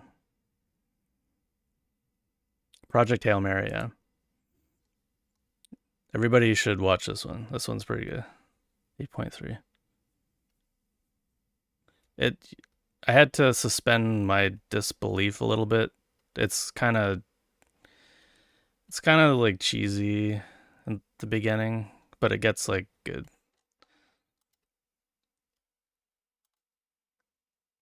If you want a good space movie, watch that.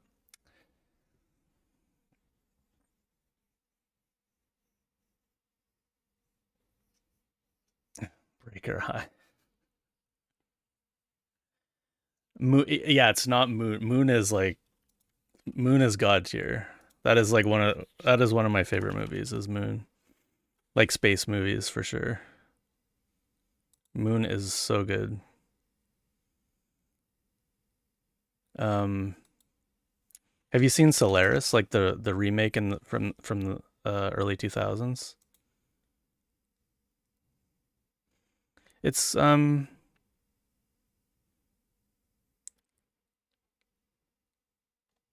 one's kind of cheesy too, but I like it for some reason. I have like lots of nostalgia for it.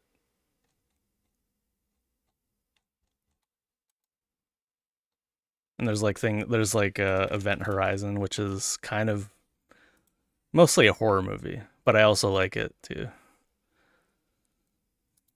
What's some other like spacey kind of movies? I mean, there's obviously Interstellar, which is also really good.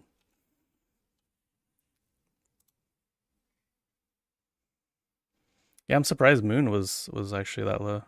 Interstellar's obviously like pretty good.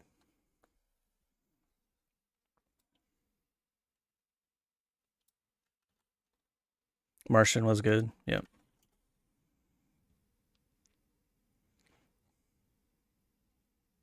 I really like Moon.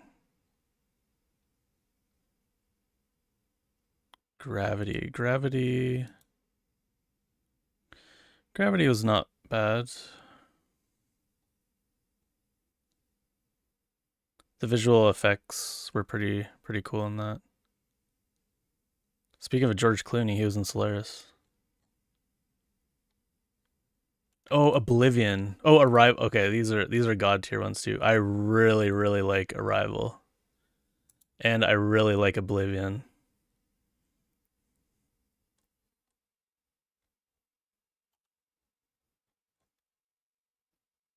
I also really like Minority Report.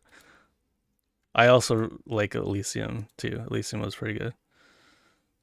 What? It's only 6.6? Wait, Elysium. Wait, no, I didn't like this one. This is not the one I was thinking of. What? What was the one I'm thinking of?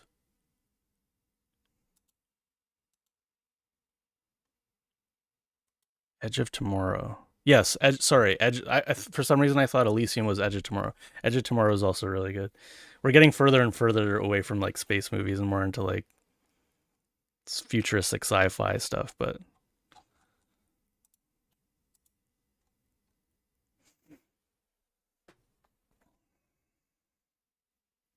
yeah, sorry, I didn't like Elysium. I remember now. I thought it was Edge of Tomorrow. Edge of Tomorrow was pretty good.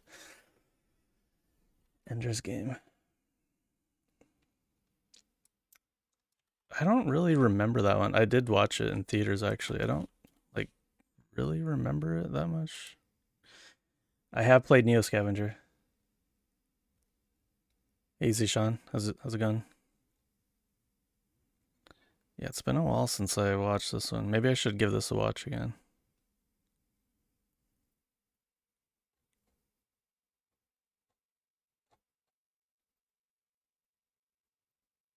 Oh, Valerian. I wish I liked Valerian more. Just because it's like Luc Besson movie.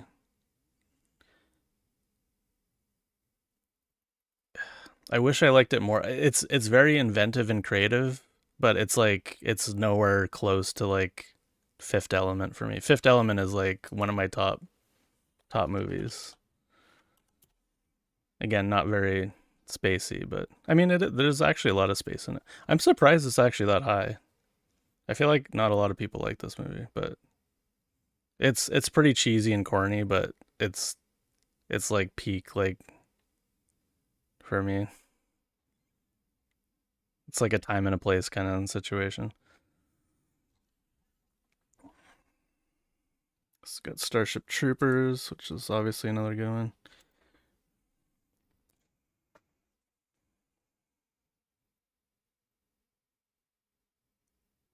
Yeah, it's sci-fi comedy for sure. Also, the Dune movies are like the new Dune movies are probably some of my favorite movies as well. I do like the old Dune movie, but like it's like kind of bad it's good kind of way. Like they're not like it's not as good as like the new movies are in like every way. What do people think about? I didn't even really see what people thought about this one. 8.4. Yeah, it's everybody knows it's good. Yeah, and definitely the second one actually is better than the first one. I agree with that.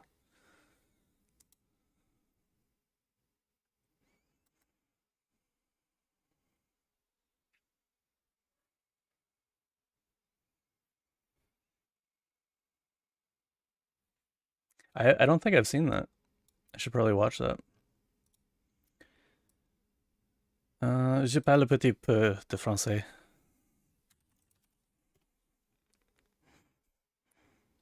No, I don't really know French. I went to French immersion for the first 5 grades, but I lost like most of my French. I could probably pick it up again. Like if I need to, I can kind of like pick it up, and I know like bits and pieces, but at this point I probably know more Japanese than French. Yeah, I'd never watched this.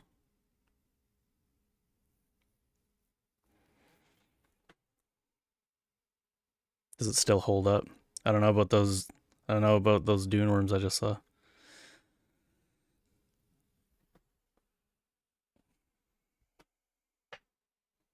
I've seen Drathy talking French to people in video games. True story. Ever watch a French movie? I did back in the day. Yeah.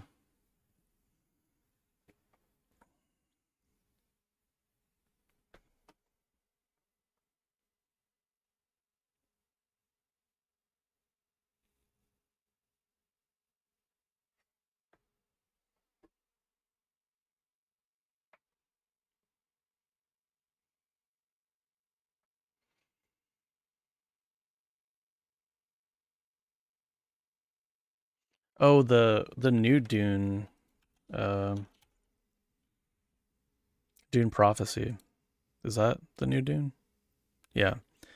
So I felt like it got worse and worse. This is over now, right? Like they're not doing this anymore.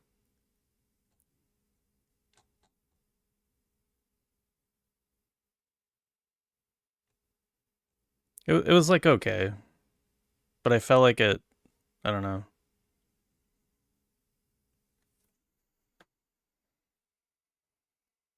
Yeah, I enjoyed it, but it didn't really knock me out of my seat, so to speak. Um. Oh no, it is being renewed for a second season. Maybe it'll be like a Game of Thrones situation where it gets better or something.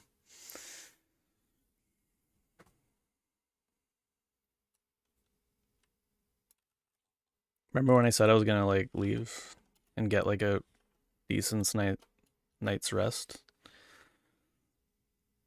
like 20 minutes ago?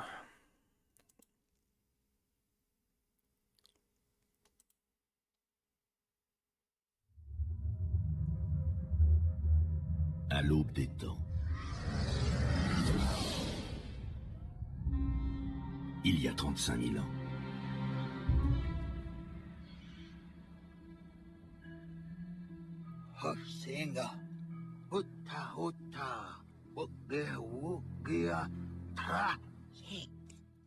On comprend rien à ce que vous dites. On peut plus innover. I can't say I've heard of that one.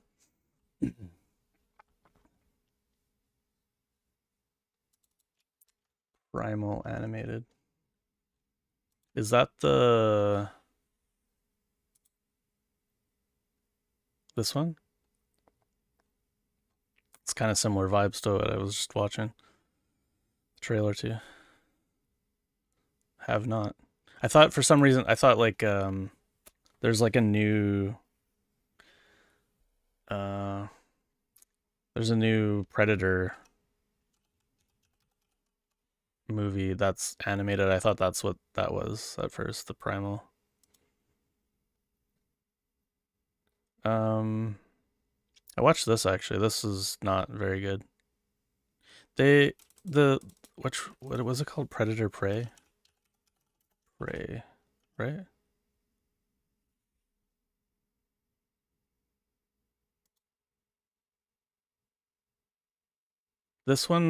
I like this one actually. This one was a lot better. I like the setting maybe. This was like probably the best like Predator in recent memory. There was also animated Predator. That's what I was trying to find.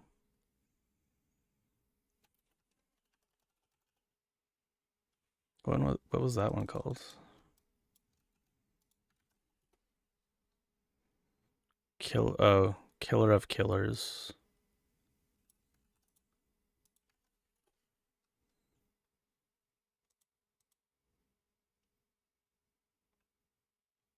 That one was like not bad. I don't know. It had some like good things in it.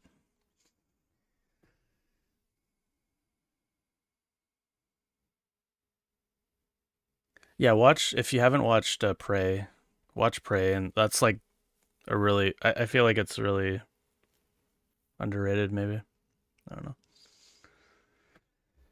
Need to do paperwork, but it's so late already. I know. I was gonna leave 30 minutes ago now because it's so late.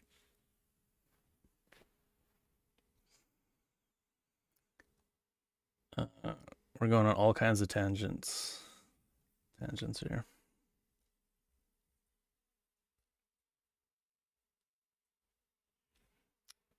Yeah, if you like Moon, you should watch Solaris.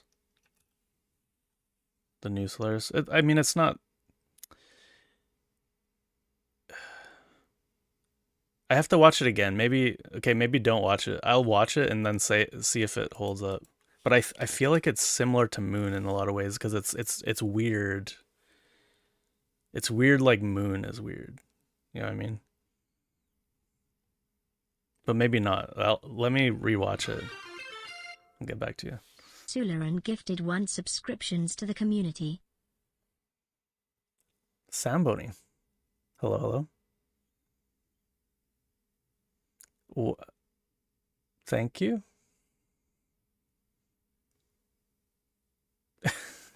I don't know. Thank you for the gifted sub. Appreciate it. Is that just like a random thing? Yeah, I thought it does let you pick it. Maybe I guess you can do it randomly. Oh no. Oh. Oh, Gattaca. Gattaca's it's pretty good. Is there not like a more? Like more? I want to see more. Oh, there's an arrow. Ex Machina. I haven't seen Children of Men.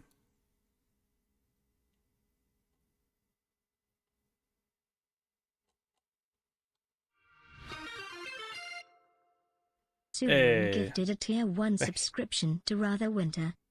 Thank you. Thanks, Lauren. Thank you for the generosity. We're just like talking about movies for like half an hour here. Annihilation, that was not very good. It was interesting visually, and the thing in it was interesting too. But if you want like a better movie that's like this, Arrival. Arrival is like a much better version of this movie.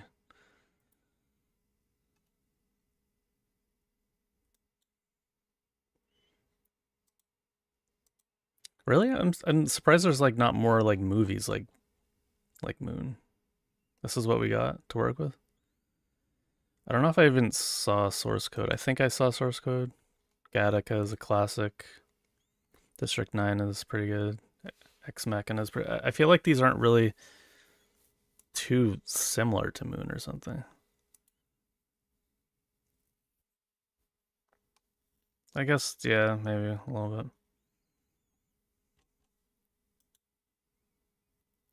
Did I watch Source Code?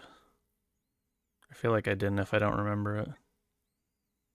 Because it has Jake Gyllenhaal in it. No, I didn't see this one. Probably should, though.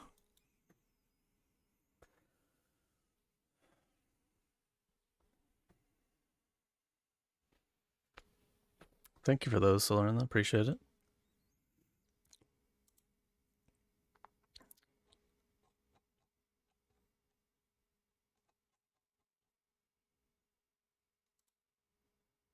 I Am Legend. I actually really like I Am Legend.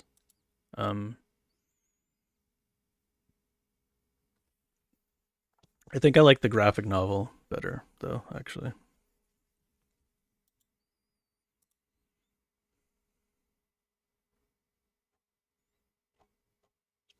Anyways, okay. Enough. The stream's over now.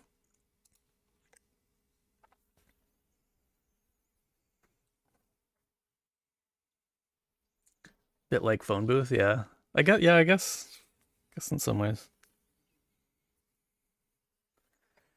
Anyways, guys.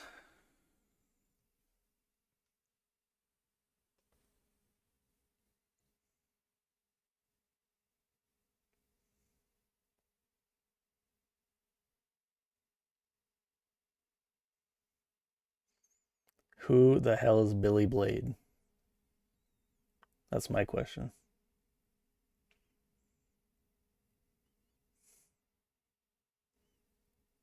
And who's that?